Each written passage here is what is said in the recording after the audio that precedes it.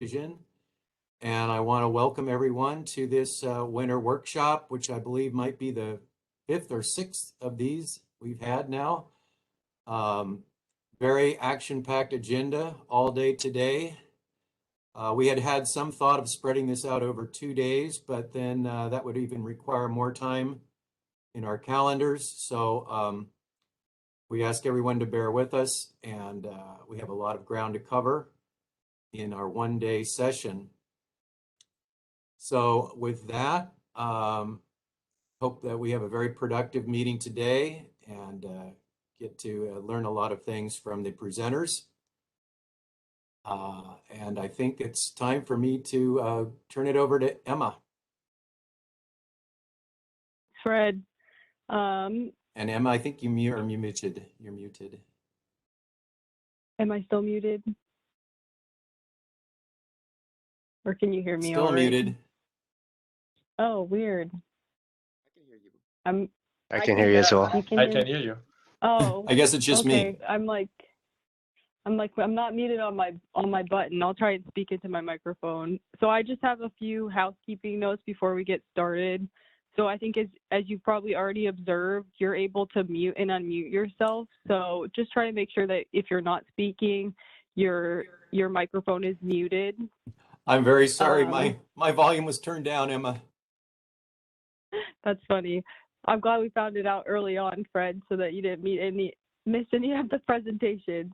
The other point we wanted to make is that if you have any questions, there's generally question and answer sessions. There's time allotted for question and answer sessions at the end of each presentation. So unless the speaker says otherwise, try and hold your questions for the end of the presentations. And you can either raise your hand or type questions into the chat to sort of put yourself in the queue for asking questions. For any questions that we don't get to, because like Fred said, it's a pretty busy day, we will try to maintain a list of questions that we would answer outside of the workshop. So that's something to keep in mind if we don't get to your question. And then lastly, we're going to try to the extent possible to stick to the starting times that are listed in the agenda for each presentation, meaning that we really don't want to go over the time allotted. And then if there is time left over at the end of the sessions and it's just a few minutes, we'll just pause and you can take a little stretch break or go to use the restroom or get a drink of water or something. So those are the main housekeeping notes. Unless anyone has any questions on those, we can just give you a preview of the agenda. So we're going to start with, and then we already did introductions. So we're going to start with a review of the 2021 joint report, and then we're going to go into appendix-specific R&D and updates in the morning. And then for the afternoon, we plan to discuss template and reporting updates and baseline adjustments and some broader R&D updates and compliance plan efforts. And here's a detailed agenda. So with that, are there any questions before we get started with the first presentation?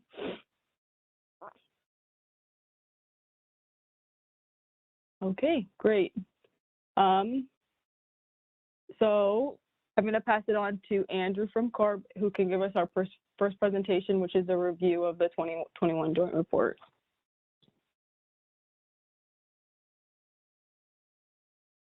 Thank you, Emma. Good morning, everyone. My name is Andrew Maroka. I work at the California Air Resources Board, and I work with Emma Johnston at the CPUC on the data analysis and writing of the 2021 joint report. This morning, I would like to provide you with a review of the report and a few of the main tables. Next slide, please. To provide you with background information, the 2021 joint report is the 7th joint report developed by CPUC and CARB. This report is ordered by the CPUC decision approving the natural gas leak abatement program. The data request was issued by CPUC staff on March 31st, 2021. There were minor modifications after the issue date. Next, the 2020 calendar year data was submitted by all utilities on June 15th, 2021. We appreciate the on-time responses. The annual list of questions sent to utilities in July 2021 required minimal utility data resubmittals this year. In some cases, there was no questions to a utility or independent storage provider, so CPUC and CARB provided a few comments. Finally, as required by SB 1371, the 2021 Joint Report presents total emissions for the industry and the system-wide leak rate, which are shown on the next 3 slides. Next slide, please. As required by SB 1371, the Joint Report publishes the total statewide natural gas emissions in 2020. The total statewide estimated natural gas emissions for transmission and distribution sources for the 2020 calendar year are 5,674 million standard cubic feet of natural gas, which is 1% lower than the 2019 adjusted emissions estimate and 14% below the 2015 baseline emissions estimates. The estimated year-over-year natural gas emissions reduction from 2019 to 2020 may not be reflective of the actual reductions associated with implemented best practices. Similarly, the overall natural gas emissions reduction relative to the 2015 baseline emissions may also not be reflective of the actual reductions associated with implemented best practices. This is due to the limitations of using population-based emissions estimates, as described in more detail in the 2021 Joint Report. Table 1 from the Joint Report shown here also provides estimates of the total emissions in terms of million metric tons of carbon dioxide equivalent based on the 20-year global warming potential and the 100-year global warming potential. A more detailed review of the system categories that comprise the estimated 5,674 million standard cubic feet of natural gas is shown on the next slide. Next slide, please. This slide presents a summary of the total natural gas emissions by system category, which is captured in Table 2 of the Joint Report. Our review of the 2019 to 2020 year-over-year changes in natural gas emissions by system category showed decreases in 5 of the 7 system categories in Table 2. The larger changes are circled here and include a 33 million standard cubic feet decrease for transmission pipelines. This reduction is primarily attributed to the subcategory of blowdowns, showing a reduction of around 47 million standard cubic feet from 2019 to 2020. Next, a 30 million SCF decrease for transmission M&R stations. The primary reason for the decrease is the reclassification of farm taps that had an inlet pressure below 300 psi into the category distribution M&R stations. This was a factor in the increase in the distribution M&R stations category. Next, a 65 million SCF decrease for distribution mains and services. The primary reason for the decrease is related to improvements in surveying, which resulted in a reduction in the estimated number of unsurveyed leaks. Finally, a 97 million SCF increase for distribution M&R stations. This is attributed to an increase in the population count for farm taps, as well as improved reporting of the count of distribution M&R stations. Next slide, please. Another requirement of SB 1371 is to provide the system-wide leak rate, defined as the total natural gas emissions as a percentage of the total natural gas throughput. Table 4 here shows the total natural gas emissions relative to total throughput for all respondents. The system-wide leak rate was 0.29% for 2020, as shown in the bottom row. This year's report corrected the 2019 system-wide leak rate from 0.39% to 0.29%. In the original report, there was an accidental omission of the circled category of total annual volume of gas transported to or for customers in state for one gas company in the calculation of total throughput. This issue was discussed with the affected gas company, and resolved by including the emitted volume in the calculation of total throughput. The system-wide leak rate for 2020 is the same as the corrected system-wide leak rate for 2019. Next slide, please. This slide provides a summary of the 2021 joint report process and our expectations for the 2022 joint report process. The process for compiling the 2021 joint report followed the same process as previous years. Following the March 31st, 2021 email with the reporting templates, CPUC sent reporting template revisions in April and May. Respondents revised submitted data in July and August to address CPUC and CARB questions and comments. This year, CPUC and CARB aim to finalize all template revisions by March 31st to avoid sending multiple reporting template updates. We can schedule technical working group meetings before the issue date if necessary. In a later presentation, I'll describe the proposed changes to the 2022 reporting template. The final 2021 joint report was sent to the listserv and will be posted on CPUC's NGLA webpage. Are there any questions?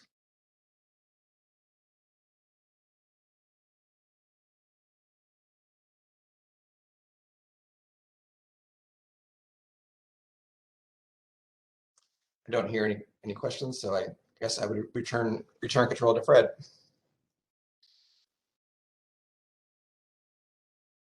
Okay, thanks, Andrew. I will rely on Emma to guide us through the agenda.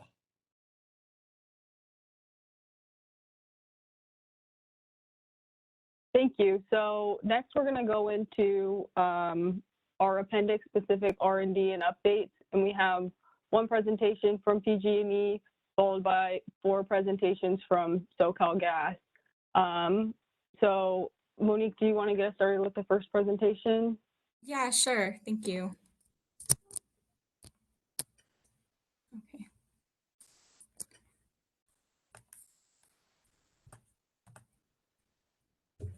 Okay, can you guys see my camera? And can you guys hear me? Okay. We can hear you okay, but we cannot see your camera. Okay. I'm not sure why, but I'll go ahead and get started. So, okay. Hi, everyone. I'm Monique. I work on R&D for PG&E under Francois. And today I'm here to present a project we've been working on, T786, classification of methane emissions at regulator stations. Next slide, please.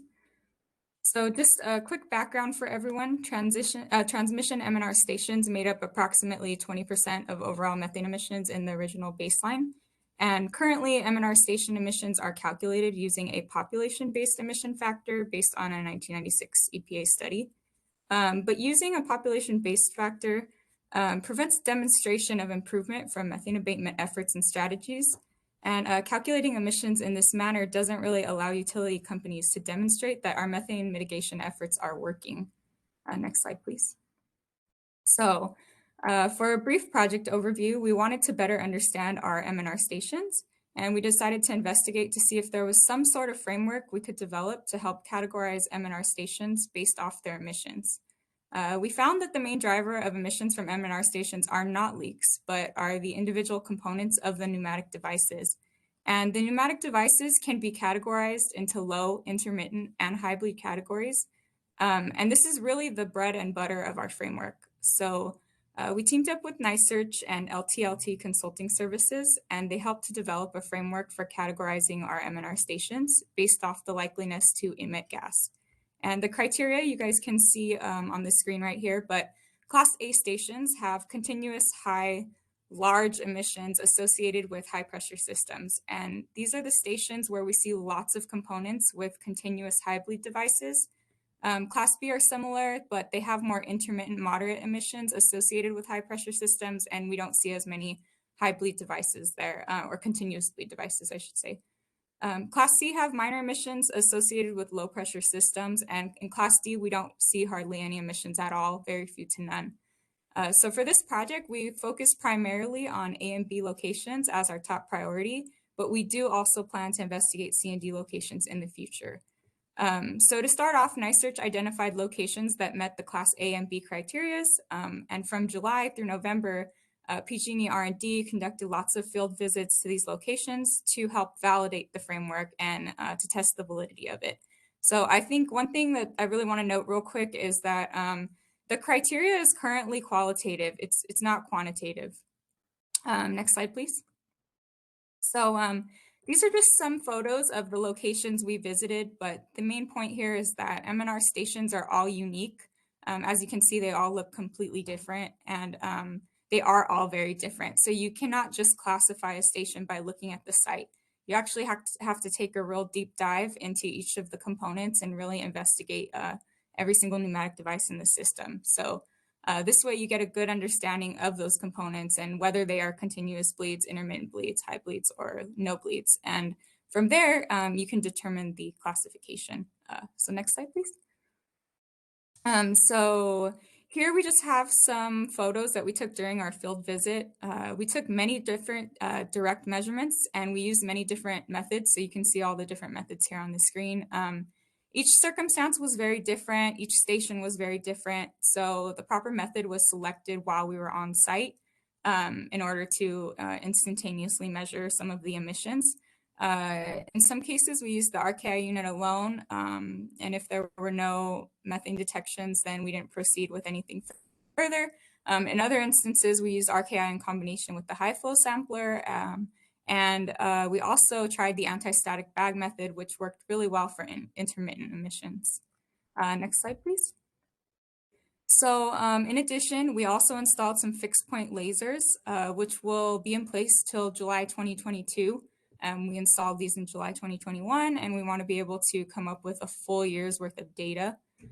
This is really to help us understand how the system reacts over time, per day, per week, what time in the day we see most emissions, what time in the year we see most emissions. We have a good a general understanding, but we'd really like to deep dive into that. And this will also help to really complement our instantaneous measurements that we took to further validate our framework. Next slide, please. So these are just some of our results. We had very positive results so far, and we're extremely pleased with them. We were able to validate our framework with just a few stations we visited.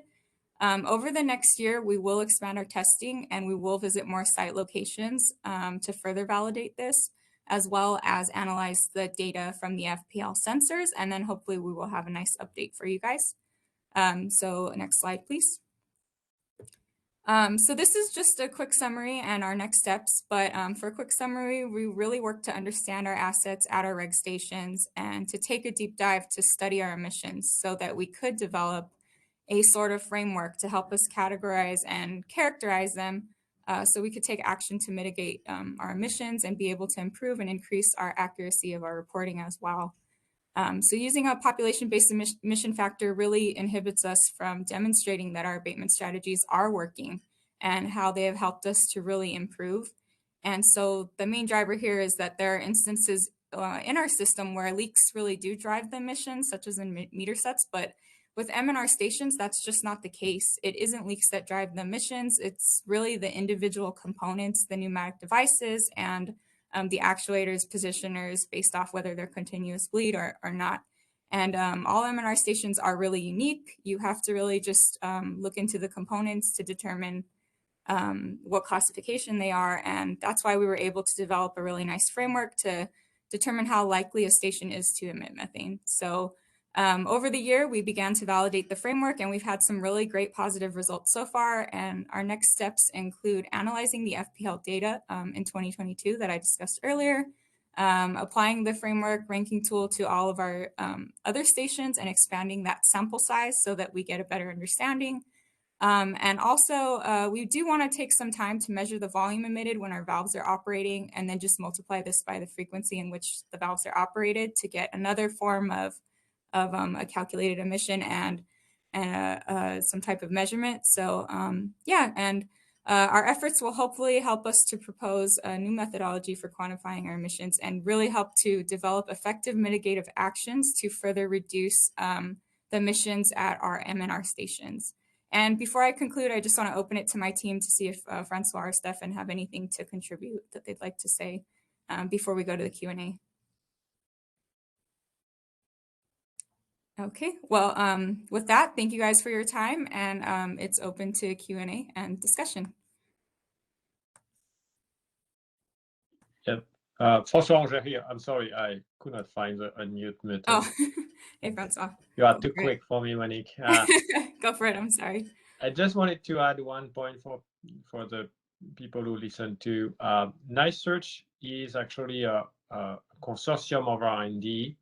So the NiceSearch effort is led with other gas operators who have the same type of reg stations. So we focused here on what we contribute as PG&E to this research, but we will also get the benefit of the observation done at other reg stations from other gas operators.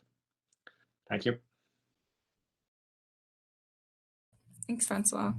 Any questions? Yeah, good morning, Monique. My name is Wayne from CARB. Yeah. I have a question for you. In each of these stations, any of measurement you did to get a sense what is the emissions per station overall before you doing or looking at each of the component leaks?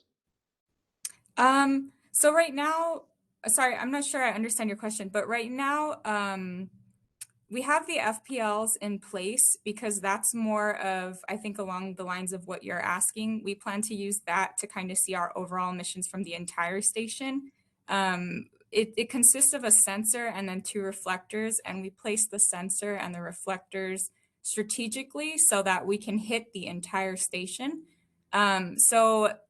Currently what we've done is mostly instantaneous direct measurements on the high bleed devices.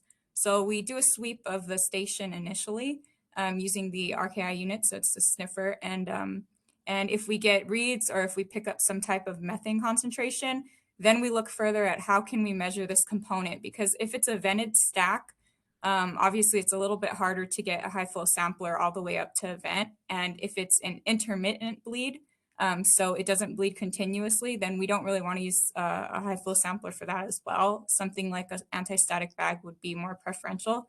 So it's, long story short, to answer your question, no, not yet. I think that's going to come with the FPL sensors when we analyze that data in July 2022.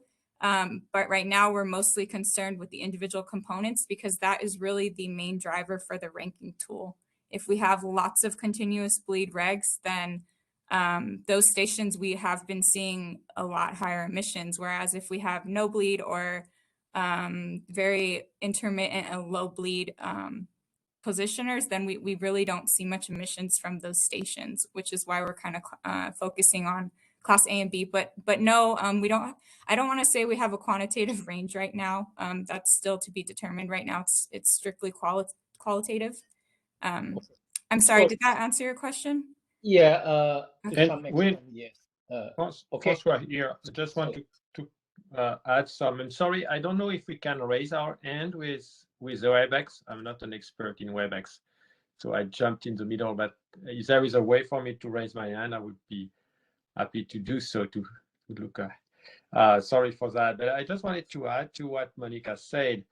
You know that we did some measurement in 2017 and 18 as well, using UAVs to get an overall measurement of the emissions of stations. So we have done that. It's still something that we plan to use in order to complement the measurement by components. The idea here of the framework is to be able to identify, based on the architecture of the reg station, which reg station have the largest emissions, because it's definitely driven by these actuators. And of course, for these stations, we install the continuous monitoring that we refer as FPL. That gives us an overall value of emission of what is covered by the equipment. And we also do some flights with UAVs in order to complement the overall estimate coming from the bottom up, if you want, approach based on components that we can compare to the top down that we measure with a UAV. Okay, yeah, the FPL sort of try to get the overall per station, correct? Yeah, so what we try to do, you know how it works. It's a laser that shoot, an equipment that shoot a laser towards a target that reflect this laser beam, and the methane that goes through the beam is measured as an absorption for the beam. So we position this FPL strategically to capture as much as we can of the emission of the facility. Sometimes you have some vents which are very high, several feet, 10, 12 feet above ground, and these vents may be difficult to capture with this equipment. So it has some limitation depending on the architecture of the reg station. So that's why using UAV as well to make a sort of overall measurement help to get more information and to close the balance between the bottom up and the top down. The advantage of the FPL is that it provides us a continuous monitoring. These equipments are emitting when they are actuating, or emit differently when they are actuating and not actuating. So the fact to be able to measure the overall emissions along the time continuously help us to understand that. In addition to measurements directly on the vents of this equipment when they have vents. Okay. My next question related to the leaker paste that you're going to use. So in this case, you will have inventory of equipment for each station.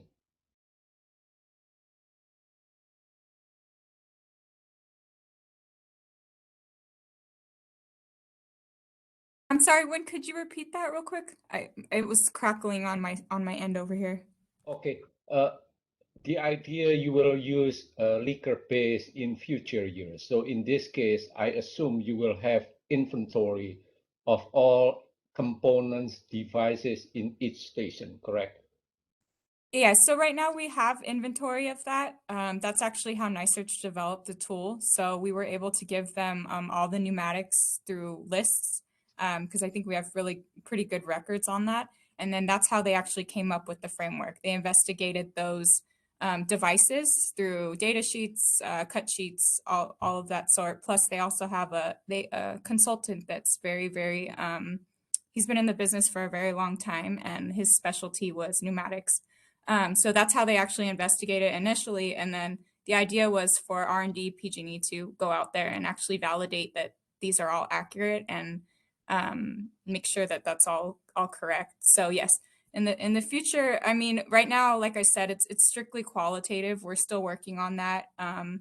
We've mostly been working really hard to make sure that the framework does essentially work, and our next steps are to expand that sample size even more, and hopefully we will have some quantitative numbers for you when next time we present again. Thank you. One last question. Yes. For MNR station in transmission line, will you consider all the stations in pressure regulating station, but not metering? Francois, do you want to chime in for that? Yeah, these stations are MNR stations, so metering and regulation stations. So they do metering as well. Okay, because when I read your slide, I got the impression only pressure regulating a station, but this is metering and a pressure regulating station. Yes. Okay, thank Sorry, you. I did not understand the question, but thank you. Any other questions? I think we have a little bit of time. Okay, well, thank you guys very much. If you have any additional questions on the last slide, there's my email address, and you can send over something if anything arises later on. So thank you guys. Thank you, Monique. Just a quick note, George put this in the chat, but so if you were to look at your name in the participant list, you'll see a small hand that you can click on to raise your hand. So if you click on that, then we'll see that you have your hand raised. Just make sure that after you ask your question, you lower your hand in the same by clicking in the hand again, so that we know that you don't have another question. We're a little bit ahead of schedule, but I think maybe we can move on to the next presentation and try and maybe use our 10 minutes to take a break after that presentation, if that sounds all right to everyone. So our next presentation is Eric from SoCalGas, and he's going to also be talking about transmission M&R stations. So Eric, I'll pass it on to you.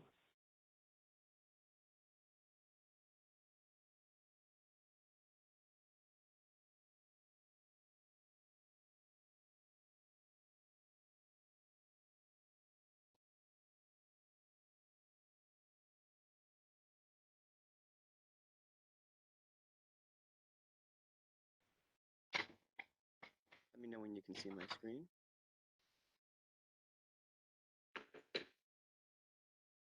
We can see it. You still see it now that I've gone to presentation mode? Yes. Perfect. Alrighty. Hello, everyone. I'm Eric Rodriguez. I'm the team lead for gas emissions R&D at SoCalGas. And today I'll be talking to you about our approach to developing leaker-based emission factors for transmission M&R stations.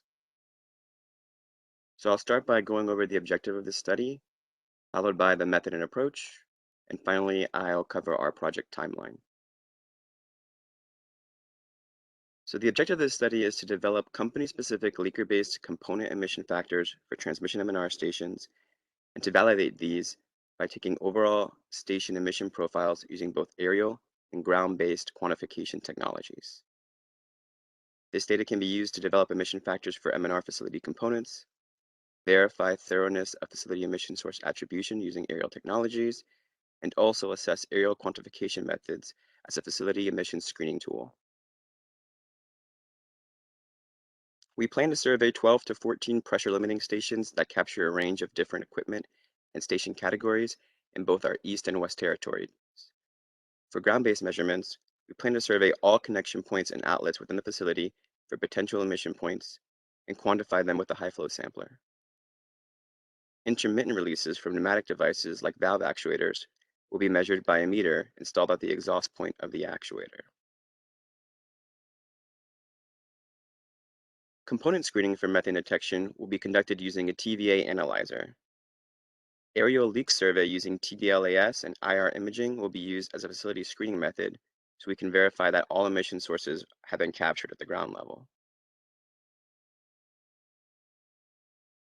For aerial measurements, we'll be using OPLS technology. Surveys will be performed at the fence line with drone technology and/or above the facility with manned aircraft. Quantification estimates from these aerial methods will be compared to ground-based measurements. And then here's our project timeline. We completed project planning, preliminary site visits, and equipment acquisition last year. And this year we will begin our data collection from both ground and aerial surveys and perform our statistical analysis on the data set. Our goal is to publish a report on these results by the end of the year. I know that was very quick. We're already ahead of schedule, but does anyone have any questions?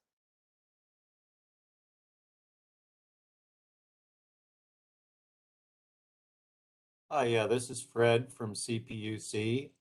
It's very interesting. It seems we have some different approaches to tracking emissions from the intermittent devices like the pneumatic actuators in those stations. I believe you mentioned you're going to place a meter at the exhaust point of the actuator. So will the meter be connected electronically for like continuous data logging in your research location? How are you going to collect that data?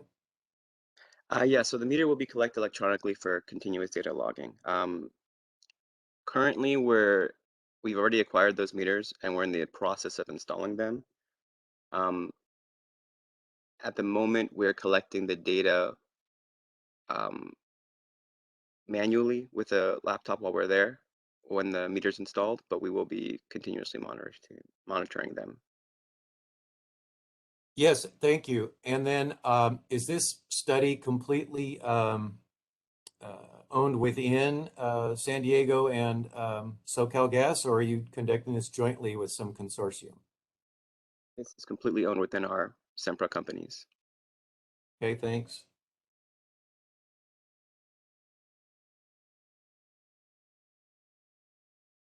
I'm wondering out loud if the technique of placing a meter at the exhaust point would be something that would be helpful in PG&E's NiSearch study to further quantify intermittent device emissions. Is that something PG&E can comment on?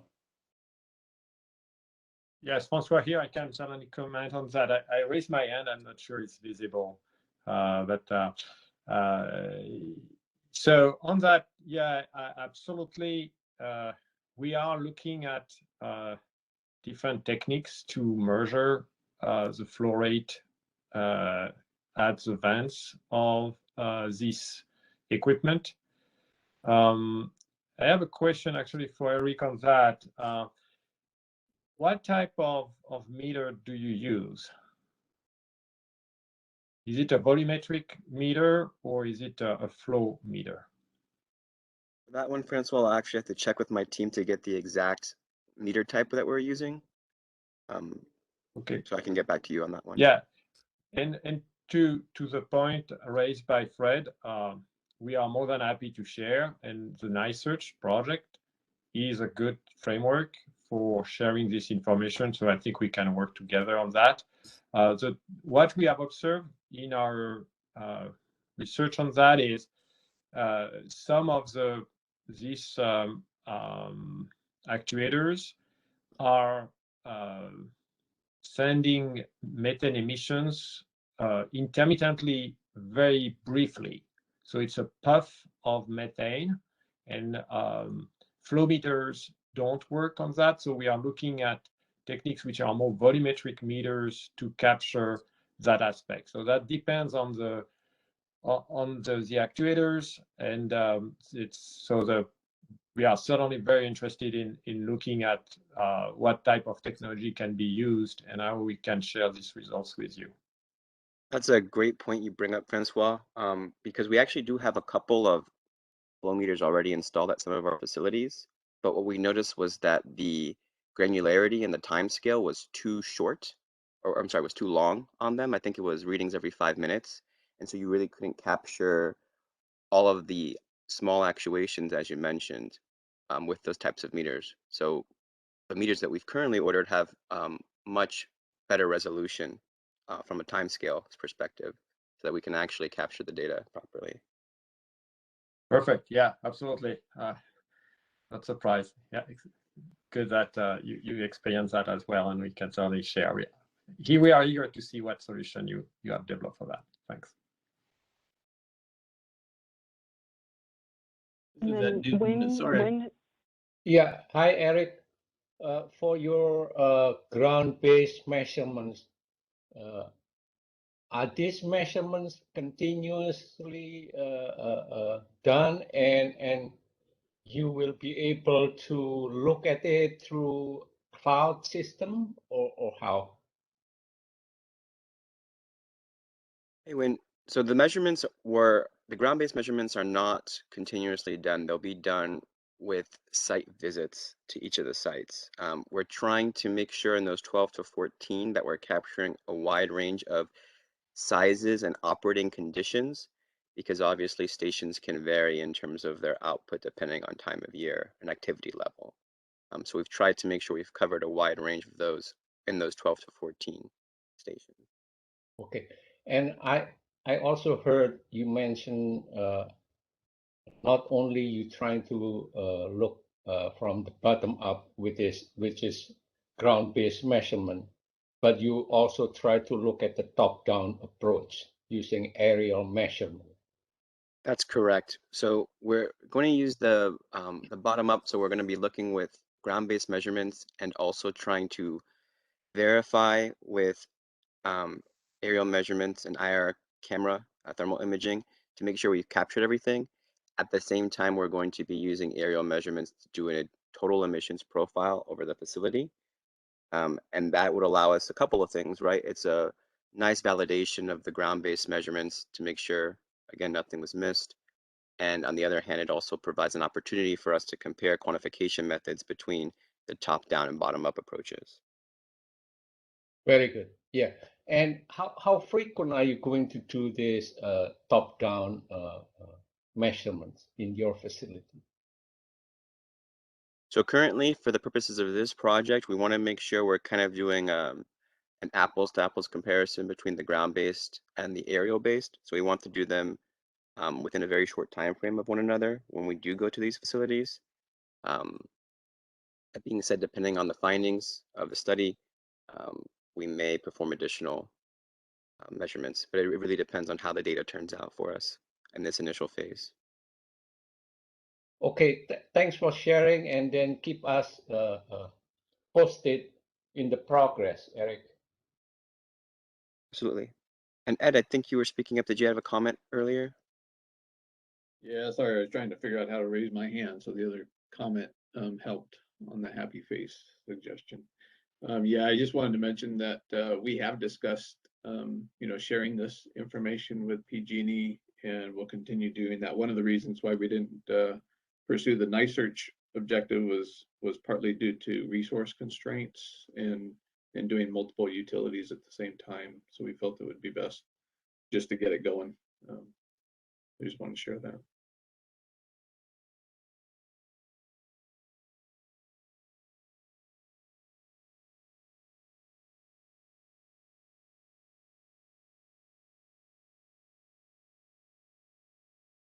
Were there any other questions for this presentation?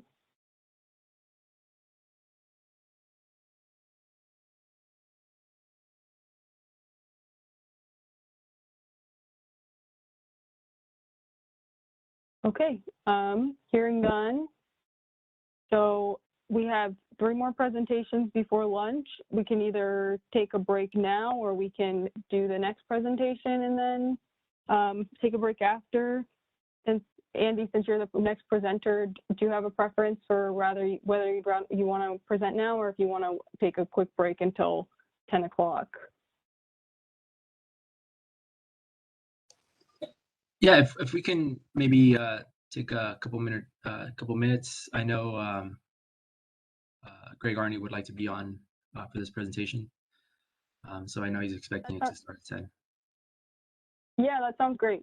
Let's take a break until 10 o'clock and start at the time that we plan to for your presentation. Sounds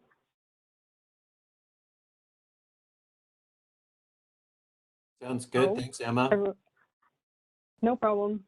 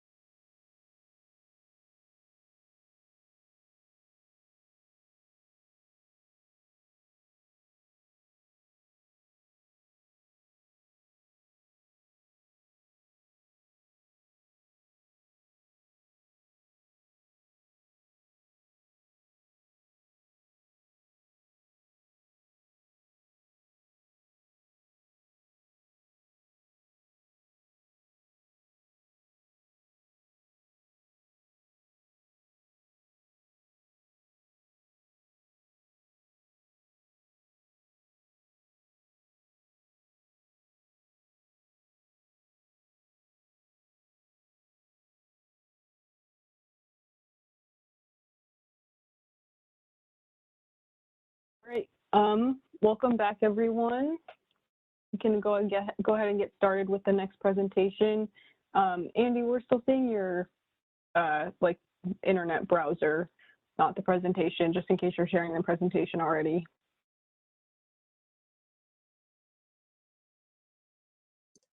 Yeah, let me switch over here. Let me know if you see it. How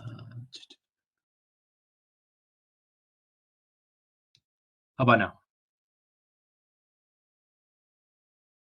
Yes, I can see it now. Great.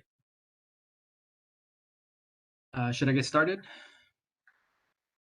Yeah, go right ahead. Great, thank you.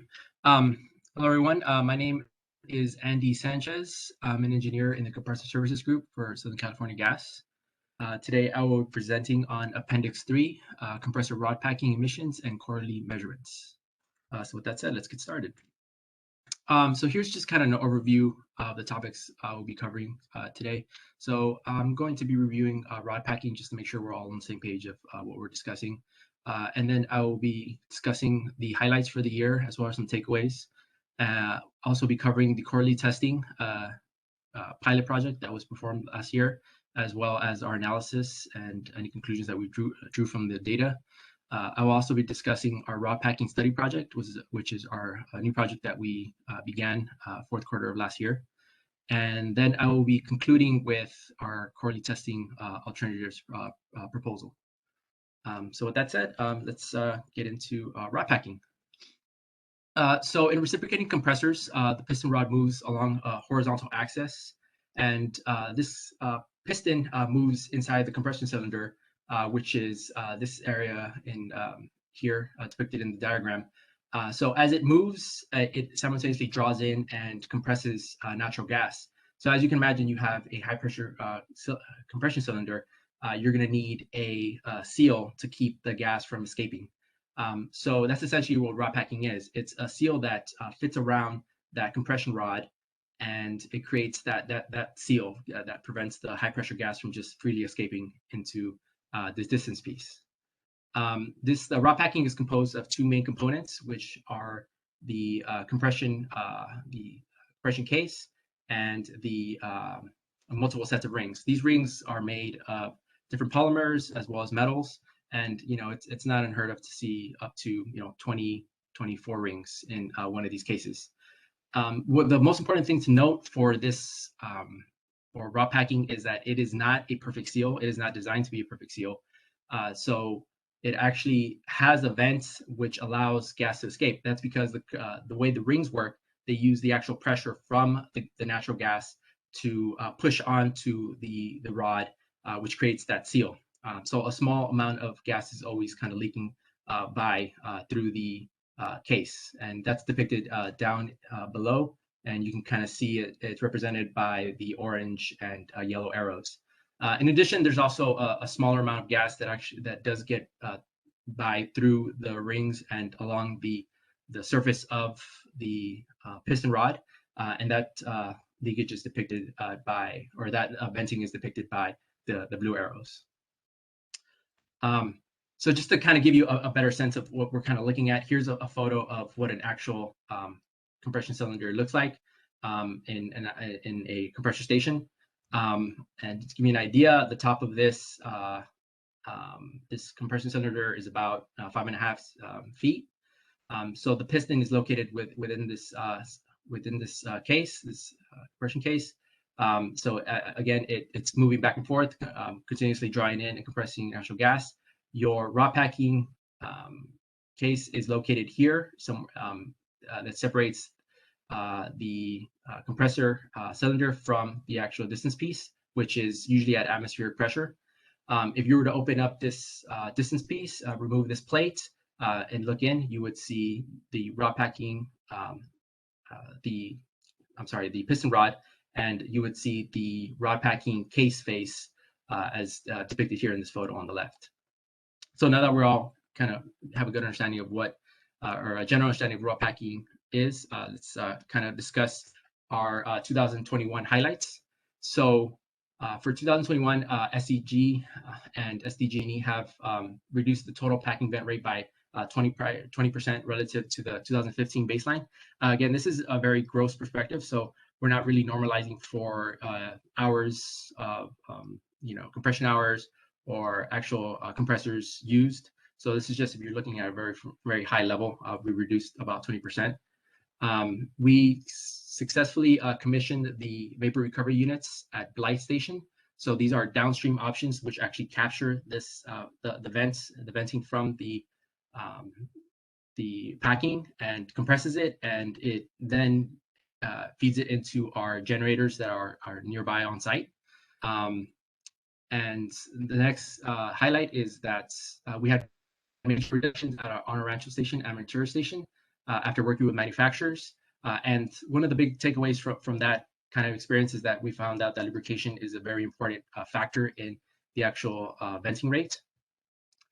Next, Blythe Station's slow speed compressors in Plant 2 were retrofitted with the Static Pack. Static Pack is an add-on to raw packing, which helps reduce emissions in Mode 2. Mode 2 is pressurized idle mode. So essentially, the whole compressor is pressurized, but it's not actually compressing natural gas. So you still have the compressor cylinder pressurized. So you would still have some venting coming from the packing.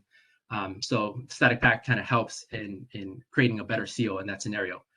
So as a result of that retrofit, we were able to reduce the venting rate by 86%. And then the last highlight is that we successfully completed the quarterly testing pilot, which we'll discuss in later slides. And then some takeaways that we wanted to kind of note here, that high-speed units, they continue to be identified as our highest emitters, and are normally at an increased rate need for maintenance.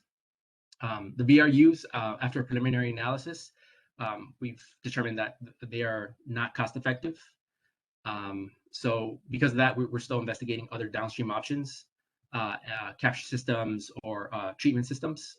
Some of them are listed here. So we're looking at Venturi induction pumps, linear compressors, slipstream, which actually takes the fugitive emissions from the packing and then reincorporates them into the intake air. And so it's combusted like a normal fuel. And then as far as treatment, we're looking at thermal oxidation, electric and catalytic oxidation, as ways to kind of lower the methane concentration in those fugitive emissions.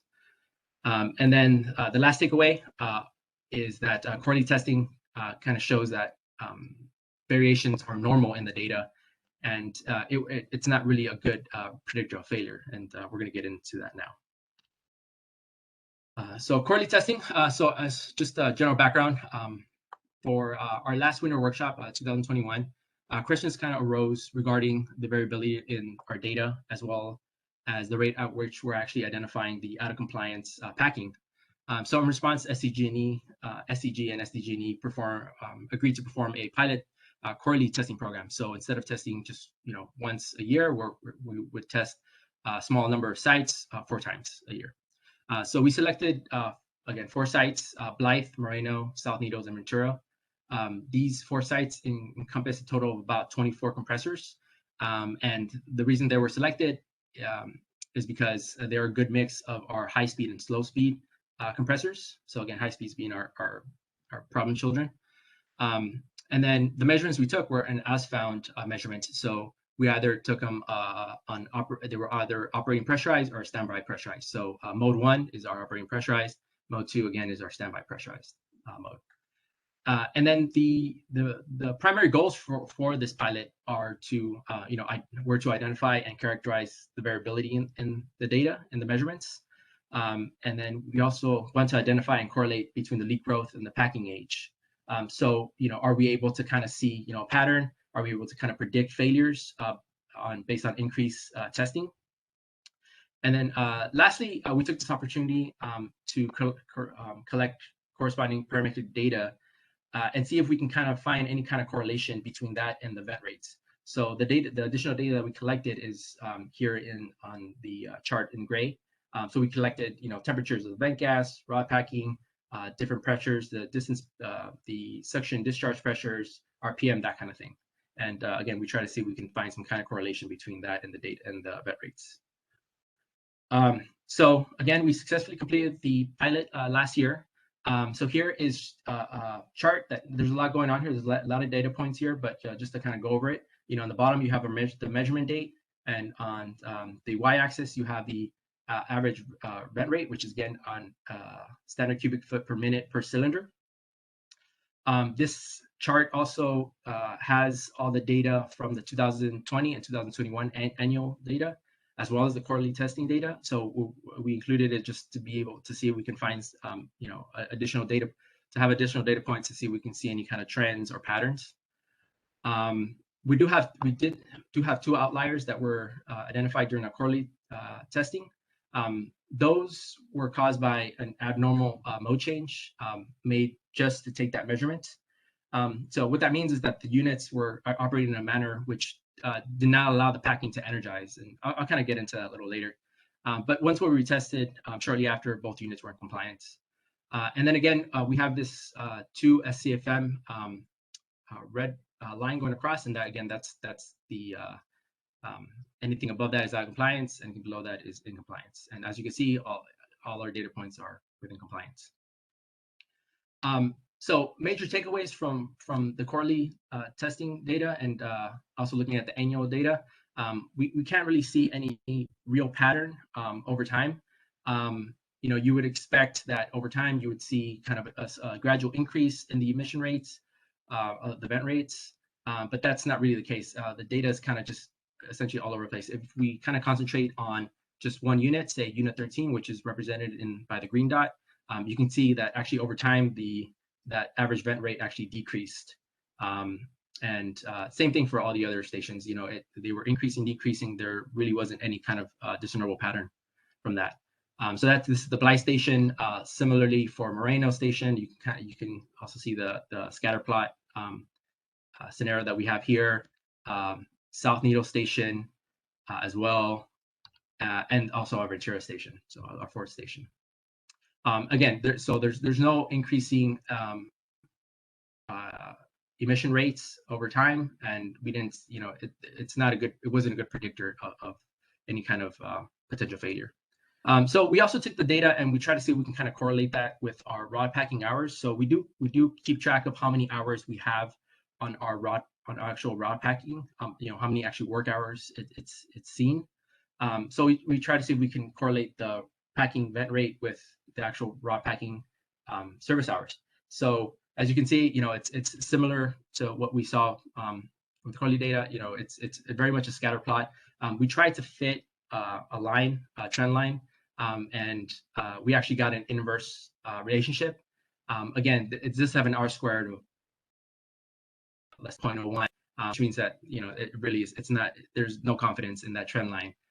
But as you can see, there's really no rhyme or reason for if you're trying to see if you can predict the packing vent rate relative to the hours that the actual packing has seen. So again, in summary, for the quarterly testing, rod packing emission rates randomly vary with time. So we really can't draw any real conclusion from the data. Quarterly testing is not effective at predicting our packing failures. So again, we're not seeing that hypothetical gradual increase in the vent rate. And then lastly, when we tried to see if we can match up some of those parametric variables that we collected with the vent rates, we really couldn't find a correlation as well. So things that you would think actually make a difference, like the pressure ratios or RPM and that kind of thing. And that conclusion is also consistent with the literature review that we performed for our next project, which I'm going to talk about. So our new project that we have that we just started last 4th quarter of last year is the rod packing study project. And this kind of comes from the fact that the quarterly testing data, it really creates more questions than answers. And talking to manufacturers, talking to industry professionals, we as a company kind of realize, hey, that there's a lot of anecdotal data or understanding of how rod packing actually works, what actually affects the vent rates. So this project the goal of this project is to kind of have a better understanding, trying to see how, what makes raw packing tick. So we first performed a literature review to try to see if we can kind of scope out the project. And we completed that last month, or December, I'm sorry, of 2021.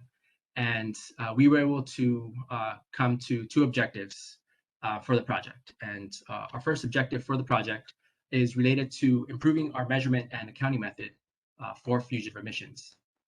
So, one thing that has kind of came up a lot during our study and talking to manufacturers and looking at different papers is that there is a very much an anecdotal understanding that raw packing needs to be energized in order to properly seal.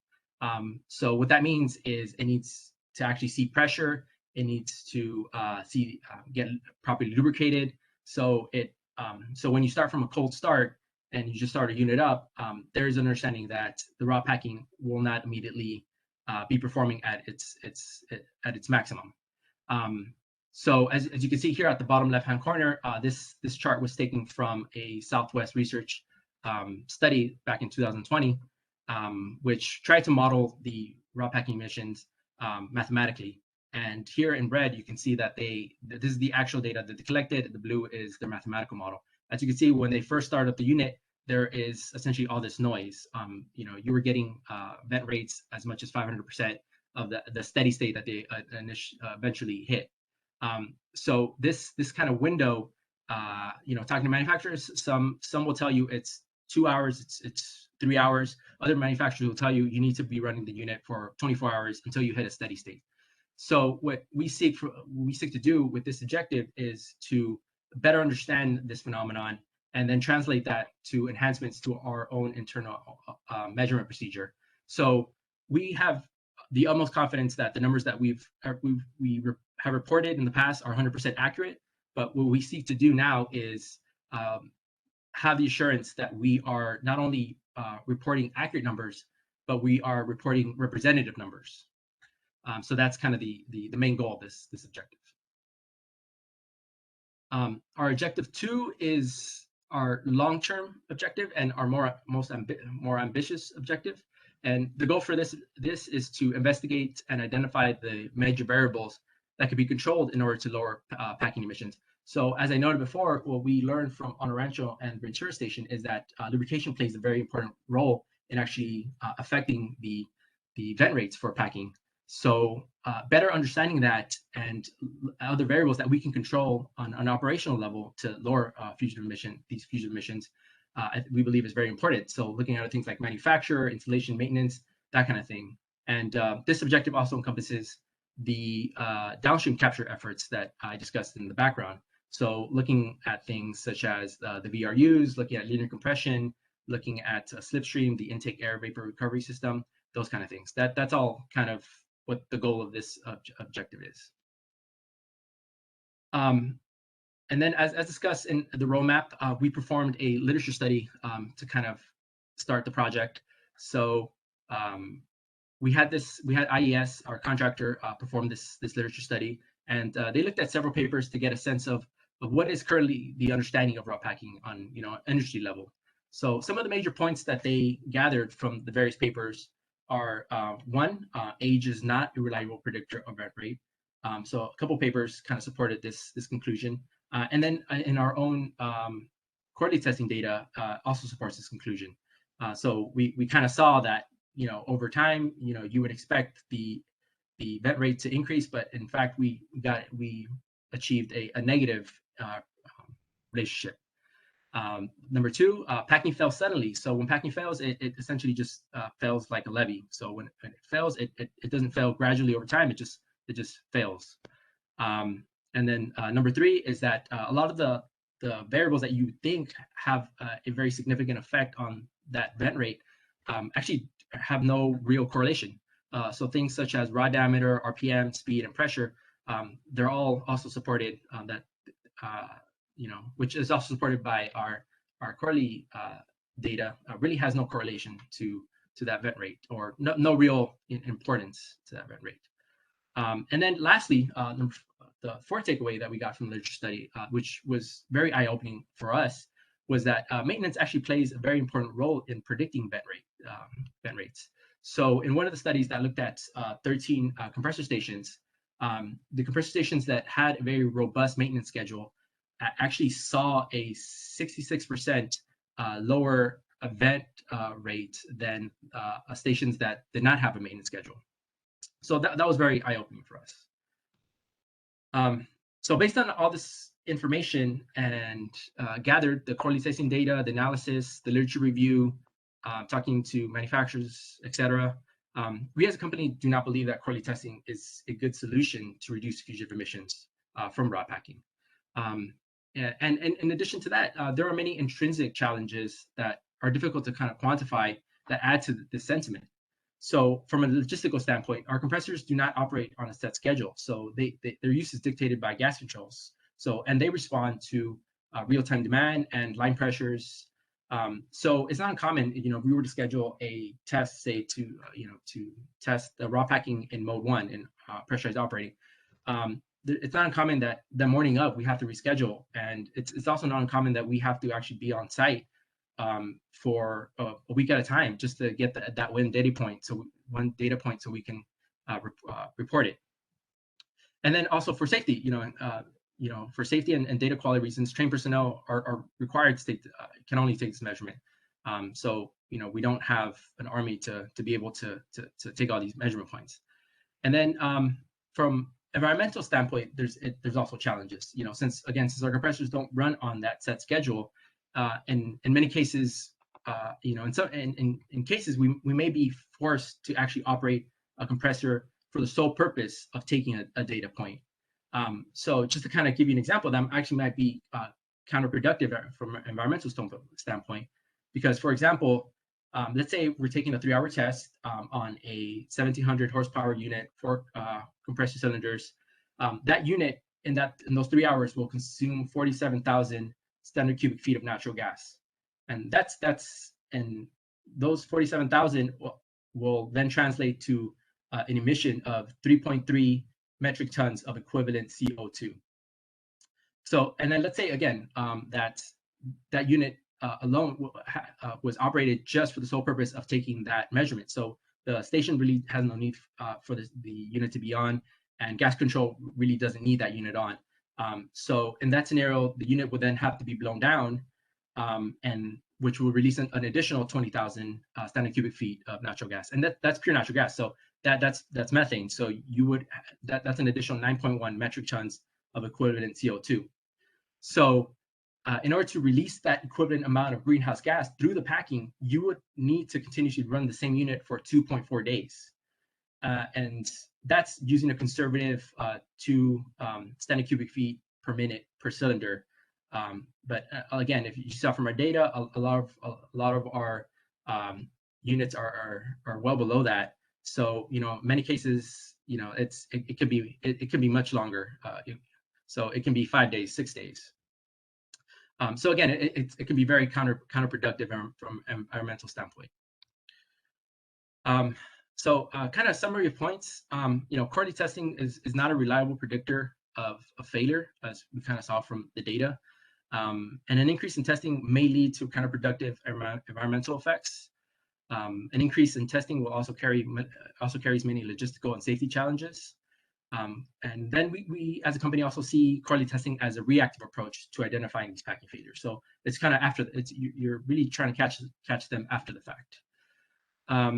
And finally, because all the research we've done, the studies show that proper installation and maintenance actually play a much bigger role in the packing performance and at lowering those fugitive emissions.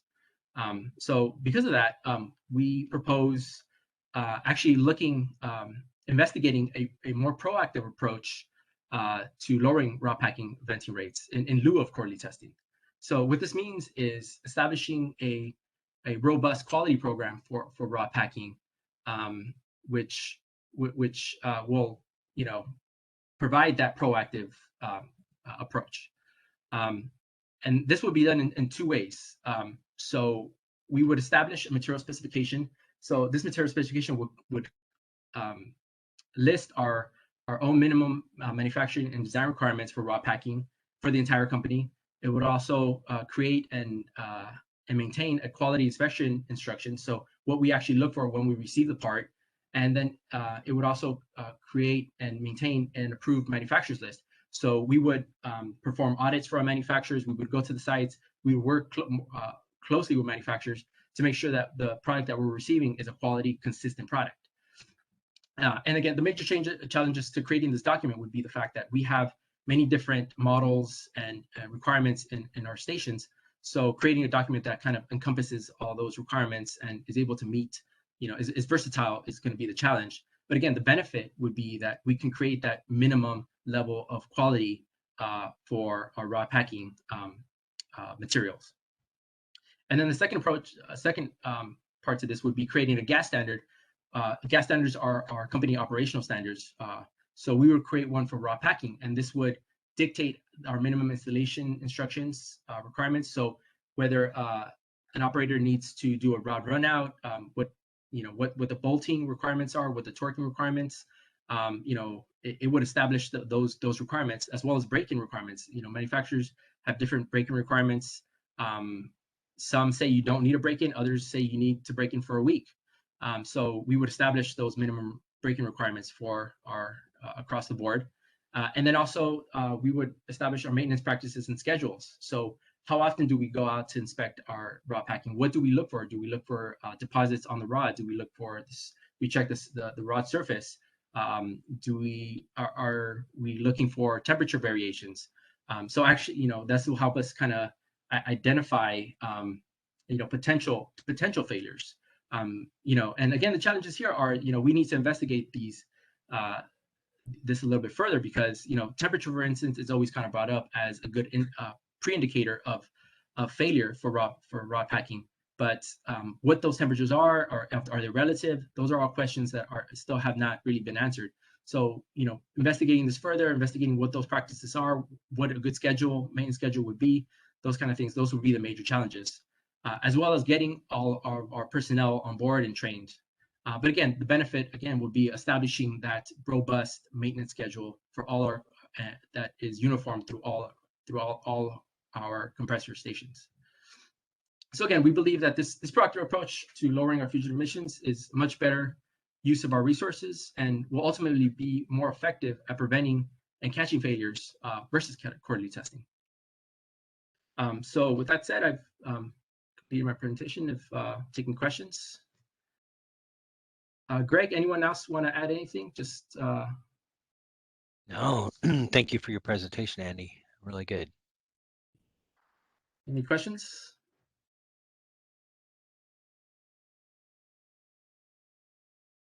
Yeah, hi, this is Fred with CPUC.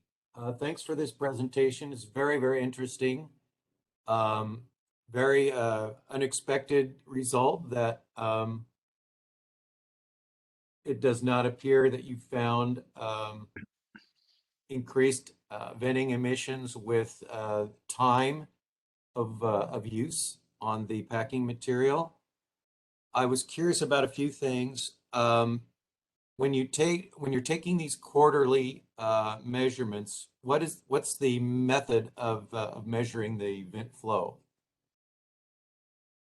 So it's just similar to what we do for our annual testing, where we have a bypass and we use a meter, appropriately sized meter. So we'll run the fugitive emissions. We isolate the fugitive emissions and run them through the meter, through the bypass. Okay, so that's like a temporarily installed meter that's not there all the time. Yes, correct. It's residential, just either residential or commercial size meter. Okay.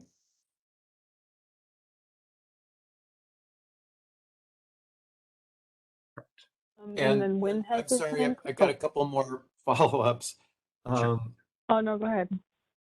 So when a rod packing does, I believe you're saying that rather than gradually wear, your experience is that the rod packing will fail completely in a short period of time. Am I right so far?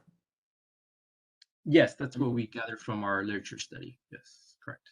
So if the rod packing fails, then you're you would expect to see a significant increase in the vent flow because you're no longer able to seal. Yes. But when that does occur, would you be able to, how soon would you be able to know that you had a rod packing failure? Would it have to wait until your next annual measurement? So yeah, great question.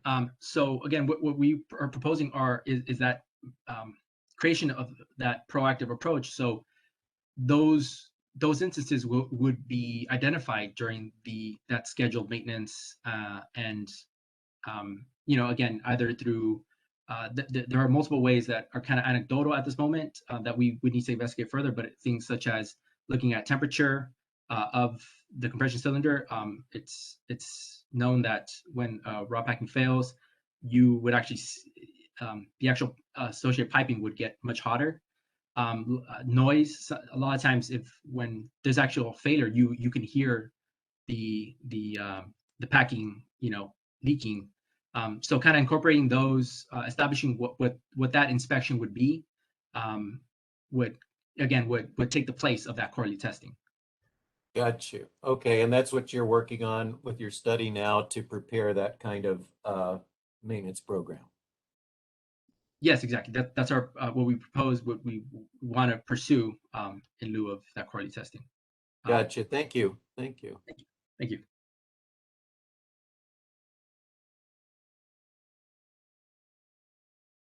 Andy, this is Win.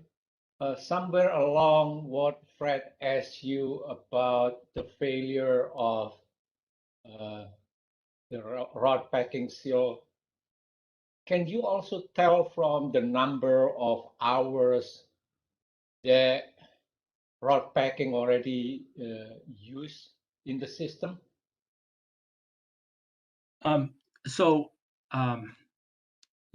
Based on, again, like the table I showed before, we actually saw an inverse relationship of the vent rate versus the actual hours on the rod packing, which again is counterintuitive, and it had an R squared of less than 0.01, which is, there's no confidence in that trend line.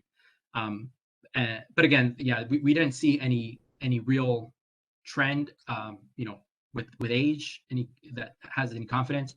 And again, based on our literature review, the understanding is that that's not a good indicator of the vent rate as well. Okay, in one of your slides, you also show you try to limit the amount of blowdown emissions, which can correlate to about 2 to 4 days of continuous operation, correct?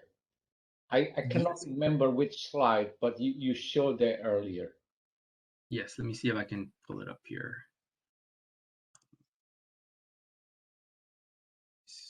Sorry here.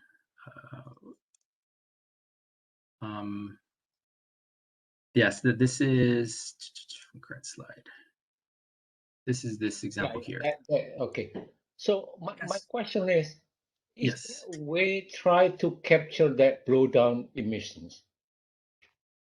Yes. So in this scenario, these numbers that I'm presenting, it's just trying to give an example of kind of worst case. If we are required to do additional testing, and we have to operate a unit just to do that test, this is kind of like the worst case scenario. We do have stations that have capture systems or for the blowdown. But again, this is just more of a worst case scenario. If you have to blow down, there's no capture system, and you have to blow down that entire kind of example unit, that 1700 horsepower unit, it would result in about 20,000 SCF. But yes, there are capture systems. We do have stations with capture systems. Okay, I just want to add comment here, not a question. I hope you also consult with our oil and gas methane regulations so that you can fulfill that requirement as well in what you're trying to do here. I'm sorry. Can you repeat the? I'm referring to CARB oil and gas methane regulations, which also require you to reduce emission from compressor station or compressors in this case. So what I'm saying, while you are doing this to reduce your emissions, you also try to consult with our CARB oil and gas methane regulations so that you can capture all the requirement there in reducing emissions. Yes, yes. I mean, if we were to, again, this is just a general example, but yes, we would consult with those regulations in an actual instance. Okay, similar like what you show in slide number 7, 2 standard cubic feet per minute. That's referring to our rec, correct? Yes, that's your requirement. That's the requirement for 2 standard feet per minute per cylinder. Right, and that one is what you're showing in your plot here is actually a natural gas. Yes, this is natural gas. Yes, this Not is not methane, but natural gas. Yes, exactly. This is the average vent rate. Natural gas. Yes. Okay, thank you. Thank you. So we're a little over on time, but I think I saw at one point Christian and Francois maybe had their hands raised if you wanted to ask your questions now, or if you no longer have those questions. This is Christian. My question's been answered. Thank you. No problem.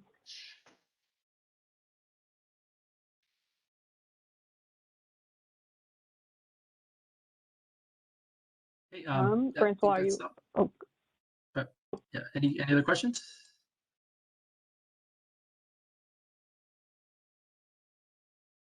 No. No. Well, thank you, everyone. Thank you for your time. Very much. All right. And next we have Ed and Eric, and I think you'll be sharing your slides, right? Yep, that's correct, Emma. Thank you. See if that worked.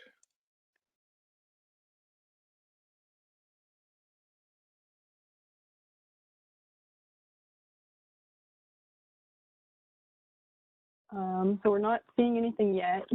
Oh, here we go. You get the. Yeah, so now we can see your PowerPoint, just not in the presenter mode yet. Okay.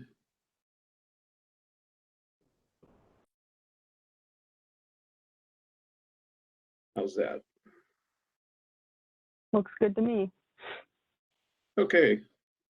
Let's see, I was going to share my video, but my screen disappeared.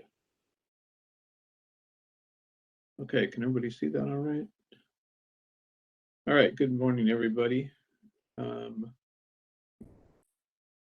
to be co-presenting this deck with Eric Rodriguez, a team lead over the gas emissions RD&D program. And we're going to be going over a few studies that we've done in relation to distribution maintenance service buried leaks. We've continued to work on our large leak prioritization project, where we're using our decision tree analysis, and we'll be sharing the implementation results of that program. We also did some analysis of our study data in relation to the industry studies that have been performed over the last decade or so, and share a little bit of what we've learned in regard to performing these emission factor studies and how to do effective evaluation of the sample sizes and the analysis of the data in regard to the confidence intervals. And then we'll share some studies, or one study that we did on the pipeline material type, and shed some additional insight from the CARB study that was done based on the SoCalGas repaired leak data. And then we'll share some information in a study that we did on developing company-specific emission factors for San Diego Gas and Electric, leveraging the data set from the SoCalGas study. So I'll turn it over to Eric, and he will be going over the large leak prioritization overview. Thank you, Ed. So just a quick overview to refresh everyone's minds on our large leak prioritization program. We collect surface concentration measurement data from buried leaks during routine leak survey and grading, and we run this data through our decision tree algorithm, which flags large leaks of 10 standard cubic feet per hour or greater for prioritized repair. This provides a cost-effective means of reducing our emissions while also improving the precision and accuracy of our DMNS reported emissions. We also take flux rate estimates of a subset of these flagged non-haz leaks to verify the decision tree is performing as expected. And I'll go over the results of those for 2021 on a future slide. Next slide, please. As a refresher, these are the company-specific leaker-based emission factors derived from our research studies. The three main categories are decision tree not triggered, which is shown in situation number 1, decision tree triggered, situation number 2, and no decision tree data, which is situation number 3. And each has their own emission factor. The final two categories are subsets of leaks we take flux rate estimates on, as mentioned in the previous slides. Note that these emission factors are derived using a combination of the appropriate Bootstrap population leak rate means and the Bayesian decision tree error table percentiles, which provides us a 95% confidence in these leak rates and emission factors. And the result of this study was a robust methodology, data analysis, and quality data that was used to generate these emission factors. And as I mentioned in the previous slide, we are performing quantification measurements during implementation to refine these factors over time. So here are the results from our 2021 implementation. The blue bars show the percentage of leaks with surface concentration data that triggered the decision tree. This was about 30% during implementation phase, which is a little variance, but relatively good agreement with the 24% we had during the research phases. The orange bars show that of those leaks that triggered the decision tree, which percentage with flux rate data were verified to be 10 standard cubic feet per hour or greater. So the implementation shows excellent agreement with the research phases here, both at 19%. So it's just as expected. And then the table on the right here shows the total number of leaks that were prioritized for repair last year and the approximated emissions abated as a result of those efforts. This number includes quantified leaks of 6 standard cubic feet per hour and above per our process flowchart from the previous winter workshop. Note that this is not a full year of implementation, as we had some logistics, processes, and trainings to get through the first few months of the year before implementation was going smoothly. And with that, I'll pass it back over to you, Ed, for the verified material error and analysis. All right, thanks, Eric. And we'll take questions at the end since we're a little short on time. Kind of continuing with our study of the distribution main and service leaks, we decided to take a look at the repaired leak data that we had because we have such a large data set of buried leaks from our system. I'm kind of learning from the prior study that we did with CARB and GTI and see what we could learn. And so the analysis it was not intended to develop emission factors based on the pipeline material, but more to inform us, as to the average emissions based on the pipeline material to help inform our operations and management of the pipeline system. So we developed average leak rates by verified material types, and we used the categories that were used in that prior study. We have the modern plastic and vintage plastic defined as pre-1986 PE based on the Outliers vintage categories. And then for the steel, we have vintage steel, which is without cathodic protection, and modern steel, which is with cathodic protection. We didn't study the facility category. That was also looked at in the CARB study, and there were some challenges tied to determining the facility category to the number of leaks that service the main connection. And we also didn't think it would provide much operational benefit to look at that data. Sorry.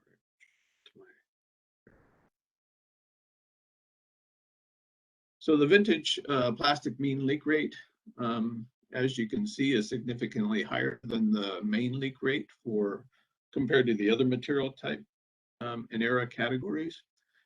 And this aligns really well and validates our current operating practices for vintage plastic. We've shifted all of our vintage plastic to annual leak survey. And we've also shortened the time to repair for the non-hazardous leaks, which are grade 2 and 3. Those are both 15 months instead of 24 months compared to our steel. We're also focusing our aerial methane mapping program on annual coverage of this portion of our system. And this may, of course, provide other means of emission reductions through more frequent leak survey of vintage PE pipelines if cost effective, so we can leverage this knowledge moving forward. We can also see that modern plastic and steel are very similar in terms of the mean leak rate. However, there is potentially a significant difference in the frequency of leak occurrence for these materials. And then on the average leak emissions by pipeline materials will be refined and verified as more data becomes available. And you can also see that for modern steel, that the leak rate for the vintage is about 60% higher than the modern steel. And that, of course, is where system-wide we have the most leaks on our system. And so comparatively between steel and plastic, there is much more unprotected steel leaks than the vintage plastic. And there's more of the modern steel leaks compared to modern plastic. Okay, moving on, we'll be going over the precision and sample size study sensitivity analysis, and I'll turn it back over to Eric. Thank you, Ed. Let's go to the next slide. So SoCalGas is uniquely positioned to assess how data gathered from past industry studies can help develop emission factors for distribution-varied leaks. The chart on this slide shows a breakdown of sample count by utility for the California state studies, national studies, and SoCalGas research studies. You can see that SoCalGas provided 28% of the samples in the state and nationwide studies, measured a combined total of 528 system leaks compared to 384 from other utilities across these studies. Note that we collected an additional 85 samples last year during implementation of the large leak program that we will be incorporating into our previous data set. Next slide, please. The chart on this slide shows a comparison between emission factors for each study. As you can see, the emission factors from the SoCalGas studies are higher than those of the state and national studies. Leveraging 10 years of SoCalGas and SDG&E involvement in support of industry studies, the combined data was analyzed to explain the variation in these emission factors. Slide, please. The effects on confidence interval compared to sample size can be demonstrated by resampling the SoCalGas data. The chart on the left shows a comparison of the bootstrapped mean leak rate and confidence interval for 384, 103, and 37 samples. Note that the mean leak rate for all three resample sizes is very similar, but the spread of data gets tighter with more samples. The WSU SoCalGas dataset is also shown on this plot and has a much lower mean leak rate. This is because of the relatively small sample size, which never encountered one of the less likely high flow rate leaks, and hence the bootstrap did not have access to it during the resample. The resulting spread of the confidence interval for the WSU data is also erroneously tight and not an accurate representation of the actual population. This can be seen on the cumulative distribution plots on the right. Comparing the WSU dataset of 37 samples to the SoCalGas dataset at 37 samples, the SoCalGas dataset is not biased towards the smaller leaks because its Bootstrap had access to the full range of leak rates. Therefore, its mean leak rate is similar to the full 384 sample dataset. Next slide, please. This slide shows some of our lessons learned. It's critical to perform a sample size sensitivity analysis prior to data collection. The chart on the left shows the probability of achieving a 95% confidence interval for various sample sizes. The horizontal and vertical blue lines show that for a standard deviation of 0.8 standard cubic feet per hour, 103 samples provides a 95% confidence level for achieving a 95% confidence interval. Conversely, the red vertical line shows that a sample size of 37 has effectively a 0% confidence level. A similar analysis for minimum sample sizes was conducted, but related to the Bayesian proportional analysis, which was done to create our decision tree performance error table. This is shown in the chart on the right. Ultimately, the error analysis we performed had 174 samples for type 2 error calculation, which is comfortably above the target 59 samples for 90% double-sided confidence. Please note that a 90% double-sided confidence level is equivalent to a 95% single-sided. Next slide, please.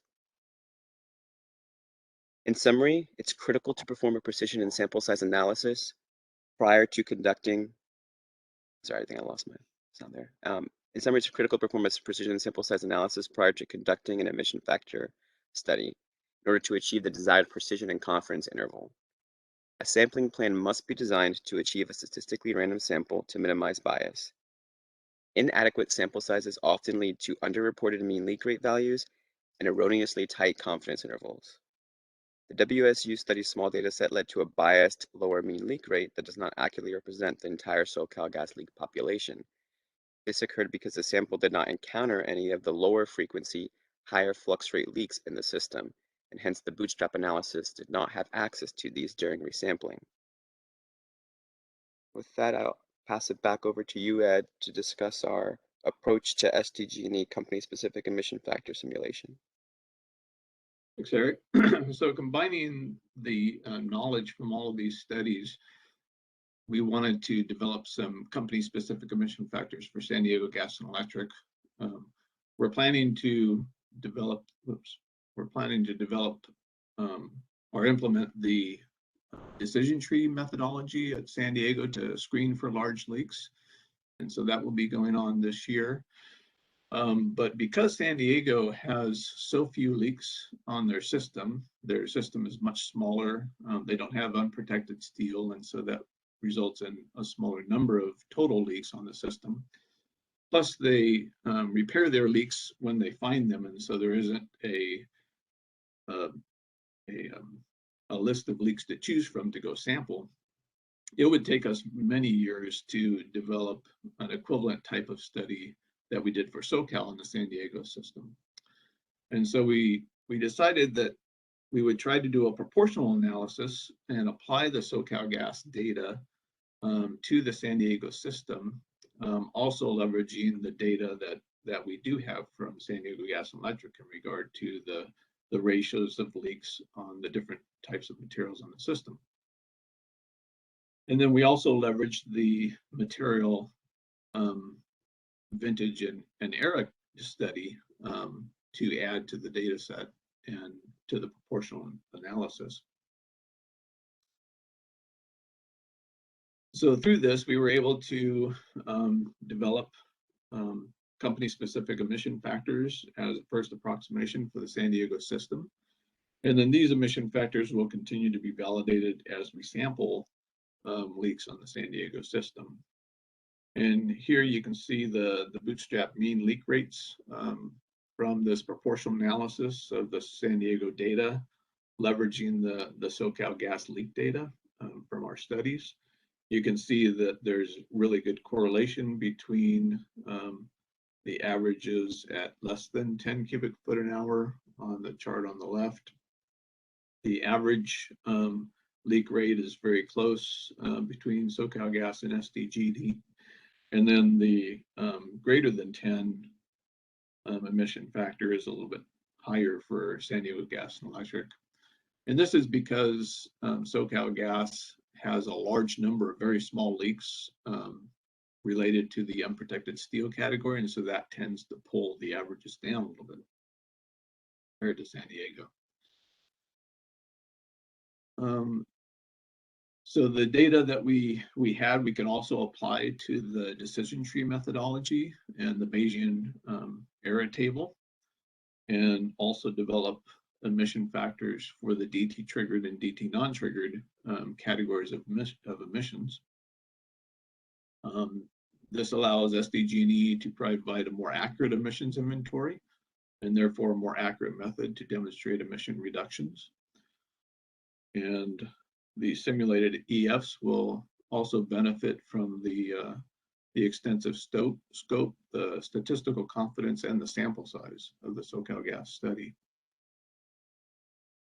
And then this will also allow San Diego to move forward with higher precision estimates of the emissions from the buried leaks from distribution maintenance service. All right, with that, we will open it up to questions.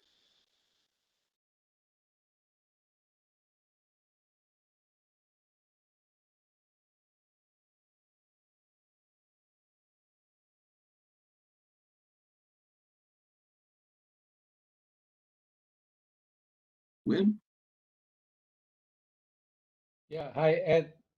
This is something new we learned since your last presentation about decision tree, which you did back in 2001, working group meeting. So my understanding, if we have the same size of leak in any material type of pipeline, as long as the size of the leak and the pressure is the same, then the leak rate will be the same, correct? Yeah, the leak data that we gather through the decision tree methodology, right? It's agnostic to the type of pipeline material. So that screening methodology for the large leaks works regardless of where the leak is coming from on the system. So that's true. Yeah, so I thought if you agree with my statement, then the number of leaks, let's say per pipeline length, could be different from one material to another material. In other words, one material probably more susceptible to leaking compared to the other. If that's the case, then our assumption so far that regardless of pipeline material, we just use one emission factor. That's correct, and that's what we're using, right? The data that I shared, for material type, pipeline material type, was not intended to be an emission factor.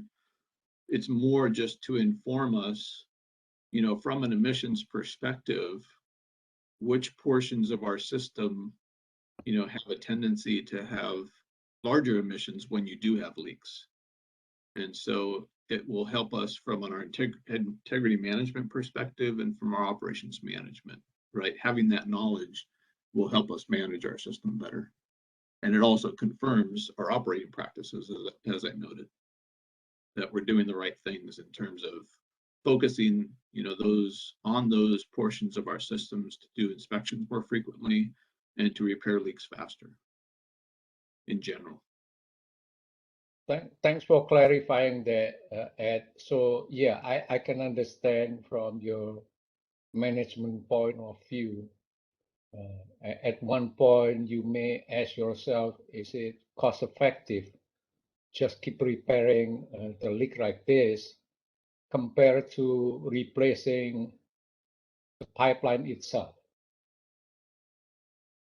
That's correct. So yeah, it helps inform those management decisions. Yep, and again, those averages, right? Those are average emission factors across all the leaks from those portions of the system, and so it helps inform the decision making. So in this case, you're trying to hunt down all the super or high emitting leaks from your system, correct? That's correct. Yeah, the large leak prioritization project using the decision tree methodology. That screening method allows us to determine whether or not a leak has a potential to be a large leak. And we have like over 99% confidence when the algorithms tell us that it's not a large leak. And so that it's a very powerful approach. So how is the improvement about your false positive, false negative area of your decision tree? Yeah, so those continue to improve. I think you have a copy of the phase 2 study. Like Eric had mentioned, we have another 85 measurements, and we'll be going through this year and updating our data from our 2021 data that we collected to continue to refine those the confidence intervals from the Bayesian analysis.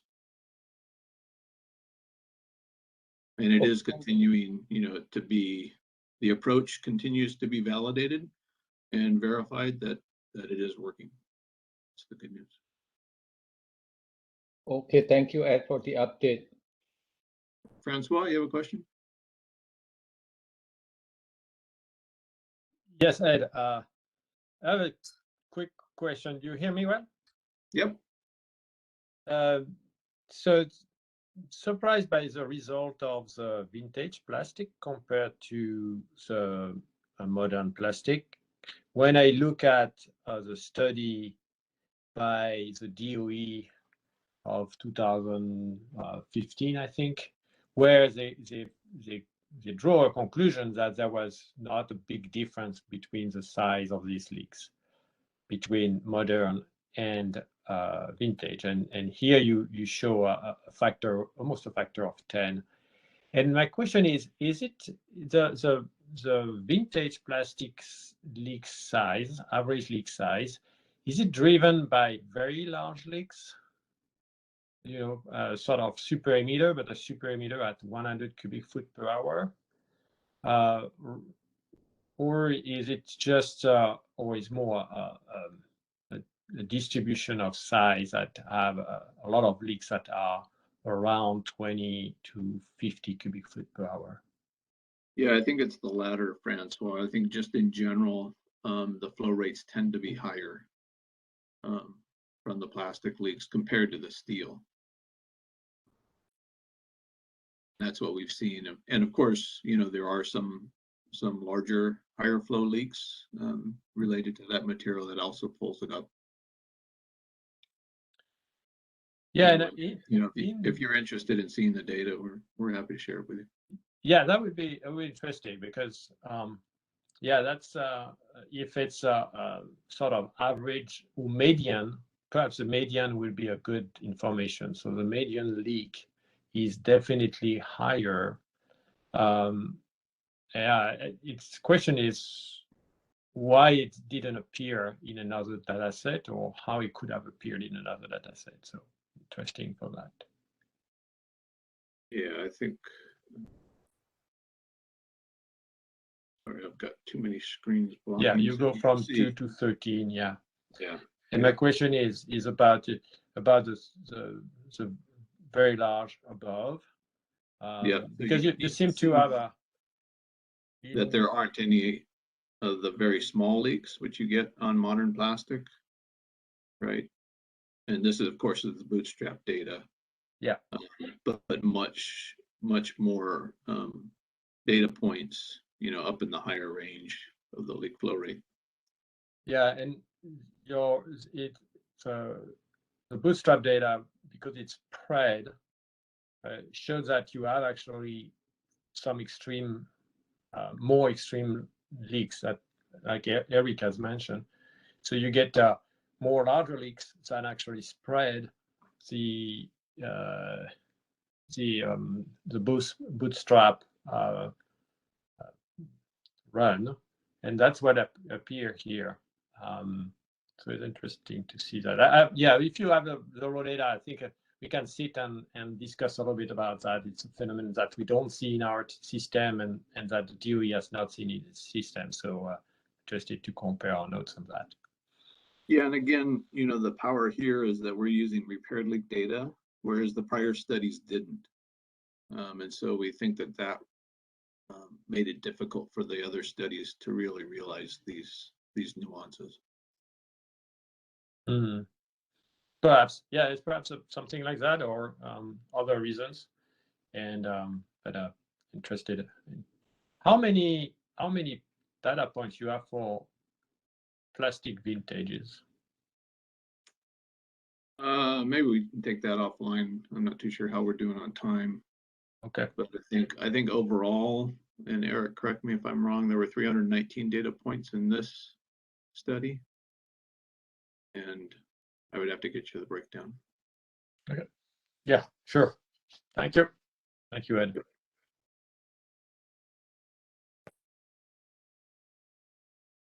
Yeah, hi, this is Fred. It's probably obvious to the research crews, but it seems to me that with your Aldolay, your vintage plastic pipe, with the plastic material being quite a bit different from the modern polyethylene material, that it's just that when the vintage plastic pipe develops a leak, the size of the opening from a crack or hole or whatever has developed, that the nature of the material, it just tends to create a larger opening, and then that would be why your leak rate would be higher. Does that make sense? Yeah, you know, we're also doing a study with GTI related to the leakage growth right after a leak has initiated on plastic pipe. And interestingly, in that study, we haven't seen much leak growth yet.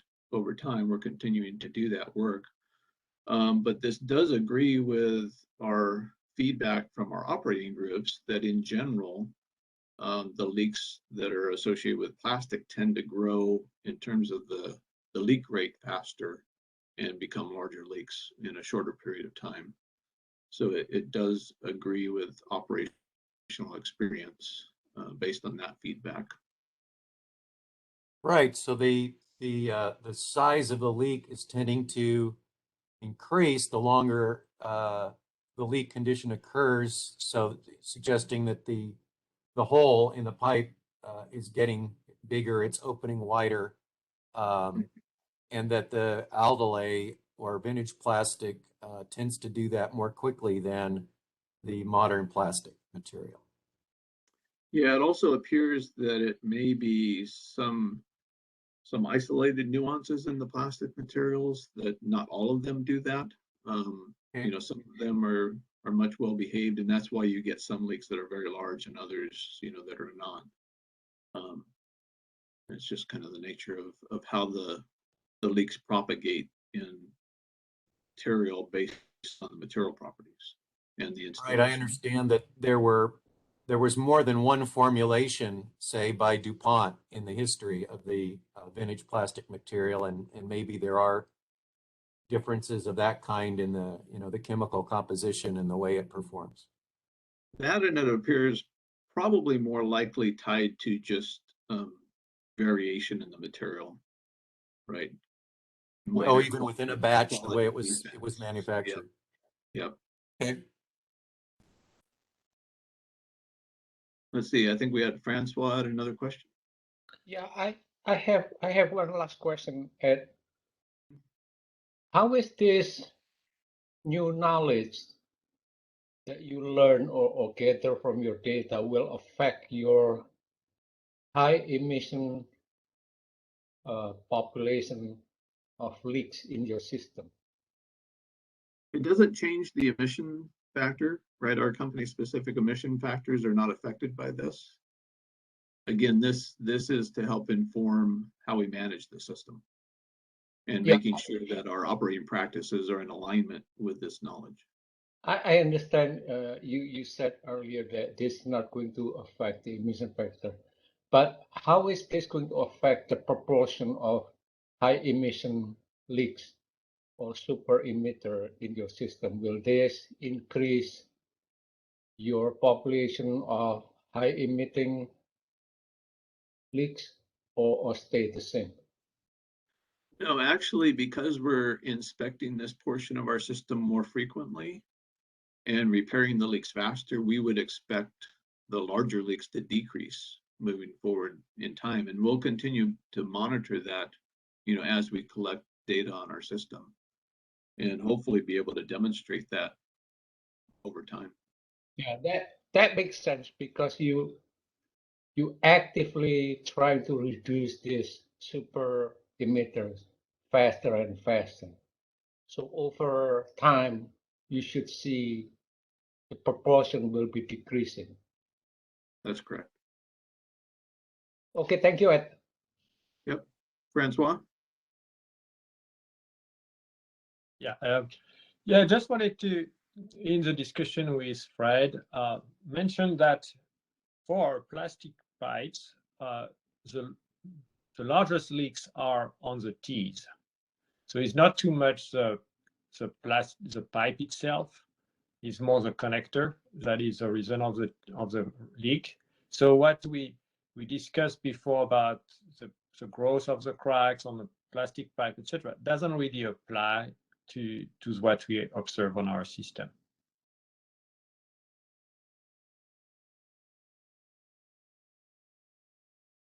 And I think that does vary depending on what types of components are used by the different operators.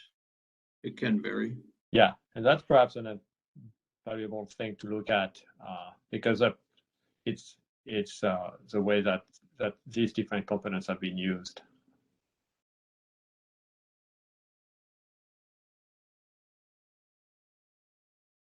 Yeah, thank you, Francois. It's interesting. I was just envisioning a straight section of pipe, imagining that it was developing, that's where the leaking was coming from. And you pointed out that the connector itself can be the site of a lot of these leaks. Yeah, that was what we observed during our study as well.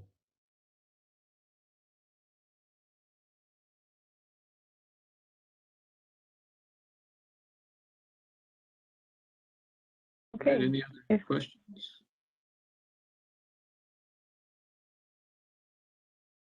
We'll stop sharing. And then I think we're turning it over to Eric. That's correct.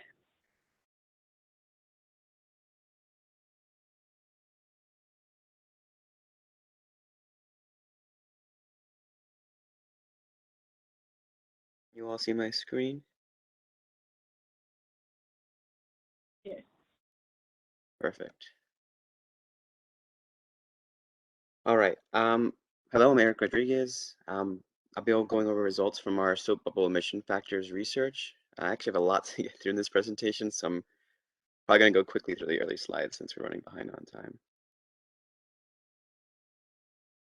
So I'll begin by providing a refresher of what we proposed during the previous winter workshop, followed by our sampling methodology, then results from our study, and conclude with example emission factors. It's having trouble. The objective of the study was to develop company-specific leaker-based emission factors to replace population-based emission factors for customer meters based on currently reported PHMSA hazardous and non-hazardous above-ground leak categories. We proposed taking the approach of splitting the non-hazardous category into two subcategories based on the SOAP test, bubbles and foam. The concept behind this was that it could facilitate deferring repair of very small leaks to bundle with future work, and it could improve the cost effectiveness and vented emissions associated with the tear down and rebuild of customer meter facilities. We also mentioned the development of a no bubble emission factor based on the CARB study to account for non-leaker customer meters. Finally, we proposed following the distribution mains and service approach to calculating number of unknown leaks based on unsurveyed customer meters to account for these emissions. The R&D project was designed with 5 above ground leak categories in mind: soap blown off, bubbles, foam, indeterminate, which is when a soap test does not work for whatever reason, and non-leaker for undetected emissions. The non-leakers are MSA emissions below our survey process detection limits, and they were recognized during this research study by scanning every joint with a CGI for concentration readings of 100 ppm or greater, similar to the carbon GTI study. A secondary function of the study was to evaluate the current AG has and AG non-has categories. This slide explains our sampling methodology for the leakers. We coordinated with our gas operations leak survey teams, which would determine leak locations, notify our R&D team. They'd grade the leak, provide concentration readings at the leak point, and soap the leak. Our R&D team would classify the soap bubble category, record pictures and videos with a ruler at each location, record concentration data at the leak point with a CGI, and finally record the flux rate with the high flow sampler. For non-leakers, the R&D team identified areas that had been recently surveyed. We then went to meters that were classified as non-leaking by our normal survey process and took CGI measurements at all threaded joints and components. If we found a concentration reading of 100 ppm or greater, we would soap the leak and follow a similar process to our leaker sampling methodology. That is, determining soap bubble category, taking photos with video and ruler, recording concentration readings at the leak point, and quantifying the leak with high flow sampler. This slide shows our system-wide random sampling plan across our service territory. We geographically grouped districts into 9 meta-districts with roughly equivalent meter counts, which is shown by the different colors in the image. We then randomly selected one district within each meta-district for sampling. Through this process, we collected 458 leaker samples and 79 non-leaker samples from 203 non-leaking meters investigated, for a total of 661 meters covered during this study. The pie chart on the left shows the breakdown of leak classifications for all MSAs we survey annually, which is 68% of our system. As you'd expect, the vast majority of the system is non-leaking, followed by non-hazardous leaks, and hazardous leaks making up the smallest piece of the pie. The pie chart in the center shows the breakdown by bubble category of all leakers we sampled during this project. So bubbles make up the vast majority of these leaks at 80%, followed by foam at 12%, indeterminate at 7%, and soap blown off making up only 1% of those. Finally, the chart on the right shows the breakdown for non-leaking MSAs. About 68% of these MSAs had no emissions above 100 ppm, with the remaining percentage being 12% bubbles, 6% foam, and 14% indeterminate leaks. So this chart shows the leak rates by bubble categories for both the leaker and non-leaker groups. You can see there's a relatively nice separation between the foam, bubbles, and soap blown off categories. When we add in, the indeterminate category, however, it spans across both the bubbles and foam categories. This chart is also showing the mean leak rates next to each of the categories' box plots. It can be seen that the foam category is approximately 1 order of magnitude smaller than the mean leak rate than the indeterminate category, which is 1 order of magnitude smaller than the bubble, and the bubble is about 2 orders of magnitude smaller than the soap blown off category in terms of the means. This plot shows the cumulative distribution function for the leakers and the non-leakers compared to log normal fits. The leaker dataset shows very good agreement with the log normal fit, and the non-leaker dataset shows pretty good agreement. The dashed lines on the chart represent the log normal distribution averages. The key thing to take away from this chart is you can see that the non-leaker flux rate are significantly smaller than those of the leakers, which is the red chart.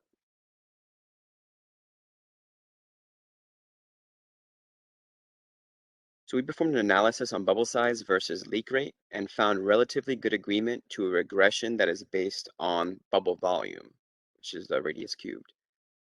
We thought this was an interesting finding and wanted to share it with you, though there are practical limitations to this because of the level of effort involved in collecting this data. But nonetheless, we wanted to share these findings. But this plot shows the comparison of leak rate by leak class, the PHMSA leak classes. So we have AG hazardous, AG minor or tightening lubrication or adjustment leaks, and AG non-haz, which is excluding the minor category. Note that the minor and the AG non-haz categories show significant overlap. And also note that there are bubble leaks that are present in the AG haz category. And this is likely due to proximity to ignition sources and features of structures like windows or vents. Similarly, there are soap blown off leaks in the AG non-haz category, likely due to the leak being away from any structures and ignition sources. These are the box plots for the bootstrapped mean leak rates for each of these categories, along with a box plot of the combination of the minor and AG non-haz categories. You can see there's about an order of magnitude difference between the AG non-haz and the AG haz categories in terms of bootstrap mean leak rate.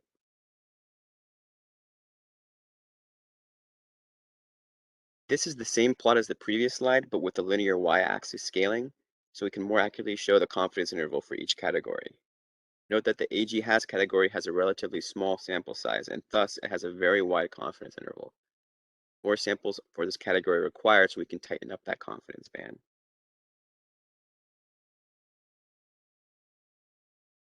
So this chart shows the mean leak rates for each soap bubble category and each leak class category. It can be seen here that there's little benefit to separating the AG non-haz leaks by bubble category. We originally proposed deferring foam leaks for repair, but they emit approximately 66 standard cubic feet of natural gas per leak per year, whereas rebuilding an MSA to repair the leaks only releases about 2 to 10 standard cubic feet of natural gas. Therefore, repairing foam leaks as they are found provides more emissions reductions than deferring and bundling with other work. This chart also shows that the detection and repair of high flow leaks is key to achieving significant emission reductions. And this is currently being achieved by more frequent inspections and will continue to be realized by inspecting a larger portion of our system annually using programs like aerial methane mapping. Again, note this is for the soap blown off categories and the AG haz categories. These are first approximations where additional data samples are needed because the sample size was quite small for these. So this slide shows example emission factors that could be used with this data for MSAs. This approach leverages the currently reported PHMSA haz and non-haz categories, while also accounting for unknown leaks in the unsurveyed portion of the system. And then the undetected emissions are for the non-leakers that are not captured by a current survey process. And they're shown here in standard cubic feet of natural gas per hour, as well as in 1,000 standard cubic feet natural gas per day. So this table shows the results of applying these emission factors to our historic leak inventory. This table compares the company-specific leaker-based approach to the population-based approach for 2016 and 2020. The reduction in emissions from 2016 to 2020 can be attributed to two major process changes. First, in 2016, we had a backlog of minor leaks with an average of 347 days leaking. In 2020, we were at about half that with an average of 176 days, and the resultant emission reductions can be seen in the AG non-haz row between 2016 and 2020. The second major contributor to emission reductions comes from increased annual survey. We increased from about 48% of our MSA surveyed annually to 68% as a byproduct of increasing survey frequency of our buried pipeline. This can be clearly seen in the inventory reduction of AG haz leaks and unknown leaks from 2016 to 2020. Undetected emissions is a pseudo-population-based factor which is applied to all non-leaking MSAs in our system to account for the minuscule leaks that are missed by our current survey process. So this emission factor for undetected leaks is applied to all non-leaking MSAs. I want to stress that these numbers here are first approximations, and they are provided for comparison purposes only. Additional samples are needed for the AG haz category so we can get adequate statistical confidence. The big takeaway from this slide is that the leaker-based emission factor approach enables us to realize reductions we've achieved through programs we've already put into practice, as opposed to the population back-based factor.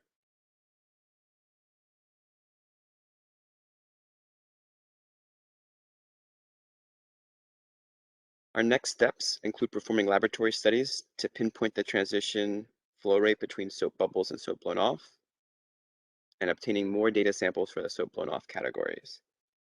Better emissions inventory estimates could potentially be achieved by placing soap blown off leaks into their own emissions category, separate from the AG has and AG non-has groups.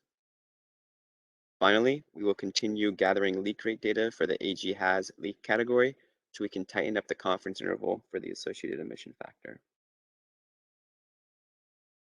And I went through that quickly to try to hopefully catch us up on time. So we have time for questions now.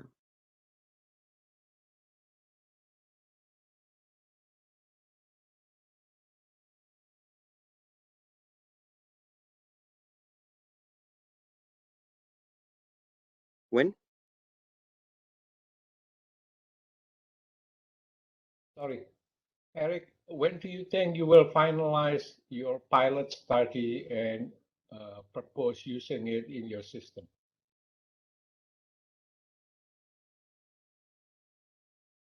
It's a good question. I'll defer to Ed on that one, actually. Yeah, when we're finishing up the data QC and analysis of the current data set. So we should know here in the next week or two how many additional samples we need to collect for the AG has category. We think we can get that done over the next 6 to 8 weeks and get enough samples to get the statistical confidence up on that data set. And then we'll be ready to apply that to this year's report for our 2021 data. And the other thing I might add, oh, go ahead, Win. do you think you have enough time to train your staff in the field to use this method within the time frame?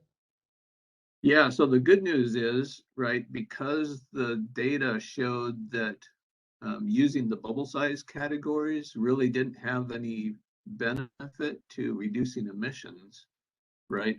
We're going to go with the AG has and AG non-has categories for the emission factor.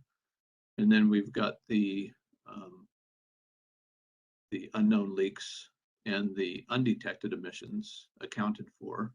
So we've met that objective, right? That we shared, that we would do that, right, to support your study, and so that really demonstrates that we've got enough data, and also our historic data is robust in regard to estimating emissions, back to 2016.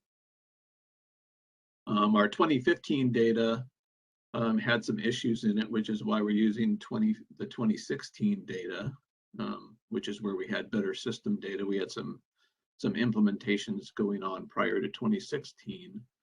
But it is important to note that the 2015 baseline, I think understanding what was going on in our system, it appears that the 2015 baseline with a facility-based factor is a pretty good representation for the 2015 baseline. So that was an interesting result of the study. And like we say, these numbers will continue to adjust as we get higher confidence on the AG has category. So they could go up and down a little bit based on where that emission factor settles out. Okay, Ed, I also encourage you to go back, look at our study findings. One of them, some of the leaks may not be detectable using soap bubble method.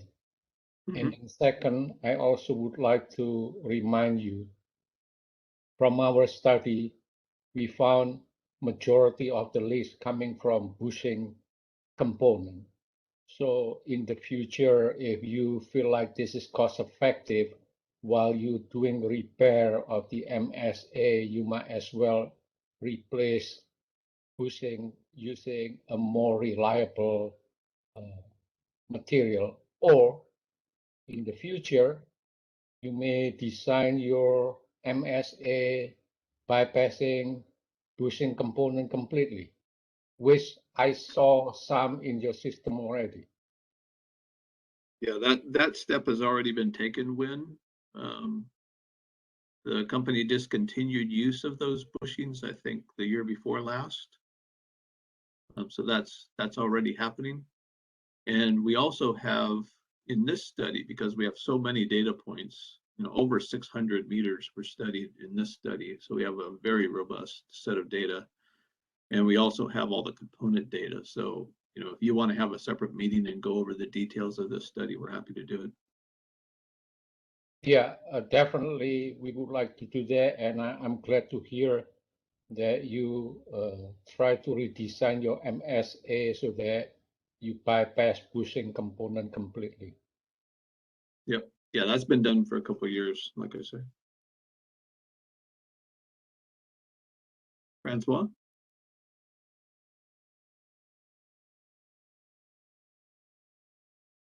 Yeah, I wanted to just comment one thing on the point you had about the classification of the non-hazardous leaks, and you say that for the non-hazardous leaks, the difference between differentiation for the non-hazardous leaks don't bring much difference, and I was a little bit surprised by that, but I looked at the data a little bit better, and I saw that one aspect in your system, it's that you have a relatively small number of leaks that you classify as foam in the leaks you detect. And that's very different from our system. So I think that's the differences between the two approaches there is due to the fact that based on the practices, certainly a difference in practices makes that we detect a large number of very small leaks that are foam and below, and a relatively smaller number of bubbles, or the same number of bubbles, and then the hazardous. And I think that's what makes a difference here, is because yes, that's the slide I mentioned, is most of the detection you have are the bubbles. So because the foam is small, yeah, there is no value in differentiating the foam from the bubbles. When you have a different distribution of leak size with a dominant foam, the differentiation is much more valuable. Yeah, we also, don't have any inventory of leaks, right? The AG, the above ground leaks on the customer meters are repaired very quickly on the SoCalGas and San Diego systems. And so also for that reason. Yes, it's a different practices. So the fact that we have a lot of leaks that are characterized as foam make that this distinction is more important for us, and this valid for the existing leaks that also are mainly very small in the foam category. So of course that impact also for the existing leaks. Yeah, Eric, maybe you can go to the sheet that shows the calculation for those different categories. The emission. Yeah, so you can, well, do you have it for the,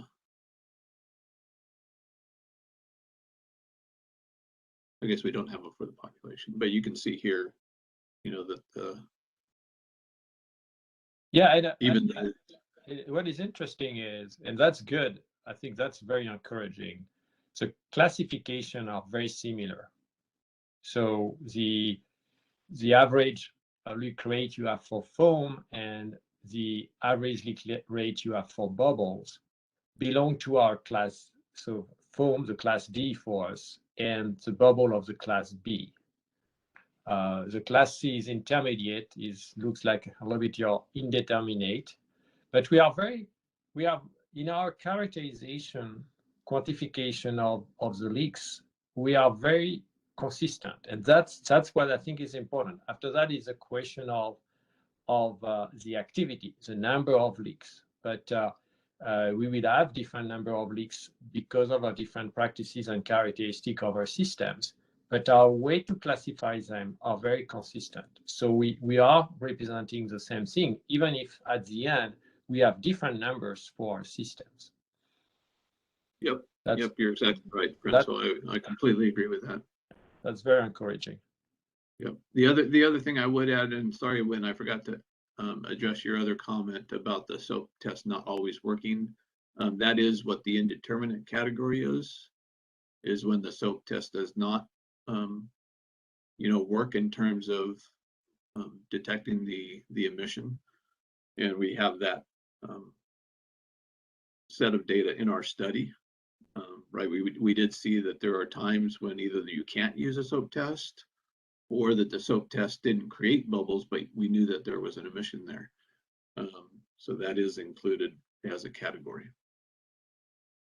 Okay, I'm glad to hear that, Ed, because no matter you detect or not, if eventually going to the atmosphere, the methane, we have to take into account of that. Mm-hmm. Yep. Yeah. So it's all captured, and also the indeterminate is a category of leak detected. It's not tied to the undetected. Okay. Right. And, so, in the undetected emissions, you also have, emissions that do not create bubbles, but it is a separate category of detected emissions. okay. Yeah. In this short presentation, sometimes it's really difficult to capture the nuance of your study. So next time when we have a separate meeting, or when you ready to publish your report, we would like to look into more detail about the overall conclusion of your study. Thanks, Wayne.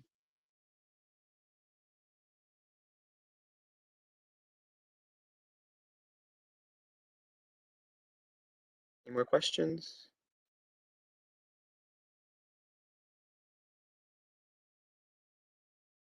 Pass it back to you then, Emma. Thank you. All right, so since there's no more questions, I think we'll just break for lunch until 12:30 p.m. So I'll see everyone back here at 12:30.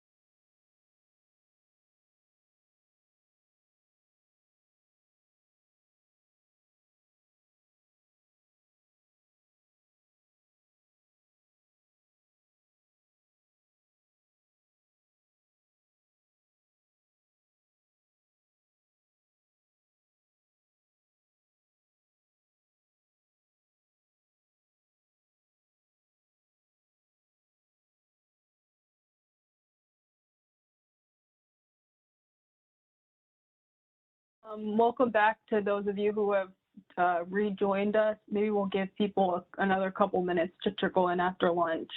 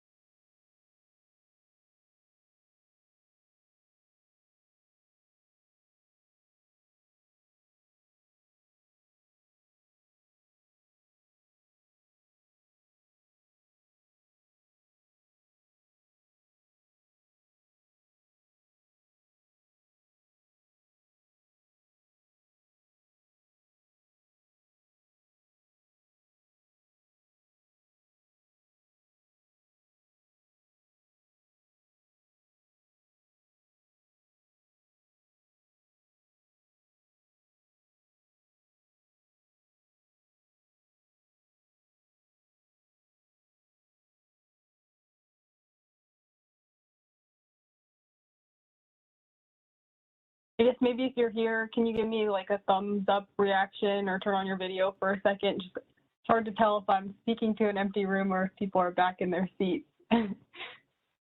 Thanks, Eric. Ed.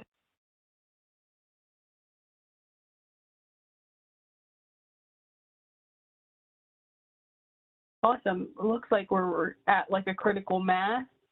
So our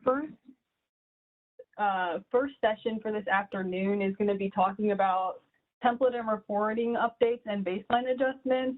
We have a couple of presentations from PG&E and then 2 presentations that are from CPUC and or CARB. I think we can go ahead and get started with the PG&E presentations. Andres, would you like me to share my screen or do you want to control your own slides? Could you share your screen, please? Definitely. Okay. And I'll kick it off to you. All right.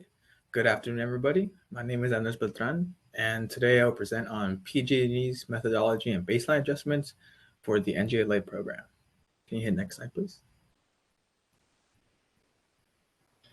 So from the previous workshop, we presented on the methodology to estimate station leaks and emissions from distribution M&R stations.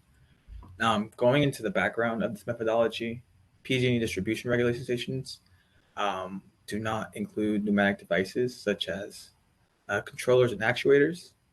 Aside from relief valves, all emissions from a distribution M&R station are related to unintentional leaks. So in the reporting year 2020, in the leak abatement report, Appendix 5, we calculate emissions using this leak-based approach. For the leak-based methodology, what we do is we compile SAP leak data, then apply filters for facility type to regulation and distribution. We assign the leak source to a CARB MRR component, then apply that CARB MMR component leaker emission factor.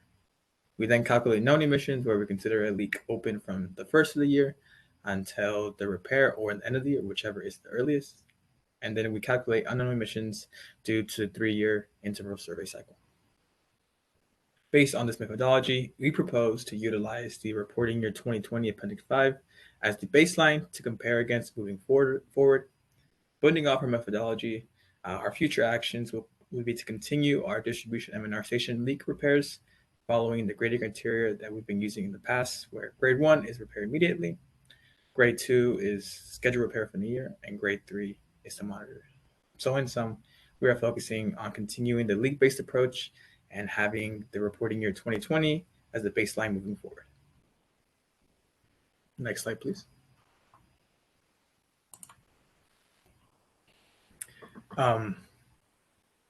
So building off our new leak-based approach for our reporting methods, we also applied this to customer meter sets and meter leaks.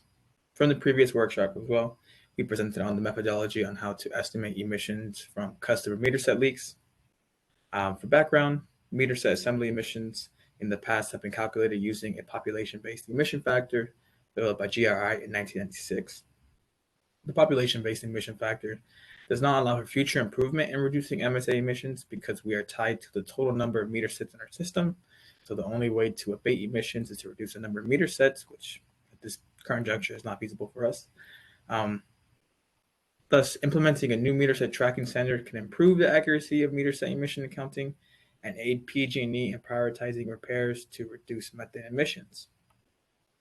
For our leak-based approach, our leak surveyors perform traditional SOAP tests on meter set leaks and document bubble classifications on our mobile application.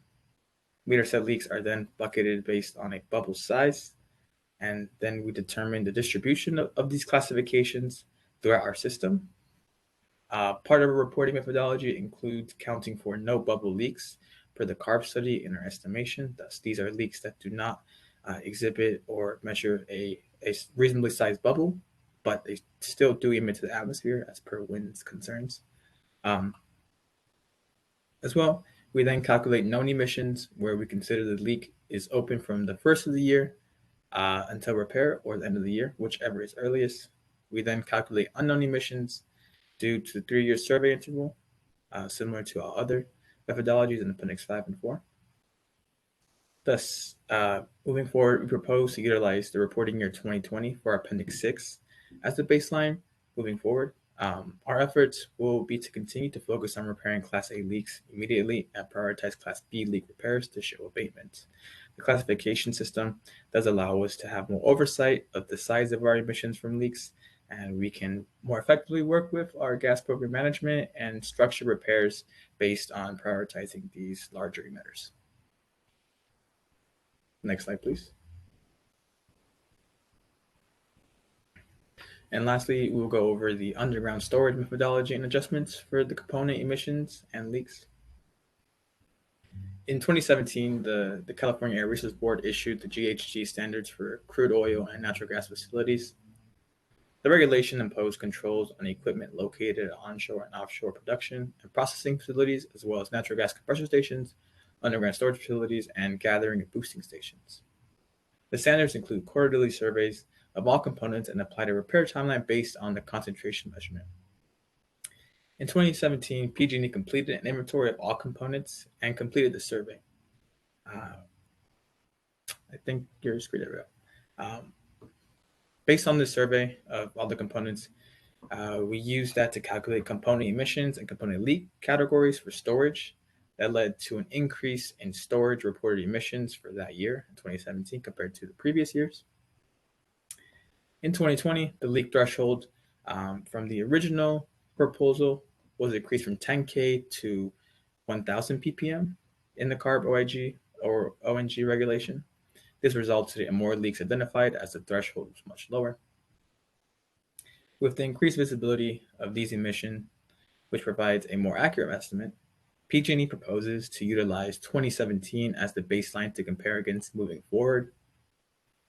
Additionally, we should consider adjusting the baseline to either include leaks that are greater than 1,000 ppm or keep the 2017 baseline and report moving forward for leaks that are greater than 10,000 ppm.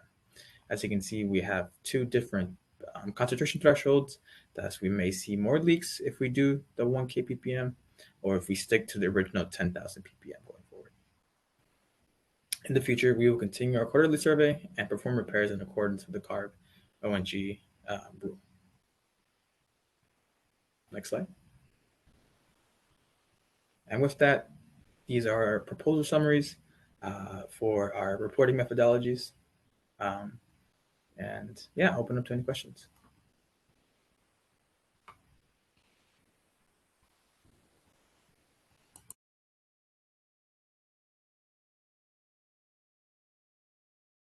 Hi, Andres.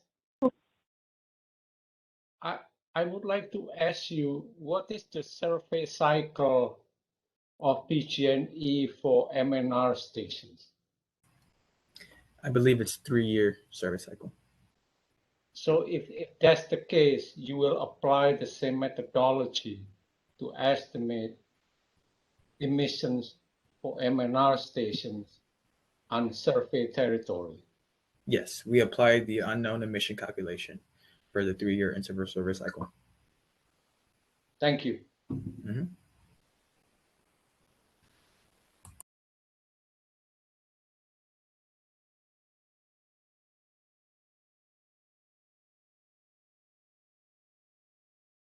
Hi, this is Fred.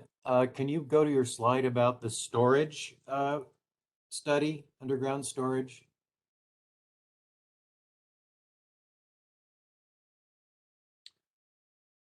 You're indicating that you're having a baseline proposal. You're proposing to use 2017 as the baseline. But you also say consider that the baseline should be adjusted because in 2020, the leak threshold added more leaks to the total number of leaks that would be reported. So I mean, do you have a particular recommendation of which of those avenues you believe is the best?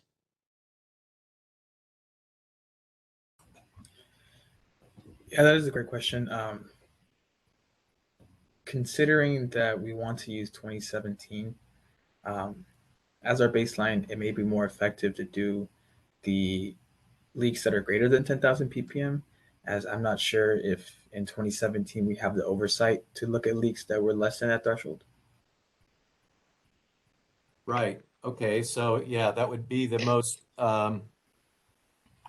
comparable sets of data. It would be to exclude these smaller leaks from measurement, even though they're being measured now. You didn't have the data on those in 2017. So you're thinking that the 2017 baseline without modification or attempt to modify it would be best. I would guess that the total volume of leaks found at those low concentrations would not add up to much volume. I believe not. And I actually was the one that worked on the underground storage facility calculation last year. And I don't remember it being a major population of additional leaks towards the reporting.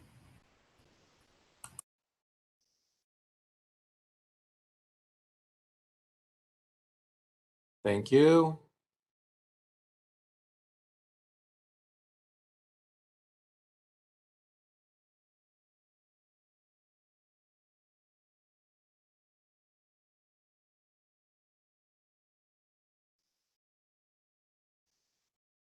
Are there any other questions for this presentation?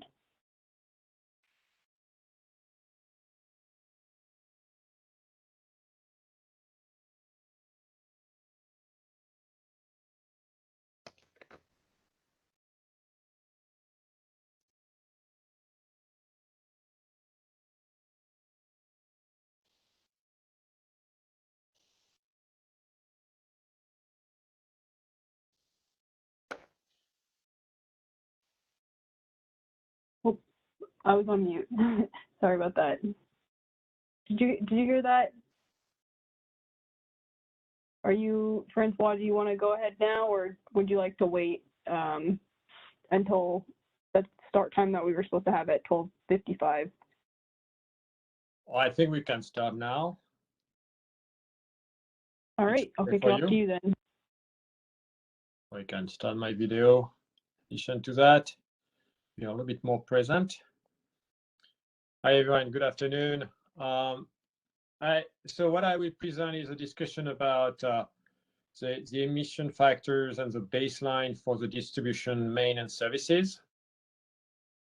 I think what Andres has presented is very important. What we try to do is to have a representation of our emissions that is realistic and also that support the effort of reduction. If we continue to use outdated emission factors or to use population-based emission factors, we have no way to make progress.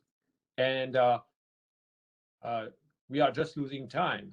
And in this effort of reduction of greenhouse gas emissions, you can't, losing time doesn't help.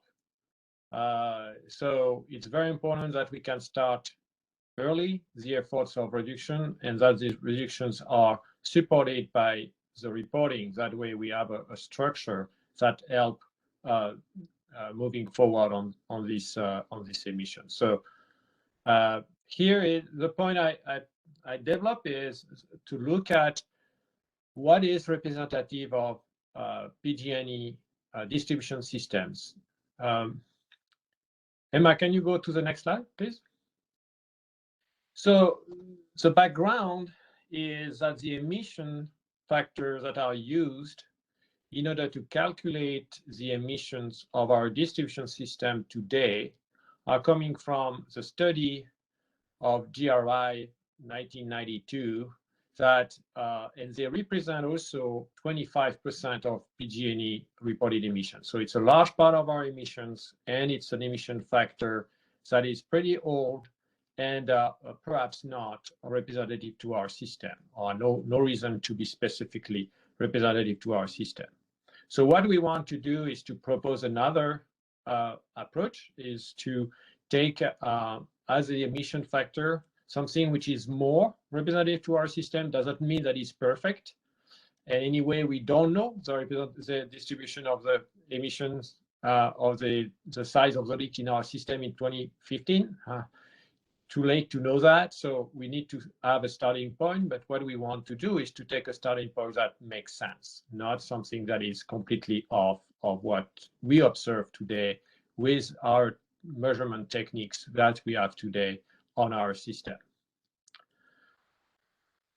So the rationale for that proposal that I will explain more in details in the next few slides are the fact that just by observing the data we get of direct measurement of leaks in PG&E system, we have study after study confirmation that the GRI leak distribution doesn't align well with our leak distribution size. And that's important because GRI leak distribution say that we have theoretically 20% of leaks are greater than 10 cubic foot per hour, but we don't have 20% leaks which are greater than 10 cubic foot per hour. So how we can actually reduce our emissions with assumptions that are not representative to our system. On the other hand, we found out that, a little bit by chance, WSU is more consistent with what we observe. And also, because of that, that has been the base of our superemitter program. As I said, we cannot say that we have 20% of large leak greater than 10 cubic foot per hour, which is the threshold of our superemitter program, because that will not work. That is not representative of what we have. And from the information we have collected with the car, we know that the WSU is more consistent. So that's what we have used for our superemitter program, and that will be in line with what we propose. The third point I want to make here is we have used a GRI emission factors separated by assets and by materials. The data that we collect now show that there is no correlation based on assets and materials. And so there is no point to differentiate the emission factor based on these characteristics. And by doing so, what we do, we just reduce a sample that is problematic. We know that, and my colleagues of SoCalGas have shown that very well this morning. We need to have a sample which is big enough in order to establish emission factors. And if we split by assets and by materials, we will not have this sample size necessary to establish right numbers. In addition to that, the attribution, as Ed mentioned this morning, the attribution to the material specifically and to the assets are not clear before we repair. So that's a challenge if we don't know exactly what is the material of the asset to assign to a leak. Another thing that aspect here is using an emission factor across materials is also consistent with what has been presented by SoCalGas this morning and what we have proposed in our super emitter program, which is to say we are able now to qualify the size of the leak independently of the material and the asset. We know that a leak is 10 cubic foot per hour, more or less, or is 0.1 cubic foot per hour, more or less. That's the thing that we are able to do, as we are able to do that also for our meter sets. So we have this ability, and that when we are at that point, we just need an emission factor for each category. We don't need to have an emission factor that separate material and assets. And that's what is in line with what we are doing today.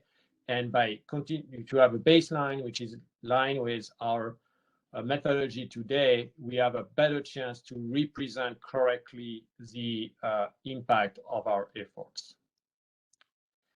Finally, I think we recognize, and the discussion this morning about the meter set, but also what SoCalGas has presented about the definition for SDG&E compared to SCG. We know that the asset conditions and our practices make that there is no reason why we would have the same leak size distribution. So having something which is more specific to the condition of PG&E help us to develop specific approach that optimize the effort of methane reduction for our system and practices. Next slide, please. So let's get in the weeds of that. So the first thing I wanted just to show is the data. That's what we have. And so here on this graph, sorry, it's a little bit busy, but try to put a lot of information on the graph, perhaps too much. But you have in blue at the top the GRI distribution. And then you have a series of data coming from different studies we have participated in. So the CARB studies in 2014, the DOE study, that was a study about plastic and vintage plastic leaks, and also a study that we have done recently in 2020, which we looked at about 80 leaks in our system. So that's a dot, the yellow dots, the green triangle, and the blue triangle. When we put all our data together, we get the purple dash that represents a little bit the data that we have. And clearly, this data doesn't follow the GRI distribution. And of course, this data, and has been well discussed this morning, is limited by the sample size. And we know that. For example, the green triangle, which is our data coming from the CARB study, there is no leaks that are greater than 10 cubic foot per hour. So we don't capture these large leaks that are important for methane emissions. So we know that. So it's certainly not sufficient. The DOE study had 2 leaks. One was just at 10, and the other one I think was about 14 or 15 cubic foot per hour. So we had 2 leaks were greater than the threshold. So we presented perhaps a little bit better the tail, but how close we were, we don't know. The DOE study for us is 20. How much point is 19 points? So pretty small number, and clearly not statistically valid as a sample. But it shows that there is no 20% of leaks that are greater than 10 cubic foot per hour, as the blue curve from GRI shows. So we know that. We know that it's not GRI. So the data we use today for emission factors are not representative of our system, period. So we have a candidate, which is the red line, which is a WSU. But it's very important to understand that we are limited in our direct measurements that are done very cautiously, and we get a good measurement of the flow rate, leak per leak, but on a small sample. So the limitation of the sample are the question. So what we have done at PG&E to go around that, and Emma, if you can go to the next slide, please, is to use our vehicle measurements. You know that since 2014, PG&E use a vehicle that measure the methane concentration, and from there, we have developed algorithms that allows us to estimate the size of the leak. And because we drive for compliance survey and for our super emitter program, we have every year the full characterization of our system. So it's not 200 or 300 leaks we talk about. It's thousands of indication and leaks. And this gives us the full understanding of the distribution of the size of the leak in our system. And it's not statistically limited anymore. And we know that we capture everything. So I put here on the small table on the left and the graph on the right, the comparison of the different data set we have in front of us. So GRI distribution, that in the first column, 21% of the leaks are greater than 10 cubic foot per hour, and 68% of the leaks are greater than 1 cubic foot per hour. The direct measurement on the PG&E system tell us a very different story. 1% are greater than 10, 11 or 12% are greater than 1. Then we have the WSU distribution, where we have 2% that are greater than 10, 19% plus 2, 21% are greater than 1, and 71% are smaller than 1. And you see that how much different from the GRI this distribution is. And when we look at vehicle measurement, raw data coming from the vehicle, we have 2% that are greater than 10, and 18% that are between 1 and 10. So very, very similar to the WSU. We are not able to separate the smaller intervals between 0.11 and less than 0.1. But this confirms that definitely we don't follow the distribution that is used today to establish our baseline. And we have a distribution that seems to be very, very similar to WSU, which is not because WSU is a good distribution, it's just because that's what we measure in the field. So we propose to take this distribution as our reference that will allow us to develop our programs on the base, which is representative to our system. So we can really represent the impact of our specific measure we take on the specific distribution we have. Let's take the next slide, please, Emma. So next slide is also complicated graph, and So what I try to discuss here is the distinction between asset and materials. And the first thing you see in this graph is it's all over the place. There is no real correlation. That's a major conclusion that I want to show through this graph. So the fact that it's a little bit messy is by purpose. So what you see, for example, for unprotected steel for mains on the left side of the graph is you have 3 dots. So blue is GRI, red is WSU, green is CARB. And when I say CARB, is CARB all data. So the combination of the data coming from our territory and the territory of SoCalGas. When I put a small bar at the top of the line, it's because the line actually goes further than 12 cubic feet per hour, so it doesn't represent everything. But these lines represent the variability of the data for a specific asset and specific material. What I want to show here is there is less variability or less differences between assets and material. There are differences between the different studies, which I think is just that, if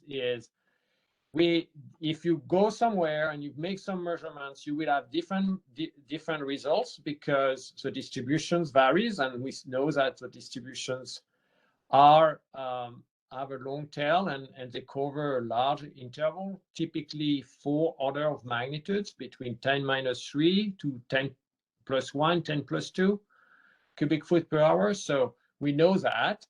And the fact that we looked at the different material and asset doesn't bring any refinement in that. And it's a remarkable how some of asset material like plastic main, which is the largest emission factor for GRI, is actually the smallest for CARB and WSU, and so on.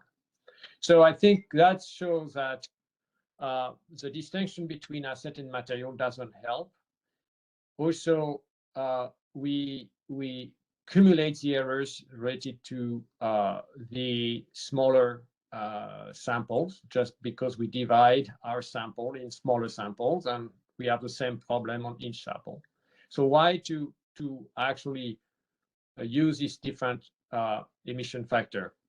Also, we have already, because we can characterize the size of the leak in these bins of greater than 10 cubic foot per hour, less than 10 cubic foot per hour, we can eventually prepare some intermediate bins.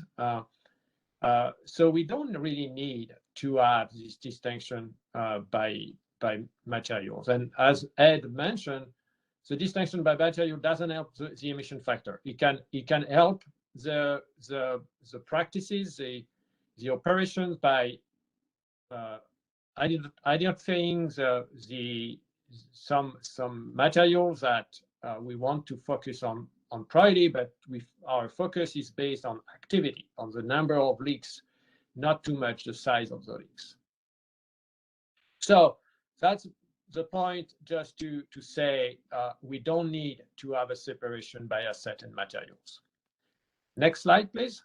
So to conclude, we have here a lot of elements that show that rather than to take the GRI distribution that fits for where you have large number of large leaks, and can be true for another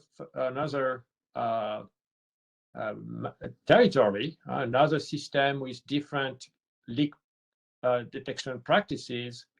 But for our system with our practices, the WSU is a good distribution. 2% greater than 10 cubic feet per hour, about 10% or 18% greater than 1 or 1 to 10 cubic feet per hour. 20% of the leaks are greater than 1 cubic foot per hour. You see the difference with the GRI, 20%, the leaks are greater than 10 cubic feet per hour. So we are one order below. And also simplify the things by using the same emission factor across asset and materials. By doing so, we get a more consistent methodology across the time of our efforts. And you see on the left, I have shown our reporting using the GRI emission factor and the distinction between asset and material in blue. And in red, what do we propose? You see that it's similar.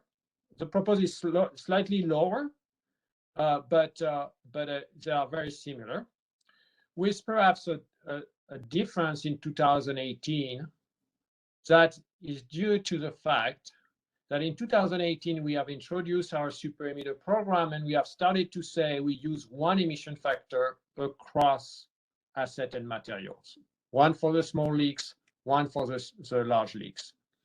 And we just calibrate in order to get to the emissions of a GRI. But you see, by doing that, perhaps we have a little bit modify the behavior of or the representation of our system, and we have not completely reported the impact of our program, because we moved from emission factors that were systematically by material and asset to an emission factor that was split into categories, and in each category was only one emission factor for all leaks. So that's certainly the reason of that small difference. That feel also from that point that we have a better representation, more consistent across the time by using WSU with a unique emission factor across material and assets since 2015. So that's our proposal, and I will take any question from there. Thank you.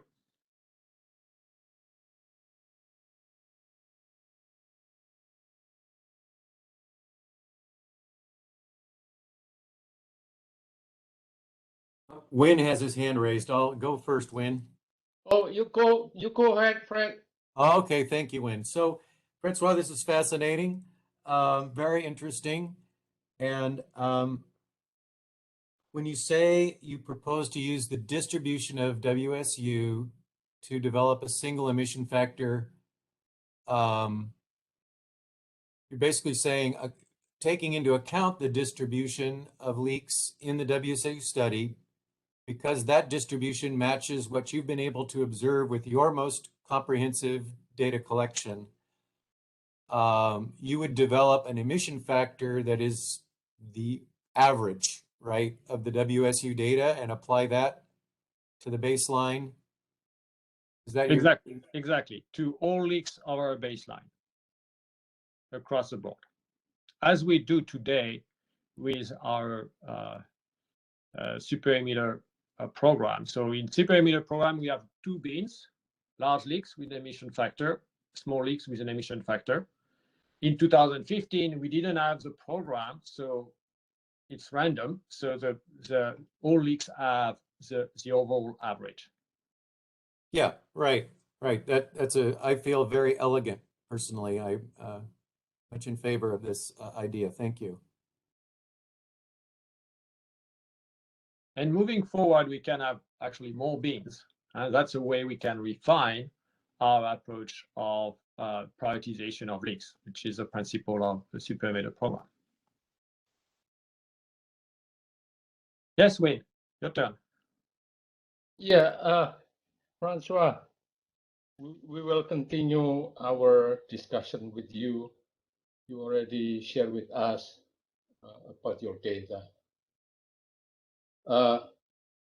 What I would like to see when you try to plot or bin your leak size by study, I don't know which slide is there, which you show percentage leak No, Previous one. more Yeah. Just before that. that Yeah, one. yeah. Yeah. Stop here. Okay. Here will be interesting if I don't know if you have tried before. If you put carb study, but without removing or without specifically looking at PG&E data, and how different is that from Washington State University data. That way we can have a better, or at least better understanding which part of the leak size that different from Washington State University. Yeah, Yes. if you have, we can try to plot it ourselves, but I thought if you already done it, maybe you can share some insight about that comparison. Yeah, absolutely. Let me. I showed it to you in earlier this year. Yeah, so the numbers. Let me do that quickly. That's real time. So if I take all the carb data, including PG&E, SoCal Gas, and SDG&E, the category of greater than 10% is 6% of the number of leaks. So 1 to 10 is 40%, 0.1 to 1 is 45, and less than 0.1 is 8%. I see. Okay.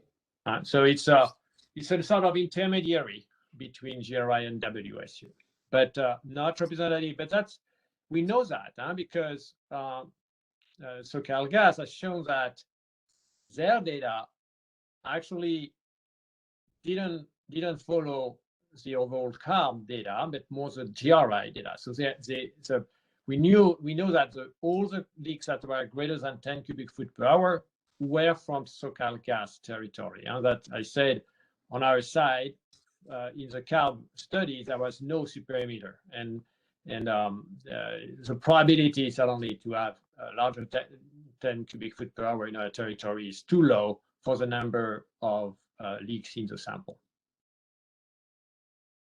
Okay. Yeah, last time I'm referring to winter workshop 2021 technical working group, when you propose not to look at other companies' data, just focus on PG&E from CARB study.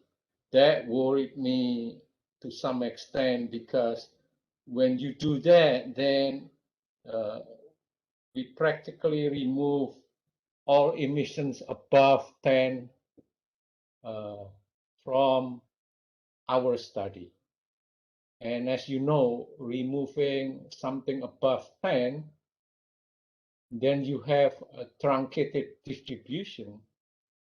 So as you realize, even though we didn't measure, let's say we agree with your approach, removing anything above 10 because we didn't measure it. Remember, something we didn't measure doesn't exist in your system. As you can tell, super emitter we didn't measure if we remove something above 10, and yet you realize that super emitter exists in your system.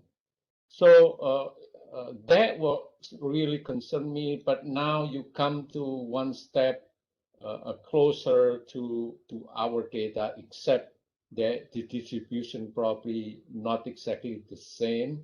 So we need to talk some more with you about this. But since this one also related to the template, let me ask you, when you have this kind, no matter which distribution that we're going to use, okay? Still, we're still discussing about that. no matter which emission factor, we need to take into account super emitter from year to year, right? Just because you try to adjust your super emitter doesn't mean that all that super emitter will be gone in 1 or 2 years. Absolutely not. They will never become gone. We need to continue to actually survey our system every year because they will appear. And the purpose of the super emitter program, prioritization of large leaks, is to detect faster and to repair faster. There are two components in it. And we absolutely want to continue to do that. What we want to do is to expand it and go down in the threshold. The threshold of 10 cubic foot per hour is easy to manipulate. It's simple. We all agree on that as a starting point. I think it was a good starting point, but nothing prevents us to go down. And we are proposing moving forward to go down to 7 cubic foot per hour to expand the number of large leaks we can capture that way. And it's a balance between finding these large leaks and being able to repair them rapidly. So we think that now, because we have made all this progress on the 10 cubic foot per hour and further, we can go down, and we will continue to go down. And as I said, we are also working on the idea that we can multiply the number of beans and get a better representation from the measurements directly of actual emissions. We don't need to have a complicated or more of a sort of representative emission factor that we are not totally sure of, etc. We can actually represent that more specifically thanks to the data we collect with the car. And we have done that for almost 4 years now. So we start to have more data, and we are more confident in the way we can interpret the data. So that's the progress we have made, and we see that as an evolution for the future. What I propose here is let's get a consistent representation from 2015, and that way we have a good representation of the size of the emissions of our distribution system compared to the other part of our system, so we can put the right focus on one part of the system against another, and also be consistent in the way we implement our measures, so we can recognize correctly the impact of what we are implementing. So that's just a proposition here, and based on the data we have, even if WSU has no reason to be the perfect one, there is no perfect one, but it seems to be much better than actually GRI. So why to stay on the GRI while we have a better way to have a starting point that makes sense and is in line with what we are doing now? Okay. Yeah. My question to you is this, Francois. Each year you're going to report from this DMNS Appendix 4. Yep. What you fix that particular year and the outstanding leaks for that particular year, or the carryover still from the previous year, right? All of that. Then you know what's the emission left over for that particular year that you still need to address. Yeah, and outstanding emissions, Francois, how do you estimate what's from that outstanding number of leaks consider super emitter? So you have seen the number we have reported in 2018, 19, and 20. So we have a reduction in the number of large leaks. It's because the reduction is because of the fact that at the beginning, the areas have not been surveyed for 3 years, and it was a mix of 3 and 4 years, because we are just in that transition from 5 years to 3 years for our compliance survey. But it was, let's say, it was some were not surveyed for 3 years, and now everything is surveyed every year for the large leaks. So that's what changed. We leave less time for the large leaks to appear. So overall, we have less large leaks in our system because we detect faster and we repair faster. That's the two components of our program that works together. I would say you may have fluctuations. You may have some years there is more large leaks than the previous years. There is a randomness still in our leaks, and that happens. So I would not say that is a perfect curve, but definitely less large leaks now than we had in 2018 and in 2015. We just didn't know about it. Now we know about it, and we are able to repair them.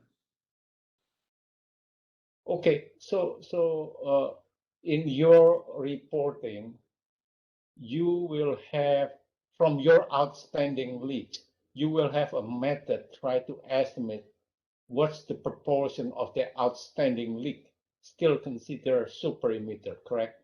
Absolutely, yes. It's part of our calculation. You know that each super emitter we find is starting from January the 1st.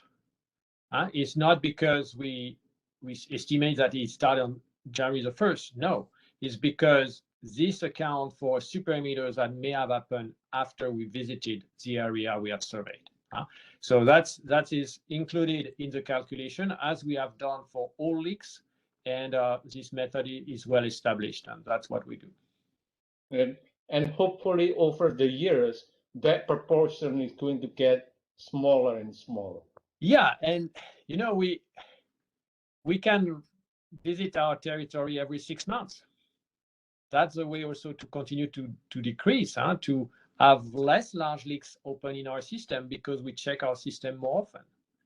That's the principle of that. So after that is a trade-off between cost, operational challenge, etc. But what we try to do is to reduce the time left to these leaks to appear as much as we can. That way we can be sure that we have reduced our emission the most. And it's important, and that's where the opportunity is so great, is because these leaks are 10,000 times bigger than the leaks we find on the other side of the distribution.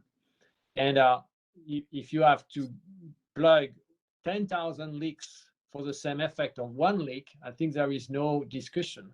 It's much better to go after the large one, and that's a great opportunity we have tapped, and we have some good results with that, and we will continue to do so, because the range of the leaks is such that addressing the largest one is what makes the best impact on methane emissions. Okay. One last question. Is there a concern or a possibility that you will take credit too much in your super emitter than what you account for in your baseline? So in other words, over the years, you keep taking credit of your super emitter. So when we look the overall or sum it over the years, they probably at the end represent about 6% of your baseline. So what we do is we calculate the emissions without the concept of super emitter, and we calculate the emission, identifying the super emitter and repairing them. That's what we do. So it's true that when we have applied our super emitter program after several years, we have less super emitter in our system. So we have less effort to do in order to reduce the emission of our super emitter. That's a win-win situation for us. That's true, but that's a reality. And that's why now we are able to move to 7 cubic foot per hour, because we have freed some resources that we can now assign to relatively smaller leaks. And that's a process. But the super emitter will always appear in our territory. We will always find few of them, and that will continue to happen. And we need to have the survey systematically to make sure that we catch them rapidly. But we will get the benefit of our effort over several years. Yes, it's an effort that is an investment that actually get better and better as we go. But the representation of the impact of the program is correct, and you know that we have done a work in order to make sure that we take into account the uncertainty of our measurement in our representation to make sure that we don't overestimate the impact of our program, and I think it's fair, and that's the way we think is the best way to represent the impact of the program. Yes. Okay, thank you. Thank you. Fred, you have a question? Yes, thank you. Returning to your slide, comparing the plots of all the different studies, I think it's a log normal plot. Yes, so before this one, Emma, if you can go to the yes, slide. this slide. This one, yeah. Right. So you're choosing the WSU data because the fit, the overall distribution aligns with what you're actually finding in your own system. What your PG&E data shows is, which is the purple dash. Is it simply a case that you're trying to have a data set that at least in time aligns most closely with 2015, and the WSU was concluded in that year of 2015, so you prefer basing on that rather than saying, well, we have a tremendous set of data that characterizes the average leak size in our PG&E system. Maybe you could have used that and proposed that instead as a baseline. Am I thinking along the right lines? So the tremendous data set is what we collect with the car. Yes? Or yeah, you're the direct measurement. Collecting a data set with the car, and that's one of these plots, or it's included. So the car is not included there. That's a direct, what I call the direct measurement. So it's the measurement. Oh, okay. Of course, the car is. Yeah. The car, you're simply you're taking the direct measurement of concentration from the car. You have an algorithm helps you estimate what those emission sizes are, and when you have a huge number of them, you feel that the error on an individual measurement is far outweighed by the aggregated mean of all of this data together. But in the case of actually trying to establish a quantitative figure, you feel that it's better to use a set of directly measured numbers like the WSU study. Exactly. That's exactly the idea. We complement or supplement the direct measurement with the measurement with the cars. So direct measurements are generally very accurate, but they are limited in their sampling. The car is not as accurate, but we have a very large overview of our system. So we take the two together, and we think it's a good way to look at it. And in order to have a base which is defined, not completely relying on the measurement, but defined, we say, let's take WSU. But if we take the car we have limitation because we don't have the 0.1 cubic foot per hour in it. So we would be very, very close. And to move the curve, the purple curve to the red curve, is adding the super emitters. It's a lack of large leaks in the samples that move the curve to the right. If you add some super emitters, you move the curve on the left, and you start to get very close to the right one. And that's the idea. Our direct measurements certainly missed large leaks, and it's because the statistics. So that's why we are below. And the car gives us another point of view. And the car is very similar, so we think that the reason why is that the WSU is a good representation, and we say WSU just to have something to start with. It's a good chance that WSU works well, but for our system, it's very representative of what we observe. Thank you. That's good. If there's no more questions about this presentation, I had a different question that's a little bit related, but I wanted to make sure. Looks like Win still is raising his hand for more questions. This is I'm done. I'm sorry. Oh, Ed has had his hand raised, so. Okay, go ahead, Ed. Yeah, friends, well, just a point of clarification, you referenced 19% large leaks on your system. Was that a reference to our study and what Eric had provided? Because I just wanted to clarify that we don't have 19% leaks above 10. Yeah, I don't know. What I said, I think the 19% was not related at all to your system, and it was so 1 to 10 in the WSU distribution. So nothing very related with that. What I said is, when we look at the CARB data, there was 6% that was greater than 10 cubic foot per hour. But these 6% of leaks were all from your system. It was not our system. In our system, there was no large leaks that have been detected through the study. So that's the green triangle here. And that's why also on your side, you said last year and that the CARB distribution containing all the data doesn't represent your system, and you have a representative of your system that is closer to actually the result of the GRI and the emission factors that you present in your data.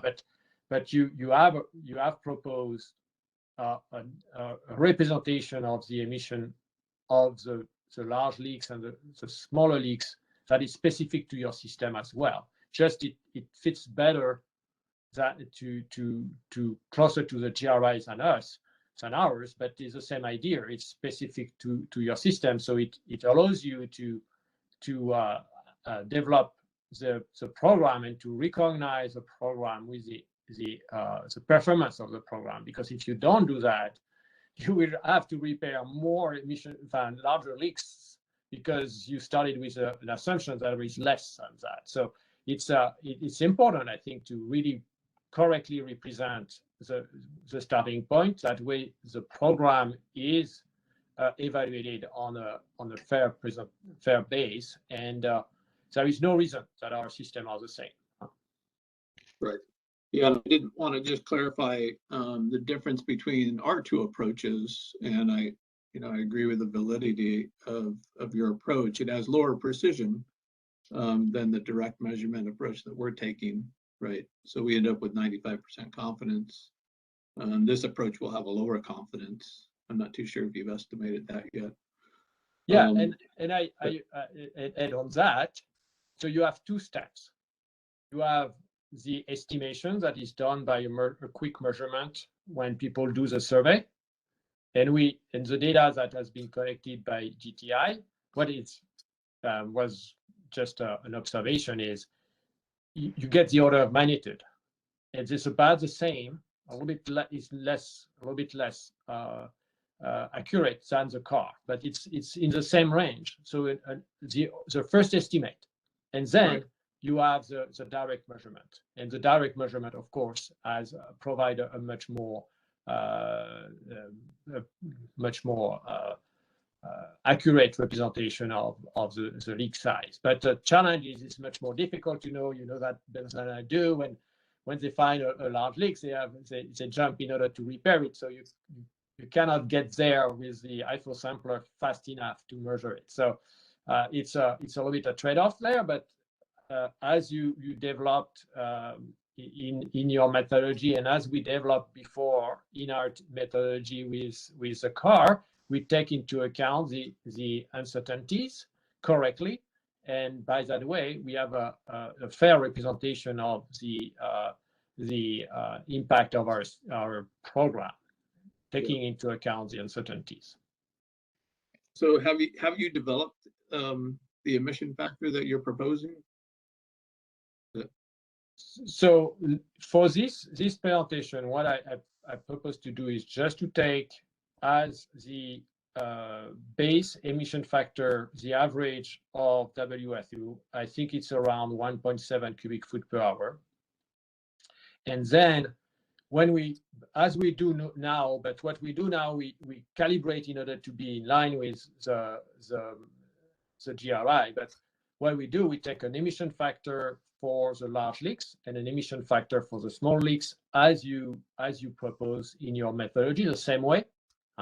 And from there, we can assign to the group of the large leaks a larger emission factor. So we have an incentive to repair them faster, and we present that correctly, while the other part has a smaller emission factor, and this contribution is smaller. What I said, we can actually define more bins and perhaps start to prioritize these different bins is to push the very small leaks on the side and focus on the larger ones. And that way we get the best performance possible. Yeah, okay, thank you. Yeah, that clarifies. And then you're proposing to adjust your 2015 baseline with that methodology. Yes, as I proposed here, because it's in line with it's consistent with our technique, and it's representative of our numbers, and there is no reason to take something different. Okay, thank you. Francois, one last quick question. When you say direct measurement, you are referring to above ground using high flow sampler. Right. Okay, not below ground, but above ground, correct? Yes. Well, we spoke about emissions. Yeah. Okay, thank you.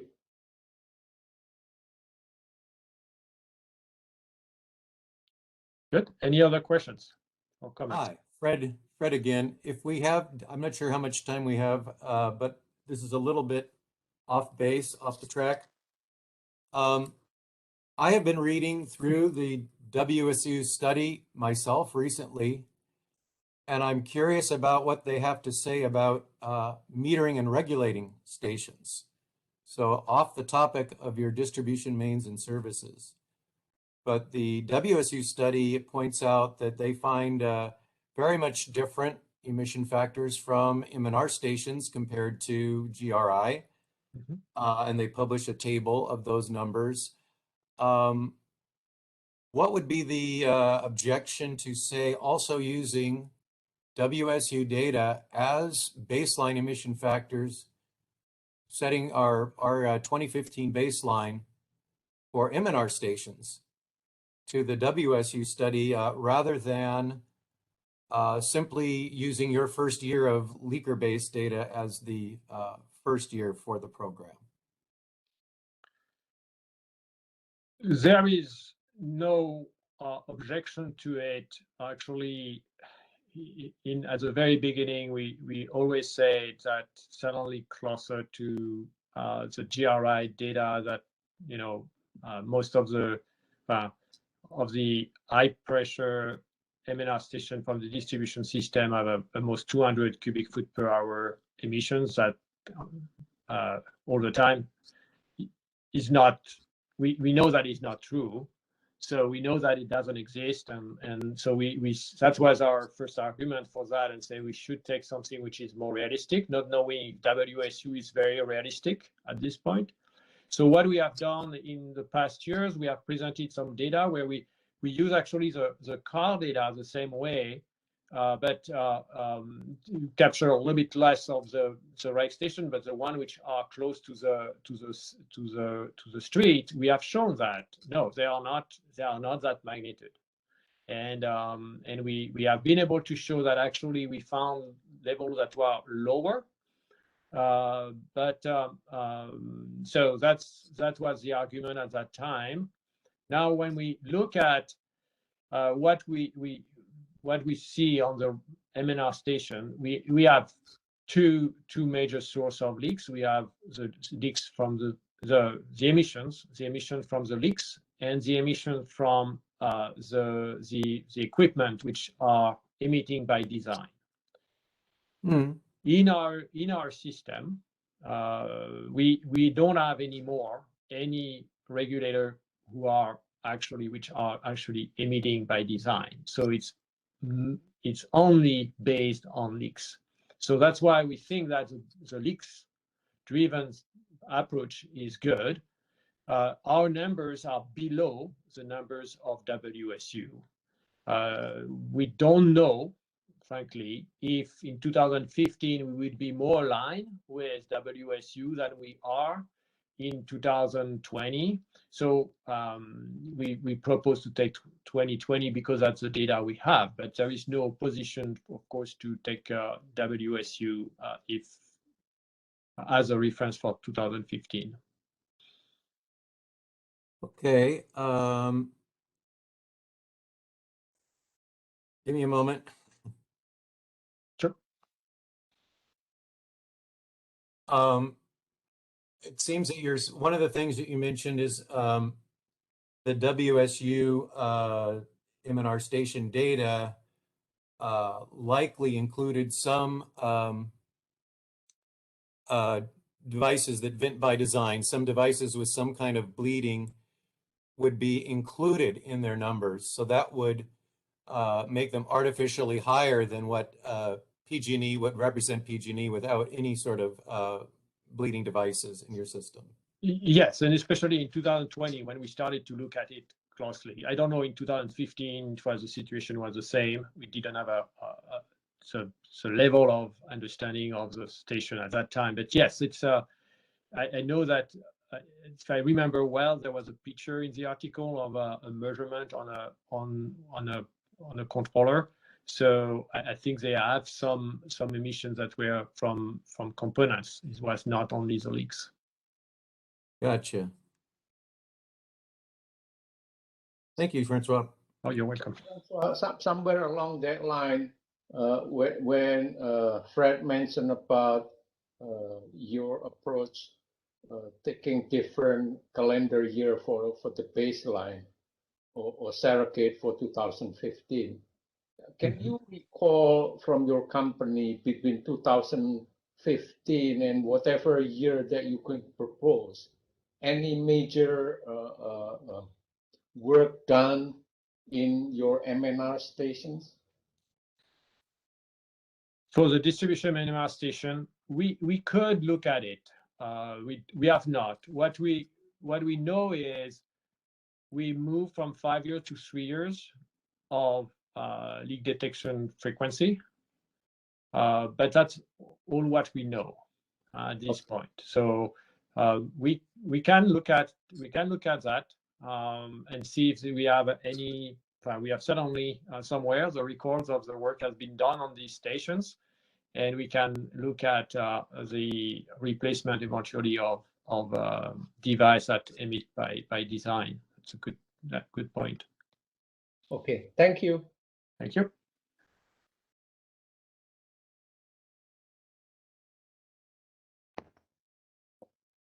Okay, I think since there's no more questions, we'll kick it off to Andrew for our next presentation.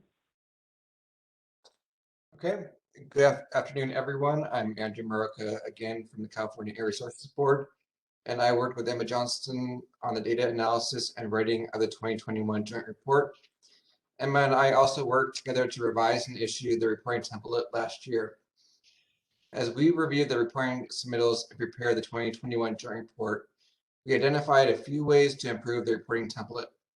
In particular, when we developed the annual list of questions and comments to gas companies in July, we have noticed that some issues could be addressed with revisions to the template. However, if possible, we do not revise and reissue the 9 appendices of the template during the reporting cycle. I'm still on the first slide. Thanks. Instead, we compile a list of the proposed changes and discuss them at the winter workshop prior to issuing an updated version of the reporting template in March. In this presentation, I will discuss CPUC's and CARB's proposed changes to the 2022 reporting template and procedures. So next slide, please. This slide provides an overview of the 4 changes that CPUC and CARB are proposing to the reporting template and procedures for 2022. First, I will discuss our proposed revision to a tab name in the reporting template for appendices 1, 3, 4, 5, and 7, and related revisions to terminology in the joint report. Second, I will discuss our proposed addition of new classifications to designate emissions from farm taps as part of the reporting template for Appendix 5. Third, I will discuss our proposed reporting procedures for Appendices 5 and 6, which will require gas companies that report leaker-based emission estimates to continue to report population-based emission estimates in these 2 appendices until baseline adjustments have been approved for distribution, metering, and regulation stations and customer meters. Fourth, we will discuss our proposal that gas companies display estimated emissions of natural gas to the nearest 1,000 standard cubic feet, or MSCF, in the summary tables in Appendix 8. We will provide additional details and discussion of the reasoning behind each proposed change in subsequent slides. Next slide, please.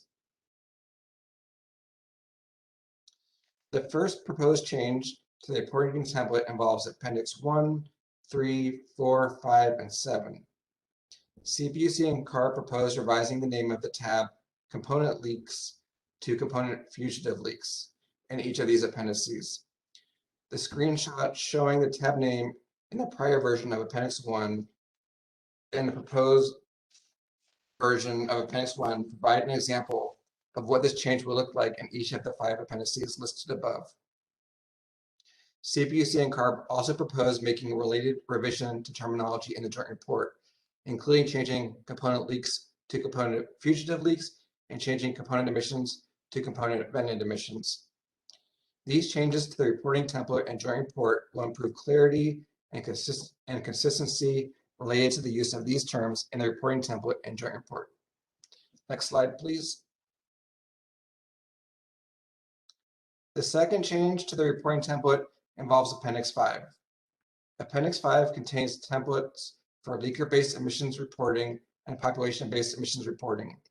This slide will address changes to the template for leaker-based reporting, and the next slide will address changes to the template for population-based reporting. In March 2021, CPUC approved moving farm taps from Appendix 2 to Appendix 5. In order to evaluate whether all farm taps are appropriately categorized into distribution, metering, or regulation stations category, CPUC and CARB proposed to add new classifications to identify farm taps separately from other types of distribution, metering, and regulation stations. As indicated in the leftmost red oval in the bottom screenshot in the slide, CPUC and CARB proposed to revise the third column header to specifically include farm taps.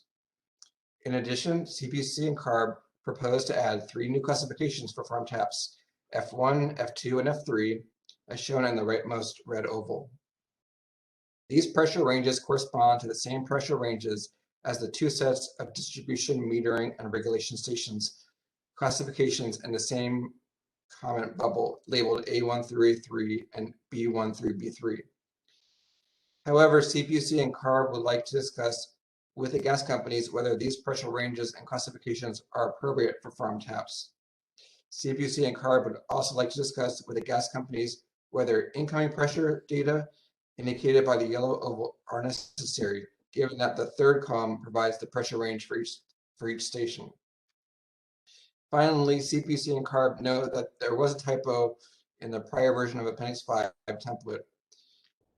The comment bubble for the third column contains classifications for distribution, mains, and services pipelines.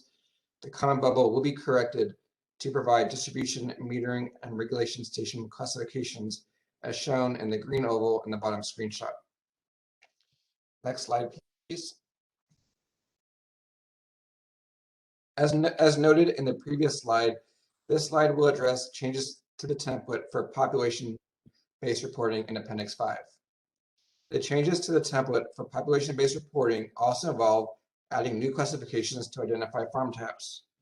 Similar to the leaker-based reporting template, CPUC and CARB are proposing to add 3 classifications, F1, F2, and F3, corresponding to the same pressure ranges as the A1 through A3 and B1 through B3 classifications for distribution metering and regulation stations. This addition is indicated by the 3 yellow highlighted rows toward the bottom of the screenshot on this slide. CPUC and CARB also provide adding a note at the top of the template to indicate that the template has been revised to include the 3 farm tab classifications as indicated in the yellow highlighted note toward the top of the screenshot.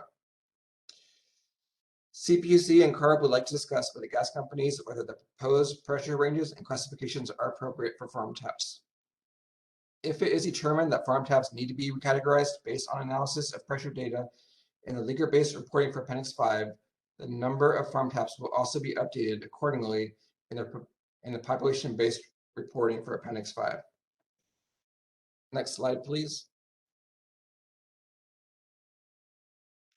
The third proposed change is a reporting procedure change that involves Appendix 5 and Appendix 6. CPUC and CARB propose that gas companies that report leaker-based emissions estimates for distribution, metering, and regulation stations and customer meters be required to continue to report population-based emission estimates for these categories until baseline adjustments to these system categories are approved. Some gas companies are developing leaker-based methodologies to replace population-based methodologies for estimation of natural gas emissions from distribution, metering, and regulation stations and customer meters. As part of the reporting for the 2021 Joint Report, CPUC and CARB requested that gas companies that are developing leaker-based methodologies for distribution, metering, and regulation stations and customer meters report natural gas emissions for these system categories using both leaker-based and population-based methodologies for 2019 and 2020. CPUC and CARB note that within the tables, figures, and text in the main body of the 2021 Joint Report, total natural gas emissions in 2019 and 2020 were estimated using population-based reporting for distribution, metering, and regulation stations and customer meters. This ensures consistency with the methods used to estimate the 2015 baseline emissions, which also use population-based reporting. Leaker-based data submitted by some gas companies were presented in Appendix A of the 2021 Joint Report. CPUC and CARB anticipate potential adjustments to the 2015 baseline emissions to account for the transition from using population-based to leaker-based methods for estimating natural gas emissions from distribution and metering and regulation stations and customer meters. We anticipate that the use of leaker-based methodologies will provide more accurate estimates of natural gas emissions for distribution M&R and customer meter system categories. Using leaker-based methodologies will also allow gas companies to measure progress resulting from deploying best practices. If a leaker-based approach is approved and adopted for the 2015 baseline emissions, then it is likely that the 2019, 2020, and 2021 data that are based on a leaker-based approach would be used in future joint reports. However, until baseline adjustments are approved for distribution, metering, and regulation stations and customer meters, future joint reports will continue to present emissions estimated for these two system categories following the format of the 2021 joint report. If baseline adjustments to distribution, metering, and regulation stations and customer meters are approved before September 2022, the leaker-based estimates for these categories will be presented in the main body of the 2022 joint report. CPUC and CARB look forward to further discussions with gas companies regarding the use of leaker-based emission estimates and potential adjustments to the 2015 baseline emissions estimates during and after this winter workshop. Next slide, please. The fourth proposed change is a reporting procedure change that involves Appendix 8, the template summary. CPUC and CARB request that gas companies round all estimated natural gas emissions in the Appendix 8 summary tables to the nearest 1,000 standard cubic feet or 1 MSCF.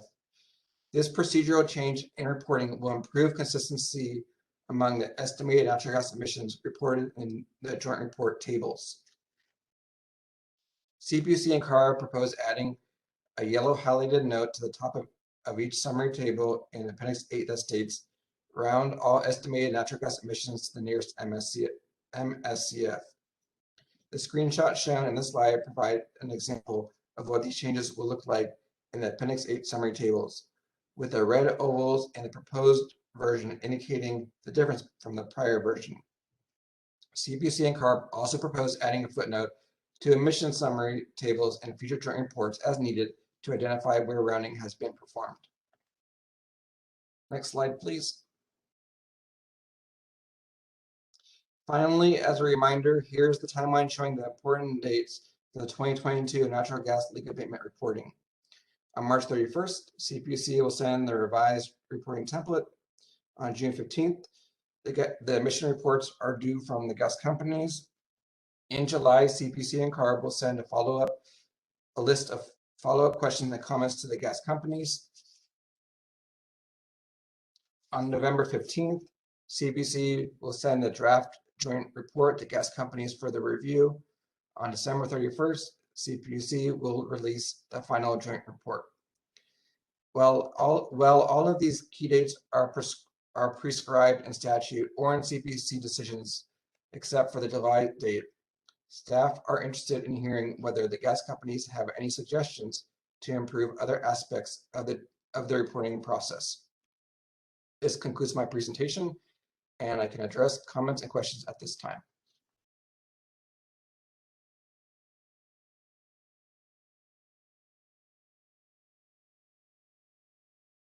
I see a question from Francois. I have to unmute. Yeah, Andrew, I will not hide that the fact that we are a bit disappointed that you don't change the way we report from this year to next year, or from last year to this year. My question is how we can get organized that way we get the answer by September. So time is clicking, and you know, at PG&E, 68% of our emissions are emission by population. So we cannot do anything on this 68%. We are already 7 years in our process, and there is 3 years to go, and we have not been able to develop any approach that is recognized and we can actually show progress. So we are very concerned with that because we don't think there is has been a lot of movement since our presentation of January last year. And I question a little bit, I would like to know what we can do in order to provide the information you need in order to get the decision in September, which to my point of view is fairly good sense based on what we observe on our MNR stations and our meter sets. Of course, I'm going to defer to the managers on this one, to Fred and Gavin. Unfortunately, Gavin and Caroline are in another meeting, Francois. But let me try to address some of your concern. Actually, Wynn, if I can interrupt you, this is leading into the presentation that I'm scheduled to present, I think. Okay, then maybe you can address in that after that presentation, Fred. Is that what you're proposing? I think it leads, this presentation leads right into mine, if I'm not mistaken. Okay, then that's good. I have a couple of questions that I would like to ask to utility companies related to template change Andrew proposing for farm taps. What's your opinion classifying farm tap into F1, F2, F3, similar to the pressure range indicated by A1 to A3 or B1 to B3.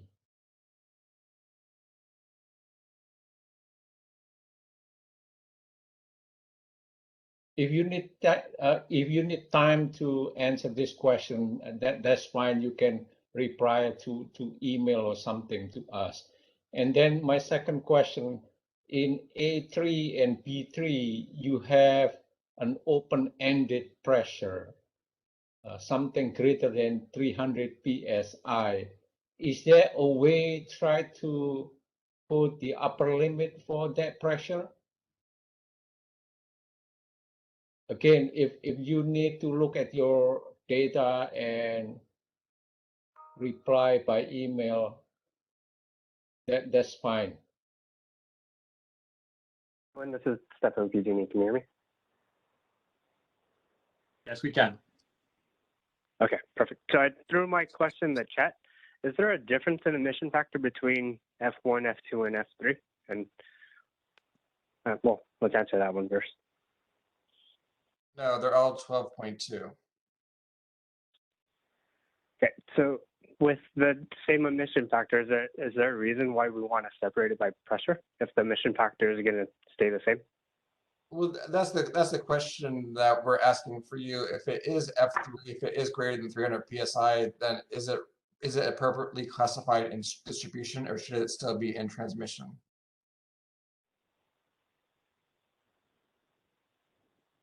I think based off of our last workshop, I think we all had agreement that it's okay to transition into the distribution M&R station just because they have similar frameworks where the emissions are primarily driven by leaks as opposed to the emissions by operation and design, since you have those limited components within farm taps.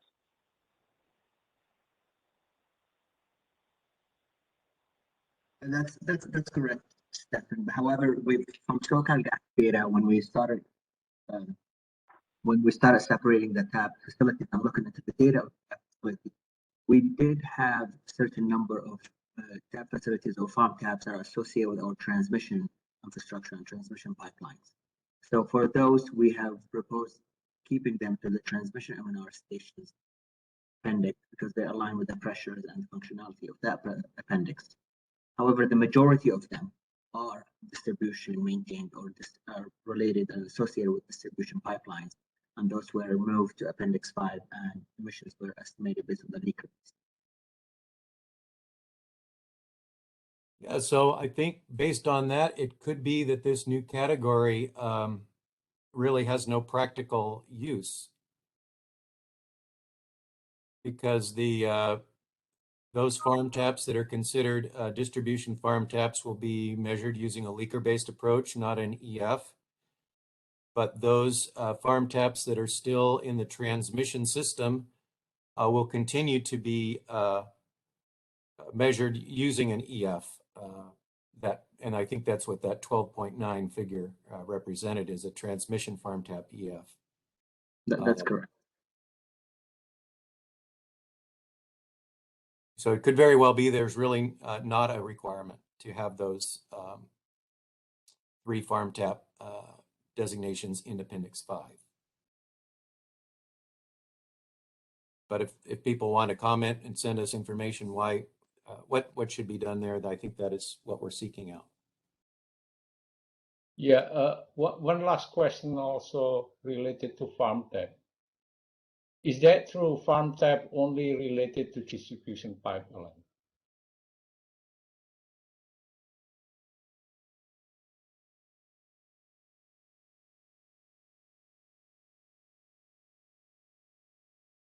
Again, maybe after this meeting, Andrew can circulate email questions so that you can provide answer to us. And based on the answer, we will readjust the proposed change for Appendix 5.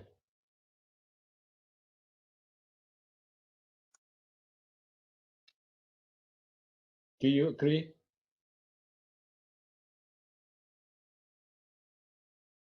I think that's a good idea. Okay, Fred, so I will not take too much time of your slot. Thanks. Okay, it does appear like the next presentation is addressing this concern about the baseline adjustment process and attentive timeline, we're saying. Next slide, please. First of all, I'd just like to say that I certainly recognize that a lot of time has gone by since utilities have proposed baseline adjustments. And I apologize that I wasn't involved very closely during the last year when some of the considerations were going on. But I certainly recognize we would like to come to a good resolution of these questions and make decisions in a timely manner. And I am focusing on it as a high priority to complete our evaluation of those proposals. And we're going to follow the following process. We will issue data requests if further information is necessary. Having first evaluated all the information that has already been supplied and considering that, I will be meeting with representatives from GSRB, Gas Safety Branch of the CPUC, for verification of some aspects and elements of the utility practices. And we will certainly review any new documentation that comes in promptly. And as I think Andrew was saying before, as we do approve baseline adjustments, that the templates will use those updated baseline figures. In the case of where reporting can be done on a leaker base and we are adjusting the baseline to match that leaker base requirement, as Andrew already said, that's the expectation that those things would be happening together. And that's basically our process. If you can go to the next slide. We have a little timeline where we're basically very aggressively expecting to review information already at hand and send out requests for any further support this month of February. We may propose to conduct some TWGs, some technical working group meetings to discuss any final questions and solidify these approaches during months of February and March. And that our goal is to include these revisions into the March template distribution. So I hope that is addressing Francois' question. It wasn't apparent in Andrew's presentation that this was our plan. As necessary, we may request ongoing support from Safety Enforcement Division, the Gas Safety Branch, to do some field work, some kinds of field audits on a case-by-case basis. We feel some field validation will help the process. That will also be done in support of our other ongoing project, which is to complete a program evaluation by the end of 22. That is primarily my responsibility. So that that time frame of doing some field validation will also help support preparation of that evaluation report. So that's our plan and our goal. And I feel this is the most expeditiously we can now come to some conclusions, or all the conclusions on the requested and recommended baseline proposal changes. What I'm not sure is that if there have been, well, obviously, if there are newer change requests that are just coming up now, we may not be able to resolve all those in this by March. But anything that's currently on the table that's already been proposed prior to today is what we are aiming at resolving. Okay? Yes, François here. Yes, thank you, Fred. That's okay.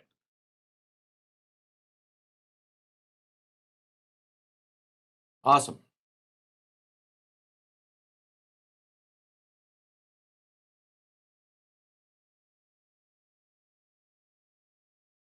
Fred, it's Stefan PG again. In Andrew's presentation, he referenced September as a timeline in which we can expect to see approval on some of those baseline adjustments.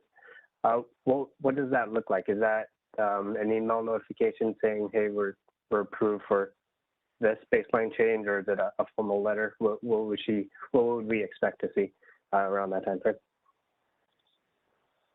Yeah, if we haven't resolved it by March, then we would have that to you by September, so that there's still opportunity to make those adjustments in the reports.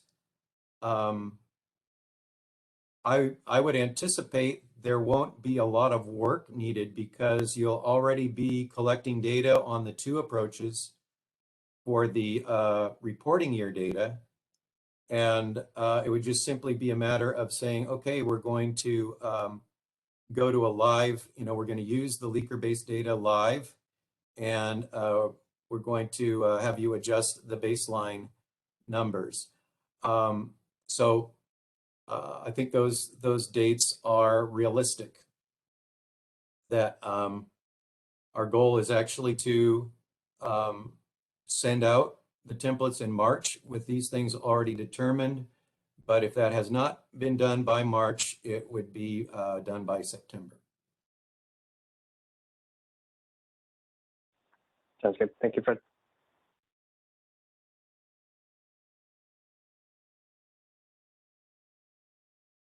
Greg, did you have a question? Yeah, thank you. I just wanted to clarify on timing. So the biennial compliance plans would be due in March. So if there are baseline adjustments, those would not be incorporated into the biennial compliance plans, but there is a possibility they could be incorporated into the annual report. Thanks.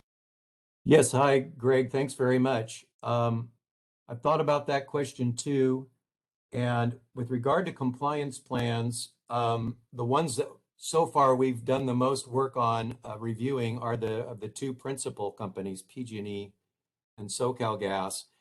And what I find typically is I'll usually identify things in the compliance plans that need some correction or clarification. And we've gone through a process of requesting revisions to compliance plans. And normally that takes place by no later than September. So if there's programs that the compliance plans envision that have to be oriented towards what the current computing of emission reductions is, and if there are changes to baselines would affect what a utility would like to propose in their compliance plan, that could be handled in a revision later this year. Okay, thanks, Fred.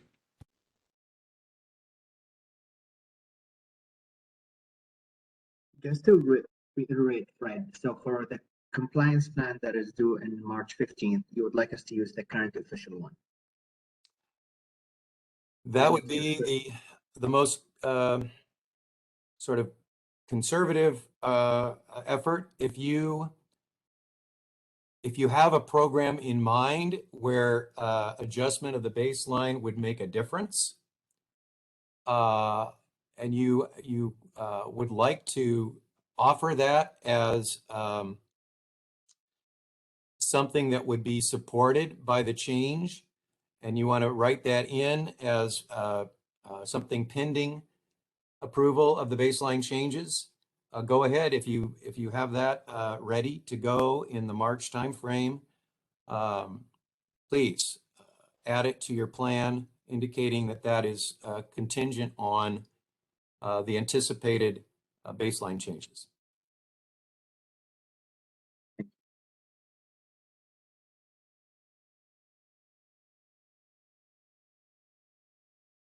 But we will also give you an opportunity to revise those plans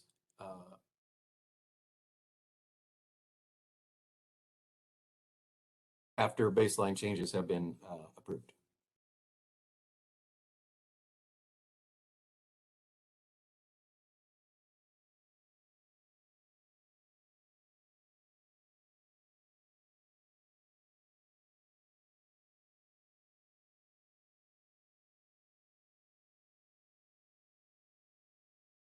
All right, were there any other questions for this presentation?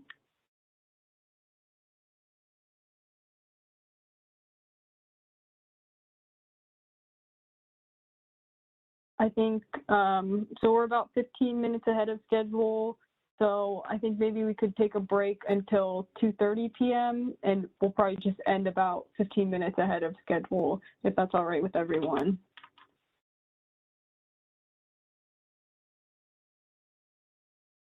Great, okay, I'll see everyone back at 2:30.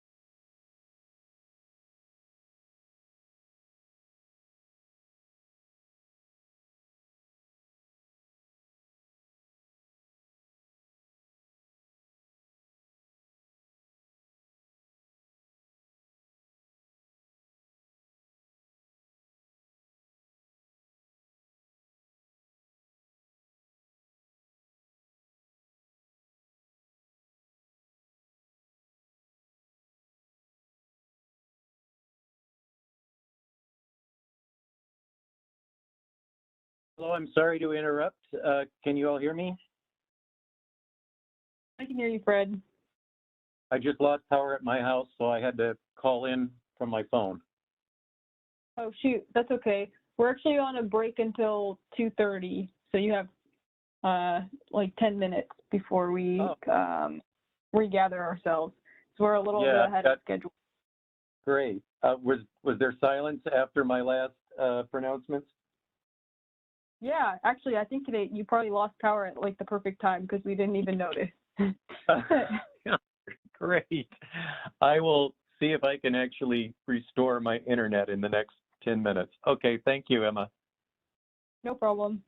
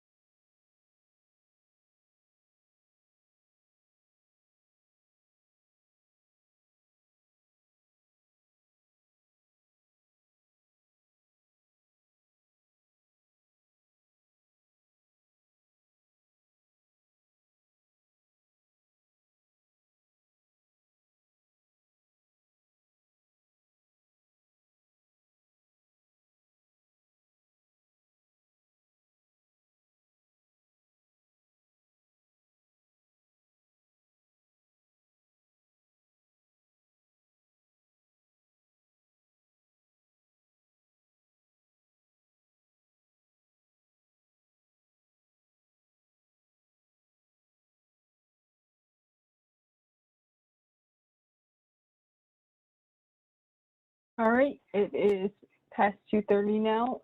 If you could give me a thumbs up if you're back in your seat, we can get started with the next presentation.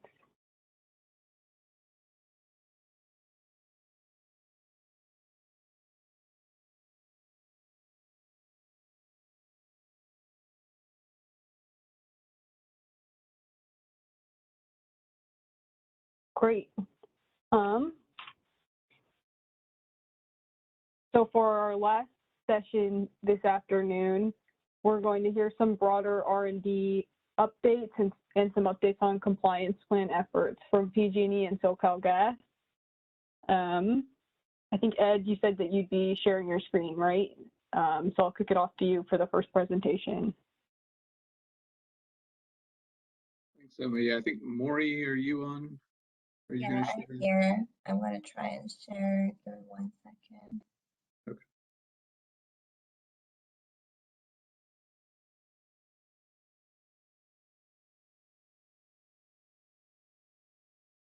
Can you guys see my screen?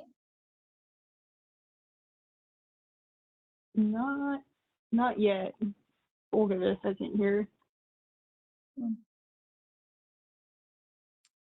1 second.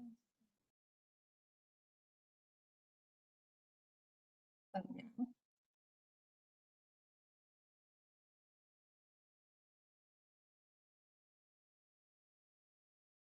Okay, Maury, we can see it. Okay, perfect. Is it on presentation mode?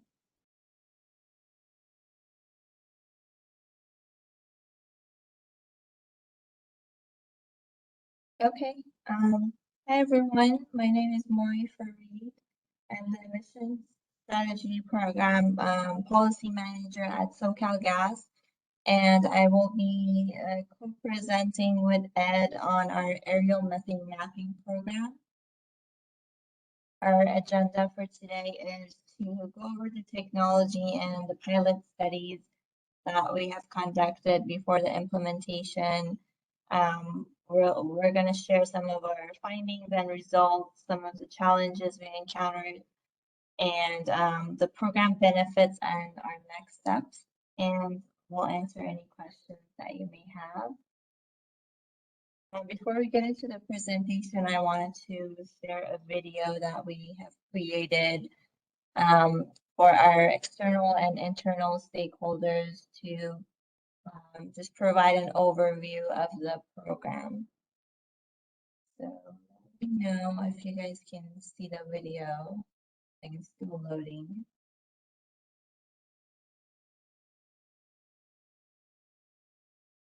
You can see your slide.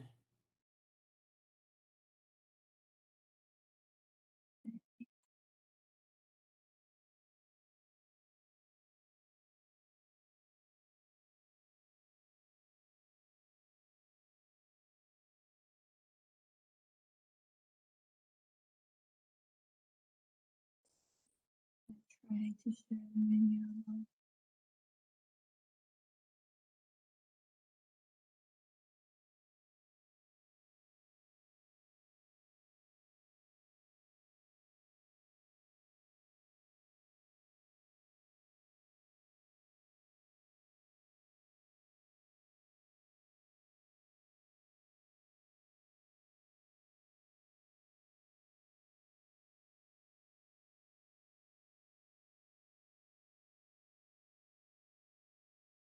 Okay.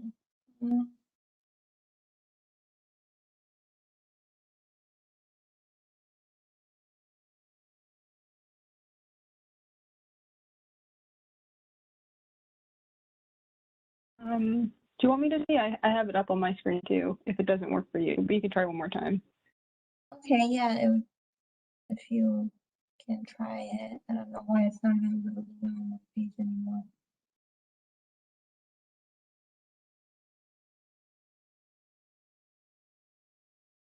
Oh, thank you. The only issue is I'm not sure if the sound will work, but I'll give it a try. Southern California, the sprawling landscape. Does that look and sound all right to everyone? Yeah, it was working. Okay, I'll continue it then. Made up of scenic beach towns, secluded mountain getaways, historic main streets, and family-oriented neighborhoods, is kept powered by the thousands of miles of pipelines running below the surface. Monitoring these pipelines is a large undertaking, which is why SoCalGas is using helicopters equipped with the latest laser scanning LiDAR technology to detect and pinpoint methane leaks throughout its service territories. Still VFR, VFR.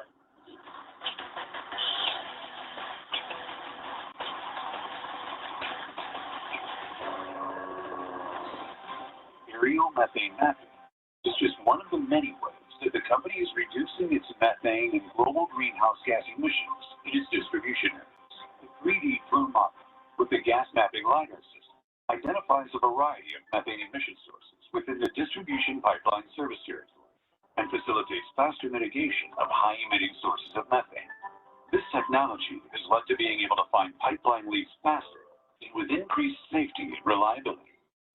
This is all part of our long-standing commitment to enhance our infrastructure and upgrade and modernize our pipelines.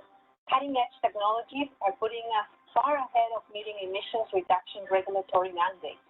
We have some of the lowest methane emission rates in the country for a natural gas utility our size. This new technology allows us to scan large sections of our service territory for leaks in a fraction of the time it would take to conduct ground-based surveys. We conducted 3 phases of research pilot studies and surprisingly learned that over 95% of our higher emitting leaks were from our non-state-of-the-art pipelines. So we're now performing surveys over 100% of these pipelines annually to continue improving environmental and pipeline safety. After scanning each area, Richard provides a digital map to the SoCalGas teams with GPS coordinates of where methane plume sources were detected. Customer gas consumption data is evaluated, and if it is unusually high, an order is placed for a same-day investigation by customer service field operations. For pipeline emission sources, the team communicates with the Area Resource Scheduling Organization, ARSO, and dispatches available resources to investigate the source location for pipeline leaks. SoCalGas has 100,000 miles of pipeline that spans over 20,000 square miles and serves 22 million customers. So there's a lot to cover. This initiative has been very successful and is helping us meet our commitment to reach net zero emissions by 2045. It's also supporting our energy efficiency opportunities at our customers' facilities. Cleanest, safest, most innovative energy company in America. We're not just talking the talk, we're walking the walk. This is leading-edge climate and safety innovation, and we've only just begun.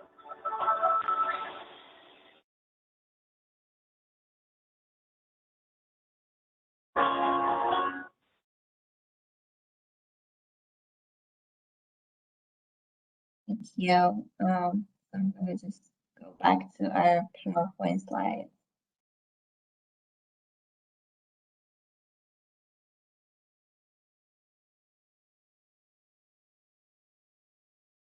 And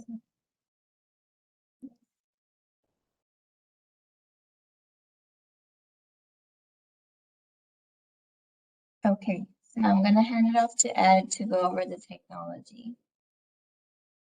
Okay, thanks, Maury. Hey, everybody again.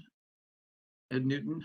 So the gas mapping LiDAR technology is a methane absorbing LiDAR technology that's tuned specifically to detect methane plumes. And it's combined also with topographic LiDAR, and it also captures real-time aerial imagery anytime a plume is detected for real-time validation of ground conditions and to help with the ground truthing. The flight pattern and area coverage is shown on the image of the lower right. And you can see a single scan swath in pink, which shows an example of the coverage. The dark blue line is the center line in that image, and then the other blue shaded areas are other paths or swaths that were flown. And so we get full area coverage through this methodology as we're flying the system. And if there is any gap in coverage, then you can see an example of that between the pink and the blue. And those are picked up by the system operator and the pilot as they're flying the territory. So you get it 100% coverage. The aircraft flies long straight flight lines with a 280-foot swath and 20% overlap. And you can see the laser scans in a circular motion, and that's how we get 100% coverage as the aircraft travels over the area that's being targeted. And then the area coverage within the defined AMM area is also auditable through this technology. So we have full knowledge of this portion of the system that's been covered. Next slide. For our results, we started implementing the program after we did our research studies in April of last year. And this is for the first 5 months of implementation after the plumes have been verified and ground truthed and the source of the emissions were verified. And you can see on that donut-shaped chart on the left, the different categories of emissions that we've identified through this program. 13% of the plumes are associated with leaks on our distribution main and service pipeline infrastructure. 8% of the leaks are pre-screened through a process where we align the data in our GIS system from the plumes to our system infrastructure, so we can tell whether or not any plumes are away from any of our infrastructure and not associated. And so we can do some pre-screening that way. Then about 18% in the green slice of the pie are associated with other emission sources, such as biogenic or naturally occurring petrogenic natural seeps. We have oil and gas production plumes that are detected, vehicle emissions, and a variety of other types of sources like sewer gas. And so that's the other category. And then about 21% of the plumes, there's no detection of an emission source. And then on the customer parcels and post-meter emissions, we have that broken down into 3 categories: customer leaks in the orange, incomplete combustion in the yellow, and then what would be considered normal emissions for the type of equipment that customers are operating in the gray. In the red, the inaccessible plume locations, that's associated with things that are on private property that we can't gain access to. And then breaking down the system leak types in the upper pie chart on the right into the different leak classification categories, we have the code 1, code 2, and code 3 leaks, and then the above ground hazardous and above ground non-hazardous categories. And then on the lower right, we have the breakdown of the customer emission types. And we have 2 percentages there just to bring some normalization to those percentages. We know the total number of customer meter facilities that we fly over. And so you can see, for example, on customer leaks, about 38% of the customer emission plumes are associated with leaks post-meter on customer facilities. It's only 0.024% of the total emissions that the system was blown over. And then for incomplete combustion, it's 0.034%. And also the note on the bottom that it's important to recognize that this data represents the number of emission sources detected in the immediate vicinity of our distribution pipelines and should not be confused with statewide emission sources, which would include your landfills and ag and dairy and all those other categories, which are not typically detected through this type of approach. Next slide.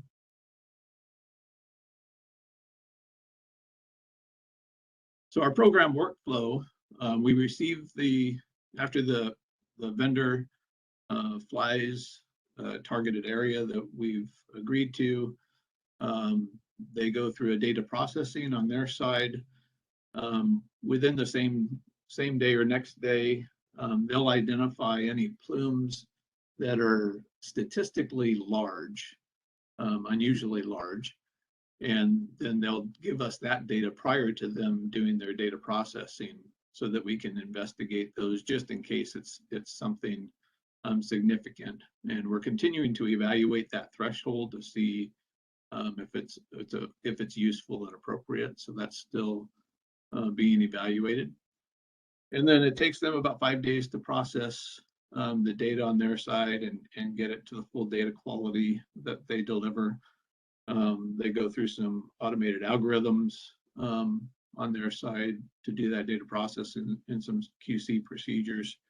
And then we receive that data, and we have some automated algorithms set up to combine the gas mapping LiDAR report with our GIS data and assign those orders to our different operating groups, depending on where the plume source is located, whether it's in the vicinity of our pipeline infrastructure or whether it's in the vicinity of a customer facility. If the leak is assigned to the customer service organization, then it also goes through another data analysis, looking at the customer consumption data through our advanced meter program. And through that process, we can identify whether or not there's any indication of a customer leak that's significant. And then the orders are issued and prioritized based on that data. If the information goes to our gas operations folks on the distribution side, again, we go through an automated analysis of the data to provide the relevance, coincidence, and an analysis of known leaks on the system. And then the orders are prioritized. And then the leak investigation is issued to the field, and they go out and investigate the leak. And then any leaks that are detected through the process or go through our normal process of grading and mitigated for repair or scheduled for repair, or determined that no further action is required. And during that process, because we've also implemented the large leak prioritization, we get the leak concentration data. And if it is a large leak, then that would go through our leak prioritization methodology for distribution managed service. And with that, I will turn it back to Maury to talk about the implementation. Ed.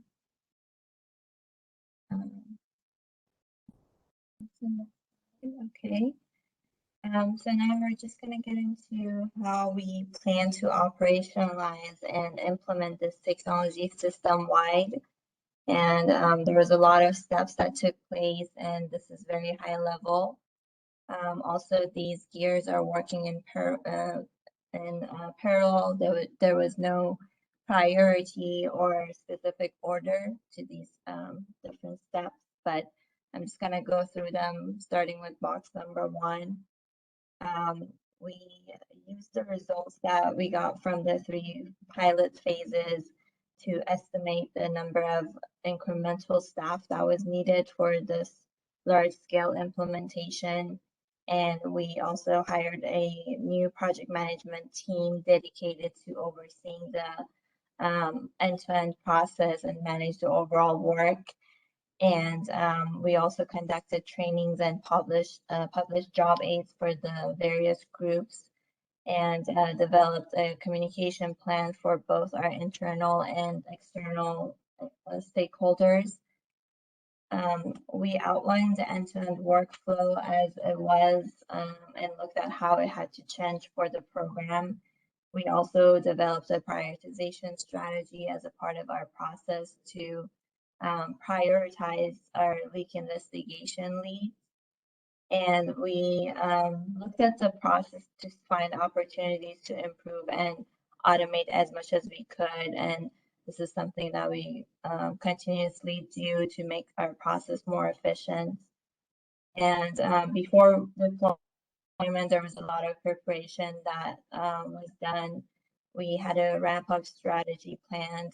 We started with doing 1 flight area per week and then ramped up to 2 flight areas per week. Last year we tried out the 3 area per week just to see how it would work for this year. And this year we started with 3 flights per week. And then another major part of the program was related to data management. The amount of data that is coming in is large, and not only that, we have different types of files that we're receiving. For example, some of them are Excel files, we have PDF files, images that we're able to view in our GIS system or Google Maps. So we really had to categorize data and manage them accordingly. And also we started this program to help us achieve our emission reduction goals.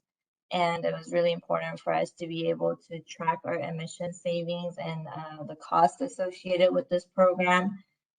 So we had to enhance our systems to be able to flag these investigation orders and tie it back to the program.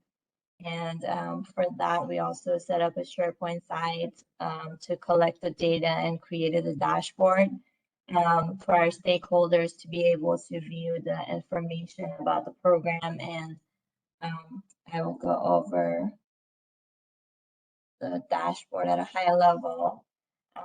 This is something that we created for our internal stakeholders, and it also helps us keep track of the data and all the matrix that we're tracking for future reporting. And good for our stakeholders. They can look at the flight schedules and the areas that we're flying on the map, and also the estimated number of orders per area, and that helps them manage their resources before the flyover. We're also tracking KPIs and comparing our plans for actuals. For example, how many miles we have flown compared to our plan, what is the actual number of orders per area, a number of flights per month flown versus our initial plan. And also this information can be filtered by our 2 operating groups, and they can look at their stats for their departments or by a specific flight area or by date.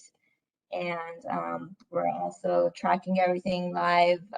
It's getting updated daily, so we can see the status of the investigation orders as they are being completed or pending, or if they require any follow-up or notifications.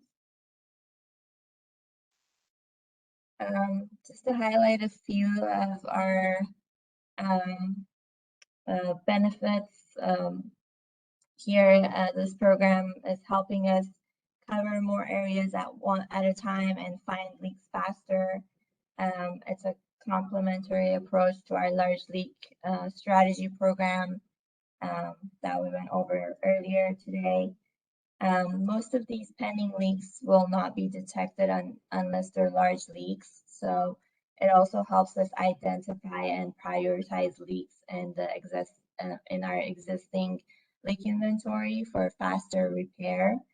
It also enhances our capabilities for detecting and reducing post-meter emissions, allows us to back up our ground-based activities. For example, if we fly over an area that has already been surveyed through our walking survey, we potentially find leaks that we wouldn't have until the following year. And overall, it helps us maximize our emission reductions and improve safety of our natural gas system. Here we have some of the challenges and the solutions throughout the implementation. I'm just going to go over a few that were very specific to this program. And one of the biggest challenges was planning and coordinating the flight schedules and resource planning. There's a lot of different departments within our company that are involved, and we had to work with the aviation services and the vendor. And but since this is incremental workload, we had to plan and schedule the flights in a way that we allow time in between every time we fly over the same district so that they can work those orders before we give them a new batch of work. And the other challenge was the complexity of methane environments. As Ed was going over the results, about 47% of the emission sources were not from our pipelines. So we had to come up with a strategy to quickly screen out the data for emissions that were not associated with our facilities and focus on the parts that were associated with our facilities. And the other challenge was the large amount of data coming in all at once. We developed a prioritization strategy based on factors like location and plume size that helps us identify the most likely to be hazardous leaks prior to doing the investigations and respond to those sooner. As far as our next steps, we are completing our current scope this year. We completed about 500 square miles last year, and this year we started with doing 3 flight areas per week. We are ramping up to 6 flights per week beginning Q2 of this year, and we're focusing on the portion of our system that are more leak prone and most of our large emitters are coming from, and we have a forecast about 12% emission reductions, and we our goal is to continue doing this annually. And besides the plan for system-wide implementation, we're also looking at how we can further improve our processes by implementing more automation that will help us also improve the program cost effectiveness. And we're also evaluating other use cases to possibly expand our scope and to further develop and maximize the program benefits. That's all we had. Are there any questions?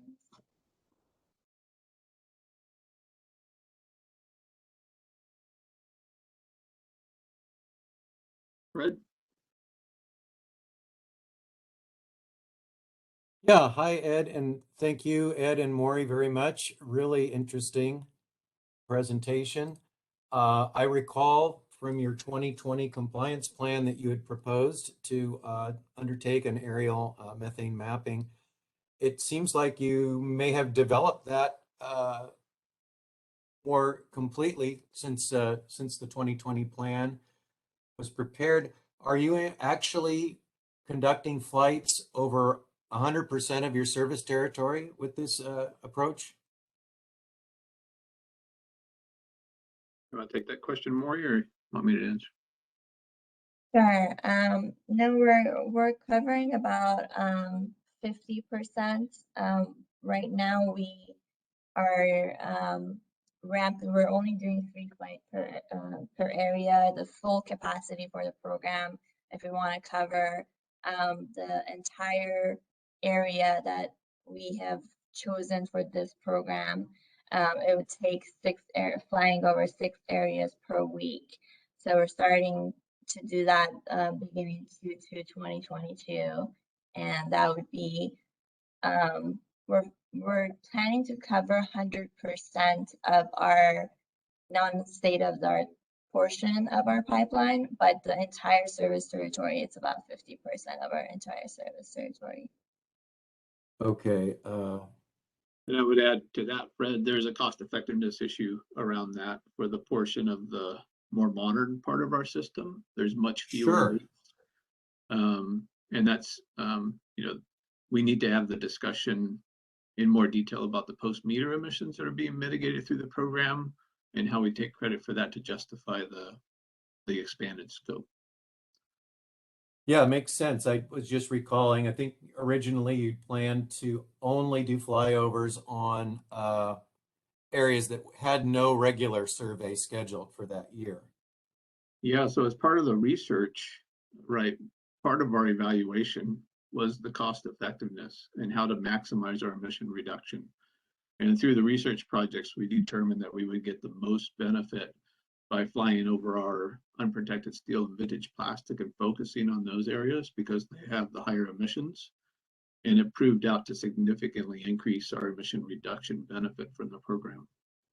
So that's how we started. Right. Okay, that's very good. I appreciate that. So as you said, you're currently hitting 50% of your territory on an annual basis?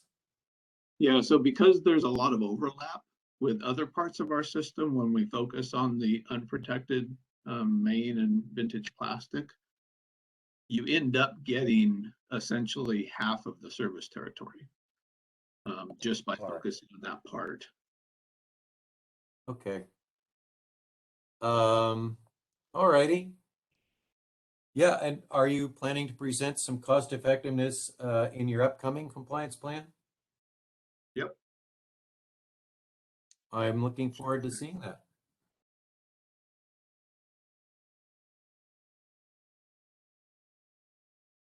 And Maury, any one of you can remind me what kind of technology you use for this one, either laser or infrared technology? And then what is the sensitivity about your technology in terms of what kind of concentration that you will be able to pick up in ppb, ppm? Yeah, when it is a laser-based technology, if you're familiar with LiDAR, it's a LiDAR technology, and it because it's LiDAR, it generates a three-dimensional plume model of the methane plume in real time. The sensitivity is better described based on flux rate. So we estimate, because we have really good understanding through our distribution maintenance service study of our buried leaks and our MSA leaks, we're estimating that the system is detecting between 25 to 30% of the leaks on that system biased toward the higher flow leaks. And so they get, super good probability of detection above 25 cubic feet an hour. And as the flow rate goes down, the probability of detection goes down with the lower flow rates. And so it's a bit of a complex model to figure that out, but after analyzing the results of the program with the statistics of our system and our large lake prioritization program, we've estimated it at between 25 to 30% bias toward the higher flow leaks. Okay, and looking back on your slide number 5, it's really impressive if your technology can detect that. But let's be clear, from the aerial flight only, you will not get this kind of donut shape distribution. You have to have boots on the ground to come up with this kind of resolution, correct? That's correct. Yeah. So you have to do the investigation, right, to correlate the plume to the source of the emission. And that is what this data represents. So we investigate all the plumes that are within the vicinity of our main and service and pipelines, and also in vicinity of our customer infrastructure. Okay, let me understand clearly here. Your aerial mapping is really good to detect largely as quick as possible. Then you will send somebody to investigate which that kind of plume coming from, correct? So in this case, what I still get confused, you define a strip of flight, and then how do you know that because you cover a long strip, and then how do you send people on the ground following that kind of strip from the air? Well, we get the plume data from the vendor. So the vendor flies the area. Okay. And they identify within that area all of the locations where there's a methane plume. And then we geo-reference that data to our facilities and customer addresses. And then we issue the leak investigation orders. And our field employees go out and do the leak investigation of the location where the plume was detected. The other thing that I didn't share the statistics, but this technology is very good at source discrimination and detection. And they're able to localize the source of the emission within a very small area. Got the average is around, I think we had, within 10.5 feet, I think it was 90% of the time. Numbers right? Can you repeat that part again, Ed? Yeah, they were able to get us to the source of the emission geospatially within 10.5 feet. I think it was 90%, 95% of the time. Within 10.5 feet from the source, you mean? Yep. It's very, very precise localization.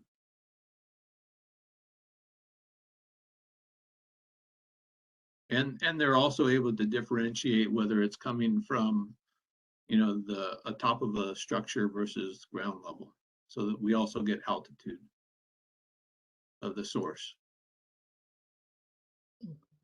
or height. Any idea now that you have top down and bottom up, how the two measurement as far as convergence? Yeah, this data, as we get this, operationalized, will help facilitate that discussion much better. And I will say that, as you can see in the categories of the methane plumes, the methane environment, when you get down to this detection level and resolution, the methane environment is very complex. There's a lot of emissions from vehicles and other sources that have to be sorted out. And so that will help in sorting out that top-down, bottom-up question. Okay, certainly would like to hear more from what you will find in the future.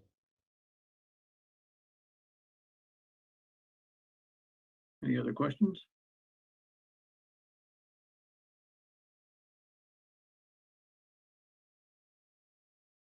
All right, thank you, everybody. Thank you.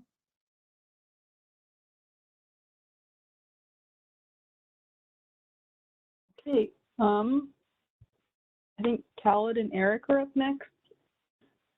Let me know if you'd like me to share my screen or if you're sharing your slides. I'll go ahead and share my slide. Let me know when you all can see it.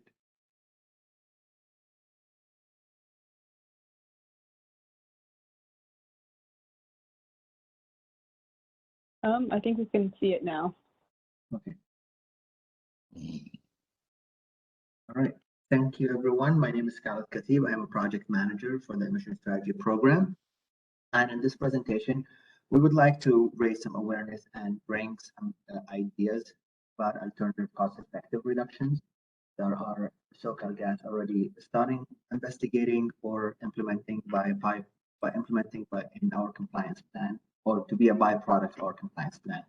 First of all, we just want to go over the reduction goals, our goals and California goals, and some examples on our alternative cost-effective reduction efforts, and go a little deeper into the post-meter emission reduction best practices. Finally, we end with some next steps and questions. So we're all here trying to implement the SB 1371 bill. we are trying to reduce our emission by 20% in 2025 from the 2015 baseline, and SB 1383 by 40% in 2030. We are SoCal Gas required to, we are classified as a Class A utility, so we are under the 20% by 2025 from the baseline. We would, as of right now, we are developing our compliance plan, and we, in our compliance plan, as we all know, we create our new measures and ideas that we believe they are cost effective and effective to reduce our emissions across our service territory. And in order for us to be a successful compliance plan, it must be cost effective. However, right now, as we mentioned earlier, we're in the 7th year of implementation. So we have done a lot of reductions in different areas. We have done tremendous work across the operations. And in order for us to maintain that low level of emissions in our operations, there will be an associated cost to maintain implementing these mitigation measures. And in order for us, as well as we need to, the associated cost has to also track inflation and any economic aspect into the estimations of the cost. Moreover, we have any new opportunities for reductions as we are progressing now on approaching 2025. Here, the reductions opportunities and the emission reduction opportunities have they're not as wide as they were once, and that's definitely the goal of the program. So in order for us to continue, we have less opportunities to reduce, therefore the cost of the measures will be higher than before. So this presentation, we want to work together with the CPUC and CARB to innovate and uncover new areas and go beyond the framework of SB 1371 and see how we can include reductions effort beyond SB 1371 framework. And right now we'll go through a few examples of what some of the efforts that SoCal Gas is leading. So we are right now, SoCal Gas is investigating the effect of natural gas emissions from blending RNG and hydrogen. Right now we are in a research phase. We are studying what are the impact of blending hydrogen into our pipelines and how it can be delivered eventually to the customers. And that will definitely change the composition of the gas. And changing the composition of the gas will definitely impact the emissions estimations associated with that. Right now, our methane, for example, is 93.4%. But once we have the studies that are implemented and it goes into implementation in the future, we need to take a look at what's the composition of the gas in our pipelines and adjust it accordingly. And this is something that this is a company-wide effort. However, for the post-meter customer, that's what Maury and Ed were talking about earlier. Post-meter customer natural gas emission reductions are already a byproduct for all of our measures, the compliance plan. We are implementing the aerial methane mapping, we are implementing the advanced meter algorithm, analytic algorithms, and increased leak survey. We are collecting and we are right now having data on the post-meter leaks. And since we have this luxury right now of having the post-meter leak, we do have workflows in place. So for example, the first category from the aerial methane mapping is the post-meter customer leaks. So as shown in the previous presentation, we do identify the flows and we do reference it to our system. And as the reference indicates that the leak is associated with customer infrastructures or post-meter, so behind them, as we send a personnel, company trained personnel to investigate it further. And if it requires a lubrication or adjustment, it's something that personnel does it on the spot. If it requires anything into the property of the customer, we isolate the leak, and if it's a safety hazard, we definitely shut down the service. We do have a form that called the hazardous or unsatisfactory condition form that we fill out, and we ensure that the customer themselves also signing off on the form, and they're required to repair the leak via license contract. Once it's repaired, We are notified of that. A company personnel also goes back to the leak and assess the repair was up to our standards for resuming the service. And from our implementation data, we are estimating around 937 post-meter leaks associated with the meters. Do you wanna talk about that, Ed? Sorry, Eric. We're estimating Sure. the numbers. I'll just be very brief with it because I don't think we have time for a full explanation. But essentially, the post-meter leaks estimate is based off of the number of meters that we estimate we will fly over with AMM over the course of the year, and taking into account a metric of the number of post-meter leak events we discovered during the research and early implementation phases, using that leaks per based on the number of meters we flew during that research and implementation phases, and using kind of a leaks per meter metric to estimate how many other customer leaks we would find during the full AMM flight. Thank you. Another benefits from the area methane mapping or AMM, also that when we geographize the plumes, we can know if it's inside the infrastructure of the customer. And when the investigator doesn't find it associated with the meters, we go ahead and do further investigation to identify the source. And a lot of the time it could be the appliances. So that's what we call the incomplete combustion. So a trained personnel performs an appliance survey with metal detector equipment or an equalized test to ensure proper combustion. And if there's a need for repair, if our personnel can also, it's a quick repair to lubricate or tighten the components, go ahead and do it at no fees. If the repair requires part replacement, we do have a wide options of components that are compatible with various appliances, and we offer to replace it and repair it to the customer at a fee included in the next billing cycle. And for the same process, we estimated around 1,352 leak from an incomplete combustion. And Eric, you want to talk about how you estimated the incomplete combustion? Yep, it's very same process. Again, but this time in terms of instead of using the customer leak events for during the research and implementation, we use the incomplete combustion events that were found. Another measure that we have in place is the advanced analytics algorithm. We do have the consumption reports are generated monthly, and we trained our algorithms to be able to indicate any unusual consumption rate and consumption data associated with the customers. And once our algorithm flag that customer, it goes through a similar cycle where we notify the customer and we perform further investigation. And it goes pretty much the same process. If it's a quick repair, we go ahead and do it. If it's connected to the MSA, the company personnel handles that. If it's on the customer own system, that same thing, we survey the appliances, we make sure that all the survey the appliances, we fix them if they were in a quick repair. And if not, we do issue the hazardous and satisfactory condition forms to repair the leak. And once it's repaired, the trained company goes back to the customer and ensure that everything was in place.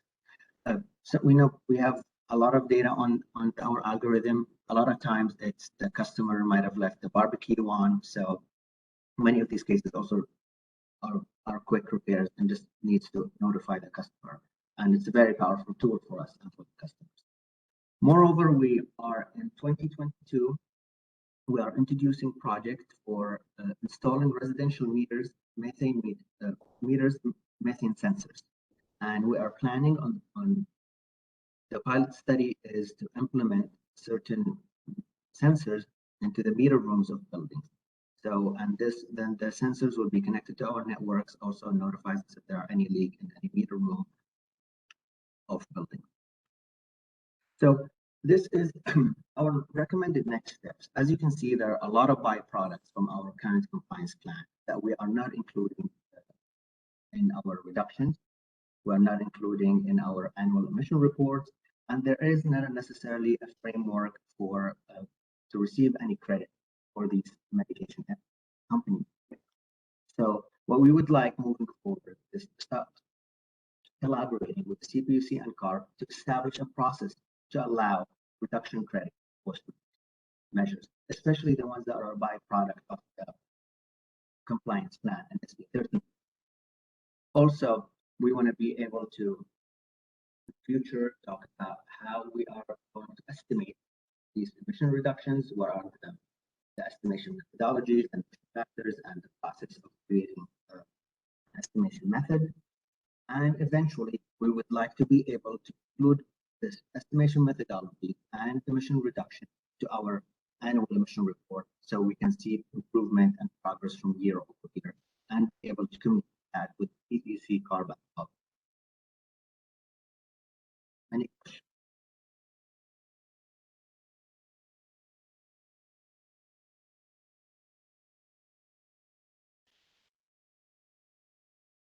Go ahead. Yeah, hi, Khalid. I have two separate questions related to your presentation here. The first,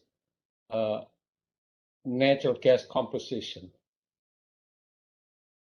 To the best of your knowledge, what kind of hydrogen volume that is still safe to be put in your pipeline system without jeopardizing the integrity and durability of your system? I will rely on Eric to answer this question. Sure thing. Hey, that's a great question. We're actually currently going through a study analyzing the different volumetric makeups of hydrogen blending into natural gas, as well as renewable natural gas blends. And like you mentioned, there's other things to take into consideration besides the emissions, which are, the functioning of combustion equipment that uses those blends and the additional energy requirement to run at the same capacity. And so there is, what we're seeing currently in the research is there is kind of an inflection point where you kind of can hit an optimal blend from an emission standpoint, but then again, there's other considerations to take into to think about, like how that hydrogen is being produced and what energy source is being used to produce that hydrogen. We'll share the full results of that research study once it's complete. Okay, makes sense. And then also, once we know what is the upper limit and what kind of blending going to occur in your system, then another set of questions going to be related to how we estimate emissions as far as GHG, correct? You just cannot assume because we blend 20% of hydrogen in your system, all else being equal, then we will observe 20% of reduction as far as GHG. Do you agree with my statement? I 100% agree with that statement. Okay. Yeah, and then the next question related to post-meter emissions. Unfortunately, at this point, I would like Fred to chime in later that we are limited by the statute we have. SB 1371 not really allow us to take into account the post meter. I agree with you, could be cost effective. Even if the statute allow us to do that, then it's really something we need to take into account the baseline of the emissions. You just cannot assume the baseline based on before meter emissions, and then you try to take credit from the post meter. Do you agree with my statement there? If we are addressing This is, as as you've noticed in our data, there's that the data does indicate to the emissions in that area, the post meters, and we are implementing workflows to address and tackle these emissions. So it would be difficult. We have to work it out to see how to establish a baseline, I understand, but those are emissions that the company is taking upon itself to make sure they are mitigated for safety reasons, as well as also reaching the goals of reducing emissions from our territory and our regions. I can jump in. Yeah, I think this is a laudable effort, and I just wanted to maybe do a little correction on what we believe. The SB 1371 is not the source of this requirement for a 20% reduction by 2025. That requirement was set in place by the CPUC in their implementation of 1371. So the reason I mention that is it could be that if we have some promising data from these post-meter reductions, that we would need to approach the commission and say, these additional reductions should be considered as reductions achieved under the NGLA program and count towards the reduction achieved by the utility. That would, I think, have to be done by an actual commission resolution to add that category. So when is right? I mean, we don't currently have space or the scope in our program to include that kind of thing, but I think something like that would be basically a staff proposal to the commission, or it could come in from the utility actually as a advice letter type of proposal to go along with the information you supply about your reduction in terms of meeting the 20% goal. Anyway, that's my thought about how something like that could move forward. And this is the point of this presentation, is to bring awareness and start the conversation on how we can establish that. Great. Just to add a little to the discussion, from a cost effectiveness perspective, which is important to the ratepayer, we're going to reach a point, as we travel down this journey of reducing our emissions, where the cost effectiveness is going to skyrocket, right, to continue reducing. And so this may be an offset method that allows us to get emissions in other parts of the system or other sectors that could then be applied to the distribution or the system infrastructure emissions. Absolutely. I think that, of course, we're hoping that you can reach your targets along the path that you're traveling down, and that can be done relatively cost effectively. But if you're getting to some point of really significantly increased costs for that extra 1,000 cubic feet, finding as you say, I think you started this part of your talk as being cost-effective reduction ideas. So that's definitely good thinking, I think. Thank you.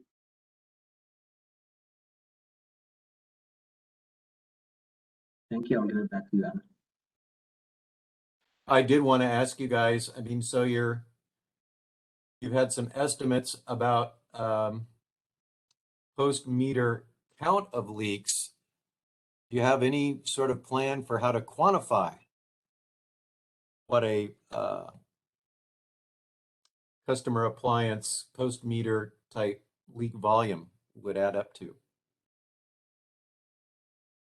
We do have some approaches in mind, but that was the reason for suggesting a stakeholder meeting to discuss it. That way we can all come into agreement and address any issues that people are concerned with. But because post-meter emissions are going through the meter itself, we've got a measurement device that can help us, and you can compare, you know, emissions before and after repair of the leaks, or emission sources. Yeah, But that's there true. were some issues with that. So it deserves a discussion. Thank you.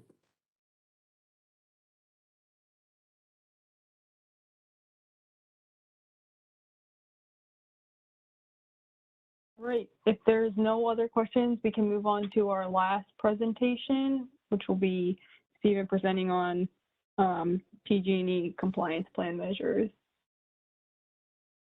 Emma, would you be able to share the slides? Yep, I can share them.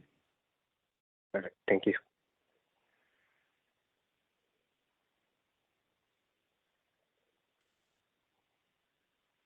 Good afternoon, everyone. My name is Stefan Ramos. I'm an engineer within PG&E's gas operations, R&D, and innovation team. For this presentation, we'll go over PG&E's 2022 compliance plan measures. Next slide, please. Okay, so quick overview before we jump into it. The compliance plan is submitted to CPUC and CARB every 2 years. We include this as part of as an attachment to our gas safety plan.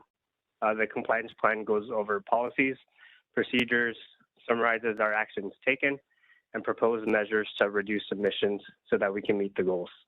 Those goals being 20% by 2025 and 40% by 2030. On the pie chart to the left, we show the distribution of emissions from the baseline, with distribution, maintenance services, transmission, and distribution M&R stations and customer meter sets representing the most of our overall emissions. In the graph to the right, using the original baseline values, we show a steady decrease throughout the years, but we're struggling to reach those goals because of those population-based emission reporting frameworks. Next slide, please.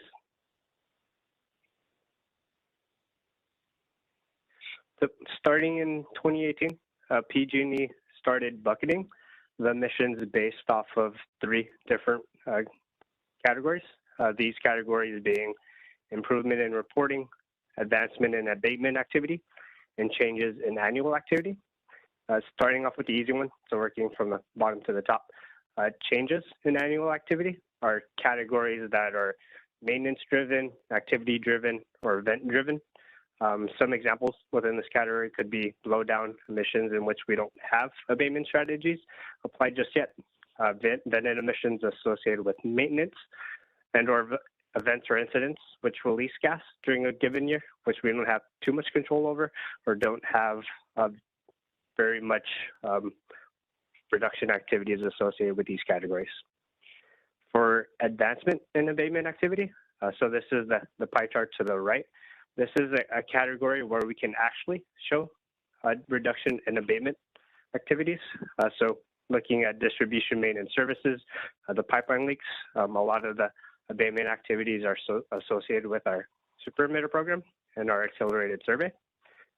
For the Appendix 1 transmission blowdowns, we see the abatement activities associated with drafting, cross compression, flaring, thermal oxidation activities. And we also see some abatement related to our distribution damages. So those abatement activities being our damage prevention program, our public awareness, and our dig and reduction team. For improvement in reporting, so this is the pie chart on the left. These are the categories that are primarily driven by those population-based emission factors, these being the meter cell leaks, the distribution and transmission M&R stations. We also have in here categories where we have better or improved accounting and reporting of certain assets. So what others mentioned earlier with our storage facilities, with the carb oil and gas rule, we were able to identify those components a lot better. And so we've lumped it in within this category.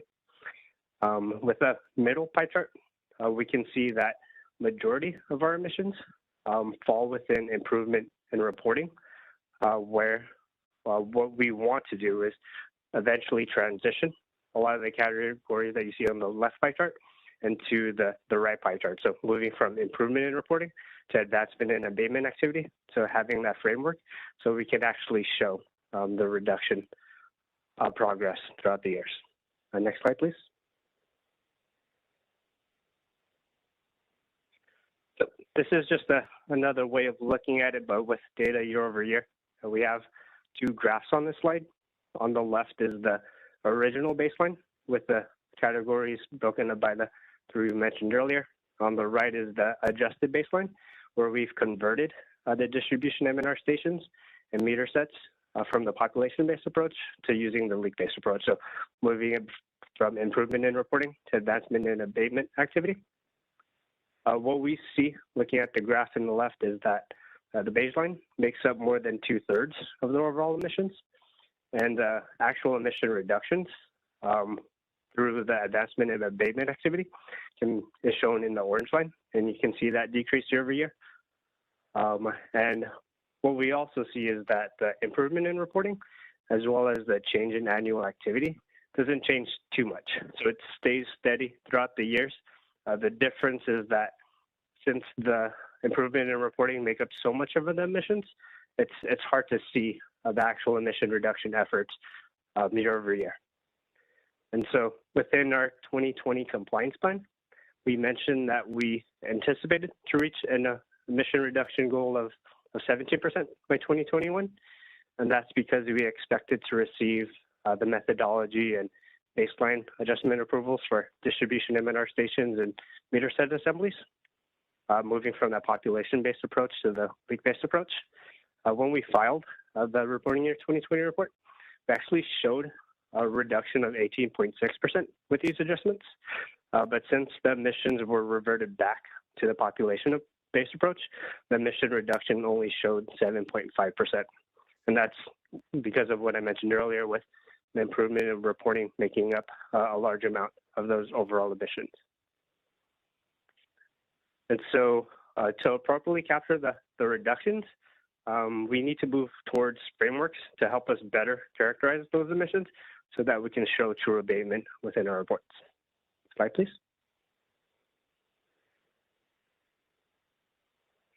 All right, so as a reminder, the compliance plan is broken down by chapter.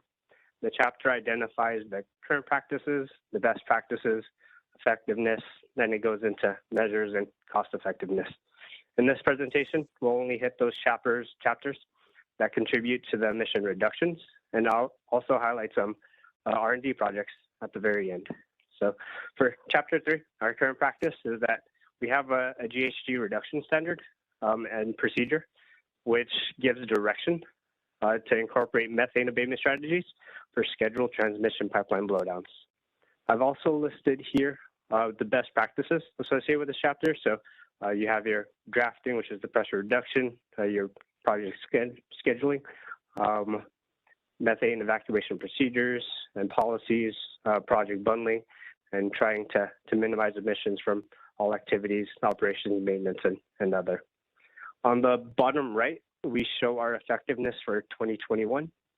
In prior years, we showed a percent abated within the 70% range, this being the total gas diverted over the total gas diverted plus blown down. In 2021, we show a percent abated of 84%, which is a vast improvement to what we've seen in prior years. We've always included drafting cross compression within this calculation.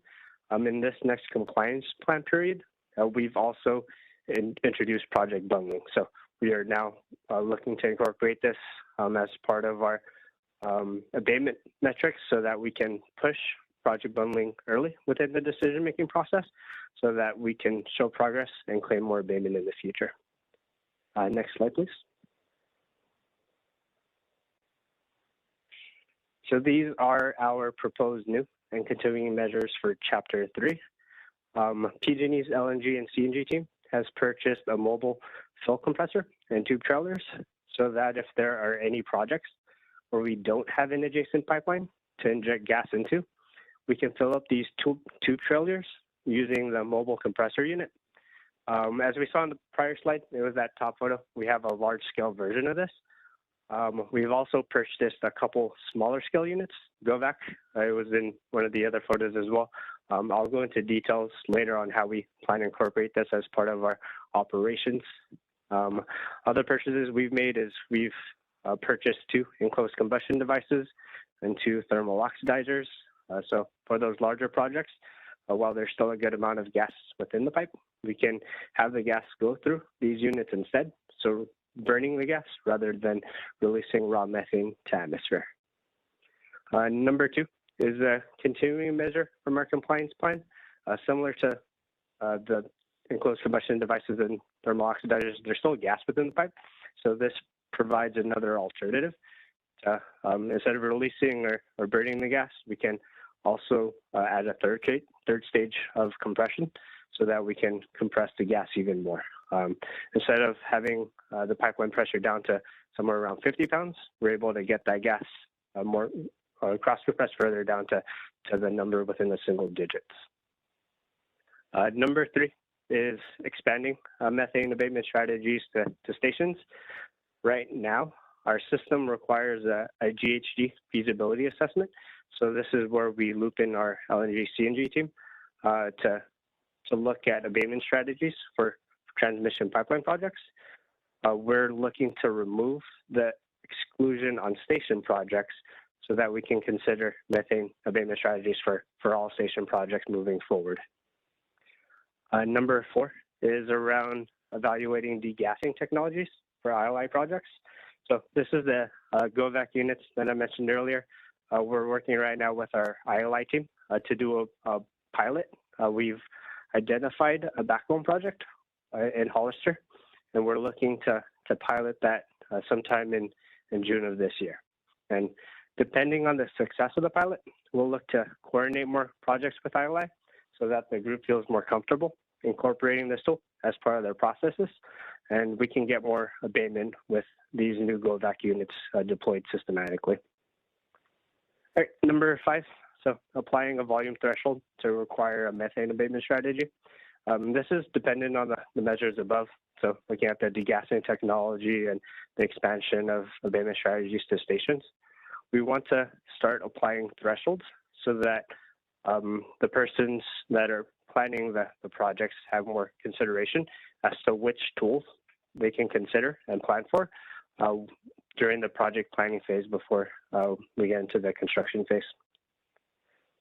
All right, number 6, review and analyze pipeline repair projects. So right now, one strategy that is being used is we're limiting the length of pipe that needs to be blown down using pressure control fittings. However, since we capture only the clearance data, we don't have a good means of capturing the abatement with shortening the length of pipe that needs to be blown down. In addition, we also have decisions that are made to install sleeves rather than blowing down an isolated segment of pipe. So opportunities in here that we can look to show abatement. Right now, we want to evaluate these projects to see how we can influence pipeline repair decisions or to opt to isolate a shorter segment of pipe so that we don't blow down a large segment in the future. And it's very similar to our project bundling analysis last year, where we'll come up with some hypothetical scenarios, see what that abatement looks like, and do some comparisons and prepare an estimate perhaps for the next time we meet. All right, last one, number 7. So last year, we've introduced project bundling as an abatement technique. We now have the means to calculate that abatement and include it as part of our reporting. So the next steps for us is to promote project bundling so that we can drive decisions early in the project portfolio phase to bundle more projects and show abatement there. All right, next slide, please. Okay, so chapter 7 and 11, we put this together since it's somewhat tied with both leak survey and repair. For current practices, we perform accelerated leak survey. So instead of the 5-year compliance requirement, we do every 3. We have the DIP special survey, where we do an annual survey of those high-risk segments. We also have the super emitter program, and we have the target to repair 2,000 below ground grade 3 leaks. reference also included the best practices, so 15, 16, and 21. For effectiveness, the effectiveness is that we're able to detect and find and fix leaks faster with accelerated survey. We're also repairing grade 3 leaks to help with the backlog. Shown in the colorful table to the right is our super emitter results from 2018 to 2020. In 2019 and 2020, we show an abatement close to 190 million cubic feet. And just wanted to note that the abatement is dependent on the number of super emitters found and repaired during each year. And as we can see year over year, we're showing a steady decrease of the number of super emitters year over year. And that's because we're surveying annually, we're catching these and we're repairing these much faster than we would have if we didn't have the overall program. Last item is our effectiveness, or last item in the effectiveness is our meter set leak program. We now have a means to characterize our meter set emissions based on the size. And so with this framework, we can prioritize the larger ones for repair, very much like our super emitter program. Next slide, please. Okay, so now going through the list of measures. First measure, we're considering integrating vintage leak survey as part of risk-based survey. So Appendix 4 shows that vintage leak survey has a higher leak rate to the modern pipelines. We also know that RBS helps identify those higher risk flats with a large number of predicted leaks. So this measure is to see how we can utilize the results of the RBS model and survey pipelines that are more prone to leak more frequently so that we can plug them much faster and obtain abatement. Number 2 is RBS as a whole. Within the last year or so, we've been working with our operations team to address their concerns before implementation. We've made good progress. However, there's still one hurdle that we're still trying to overcome, which is related to compliance. So within this compliance plan period, our focus will be on mitigating the impact in regards to compliance requirements. Right now, we're working with Picaro to develop a compliance dashboard to ensure leak survey and AC inspections do not fall out of the compliance window when we deploy RBS. Number 7, so right now our super emitter program focuses on those leaks greater than 10 standard cubic feet per hour. We're considering lowering this threshold to 7. With the 10 indications, we roughly find about 200 indications per year. When we decrease it to 7, we're capturing the next year of emissions. So we anticipate seeing a roughly 500 potential indications and leaks within the first year, but this number should decrease, similar to what we saw in the previous slide, year over year, once we start plugging these much faster. And this one ties to the next proposed measure.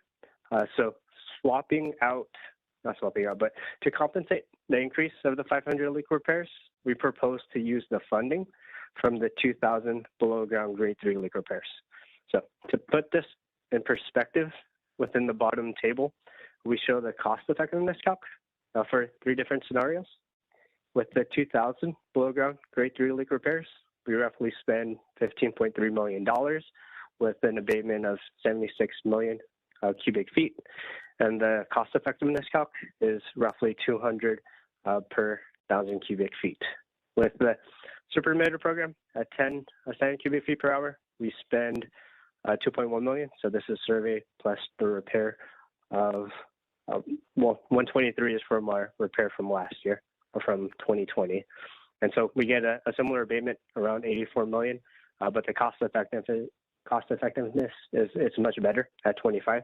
So it's 8 times better than when we are to repair the 2K below ground grade 3 leaks. And when we drop this down further, to focus on the super emitters greater than 7. So it's the same cost for super emitter survey, but anticipating 500 leak repairs at the start of the year.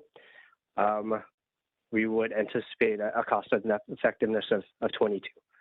So looking at the grand scheme of things, it's much cheaper to focus on the larger emissions than it is to look at the 2,000 below ground grade 3 leak repairs that are or a mix of non-super emitters. Next slide, please.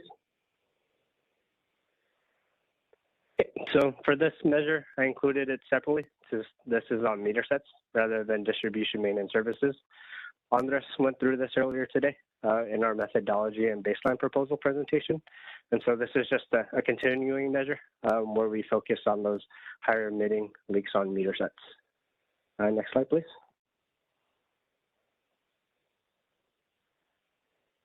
So chapter 13, which is our high bleed pneumatic device replacements.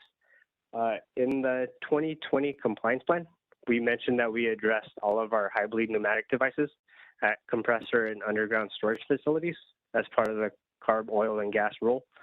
Within the last couple of years, we were able to convert the power gas at 2 intermittent valves in TOPOC from natural gas to instrument air. We've also replaced 2 high bleed devices at a transmission M&R station.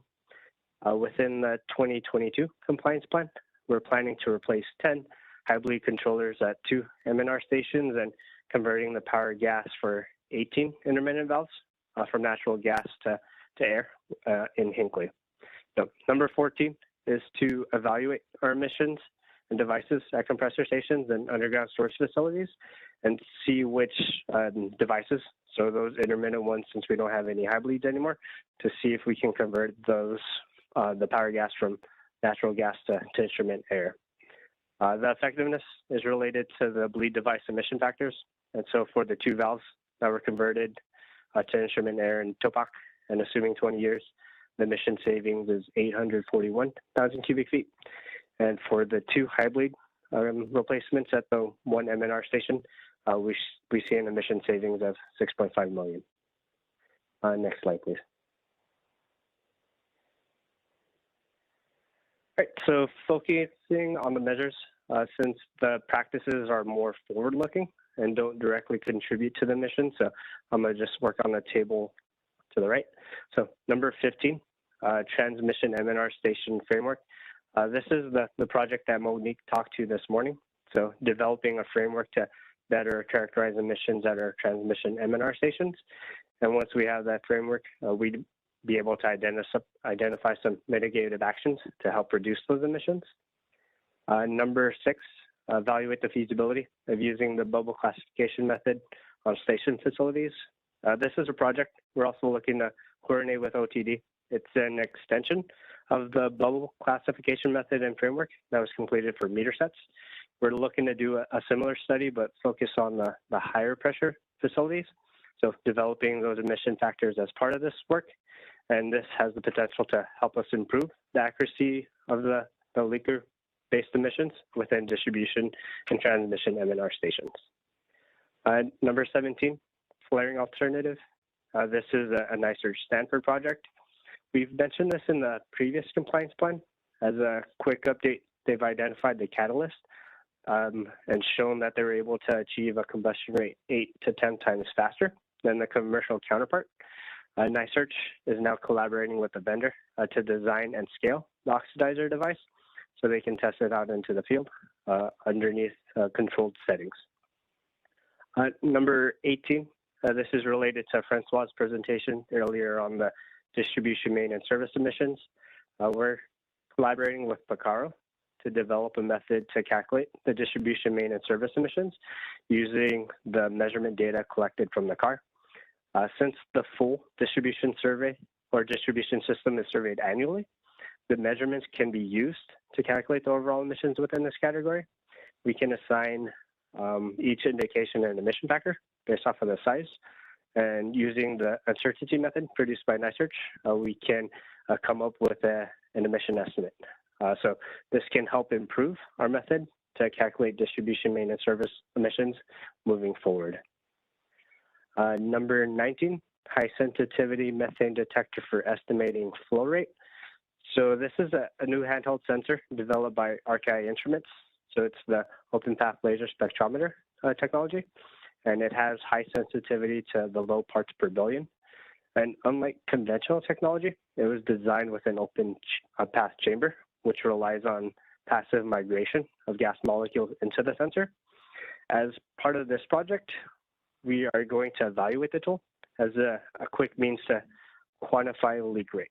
And so we'll look to prepare a test plan do some controlled testing over at our Winters facility or out in the field and collect data using various techniques and see if we can come up with an uncertainty calculation of the measurements with the goal to provide a quick and easy way to quantify emissions at each individual leak source using this technology. Lastly, vented emission measurements.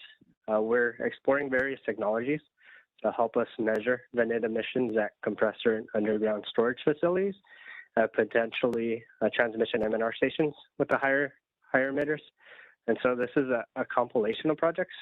Some that Monique mentioned earlier with the fixed point laser sensor from Sensit. Francois also mentioned the UAV system. So flying with the drone over the system to identify those emissions. We've also installed Schlumberger's valve IQ system on several isolation valves at our Gerber compressor station. And we're also looking to get our hands on some camera technologies that can be fixated towards the vent so we can look to measure a direct the vent emissions coming directly from the vents. And so the overall purpose of this is to help us better characterize those vented emissions so that we can take action to reduce those emissions when we detect them. Next slide, please. Okay, that's all I had. Thank you, everyone, and I'll open it up for questions.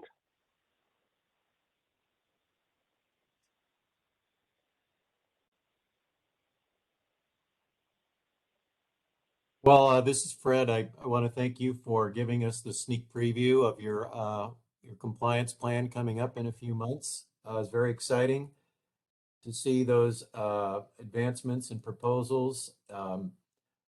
One thing I would like to know is if you can point me. I understand that the funding for these things will be placed into your current general rate case. So let's start there. Is that your understanding? Yeah, for the majority of these, it's all funded through GRC. Would you be able to provide a reference in your compliance plan to the sections of the GRC where those funds are called out? Yeah, so we have footnotes referencing those sections, the chapter, and those parts of the GRC in there as well. Oh, okay. You've already footnoting it. Then that's great. I will have to be reviewing that this year, so that will help me a lot. Perfect.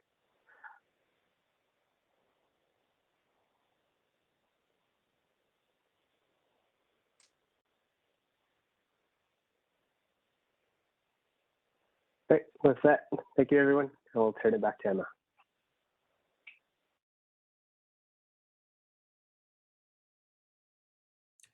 Great. Before we go, I'm sorry. I'd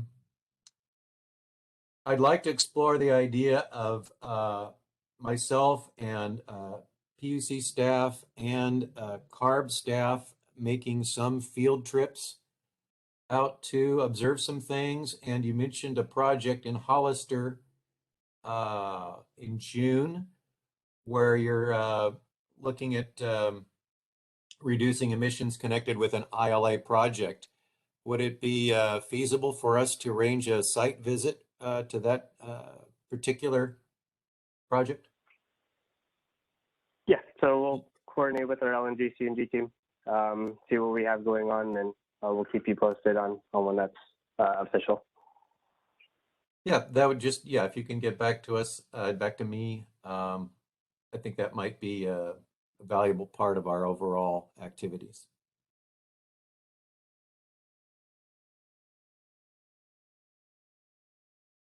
So, yeah, I'm done. Go on. Great. So that was actually our last presentation for the day. So maybe now we can just, I can kick it over to you, Fred, for our closing and next steps if we have any. And also give the chance for CARB to say any closing notes if they'd like. Okay. Thanks, Emma. I think our next steps, I went over in our next step is going to be to comprehensively review the baseline adjustment proposals that are currently on the table and promptly turn those around as much as possible with those date goals that we had set out. Other next steps could be arranging for some focused working groups to go into more depth or detail about particular appendix changes that CARB and CPUC still are struggling with and would like to get IOU gas company involvement with a working group discussion to be determined. Beyond that, I think we know that our next steps ahead are going to be focused on the issuing the report templates in March, reviewing the compliance plans in March, going forward with those things we've already been talking about today. And that's all I have. Thanks, Fred. CARB, did you want to add anything before we move on to any closing utility questions? Sure. Hi, this is Gavin. I'm not sure if Carolyn's on, but I'm going to go ahead. Yeah, I just wanted to say thank you to everyone for your presentations today. They were really informative. Appreciated hearing all the discussion and questions as well. As Fred mentioned, you know, we are going to be prioritizing looking at the proposals for the baseline adjustments. So we look forward to engaging in that process over the next few months. And that's pretty much it on my side. I'll let if any of my staff or if Carolyn's on want to say anything, but otherwise, again, thank you all.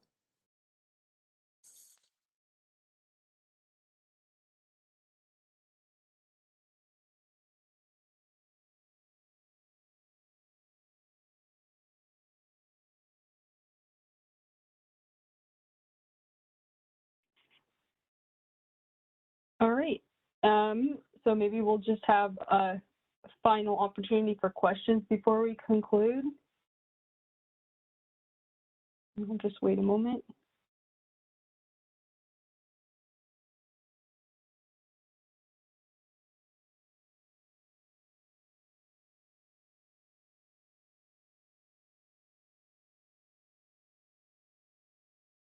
All right.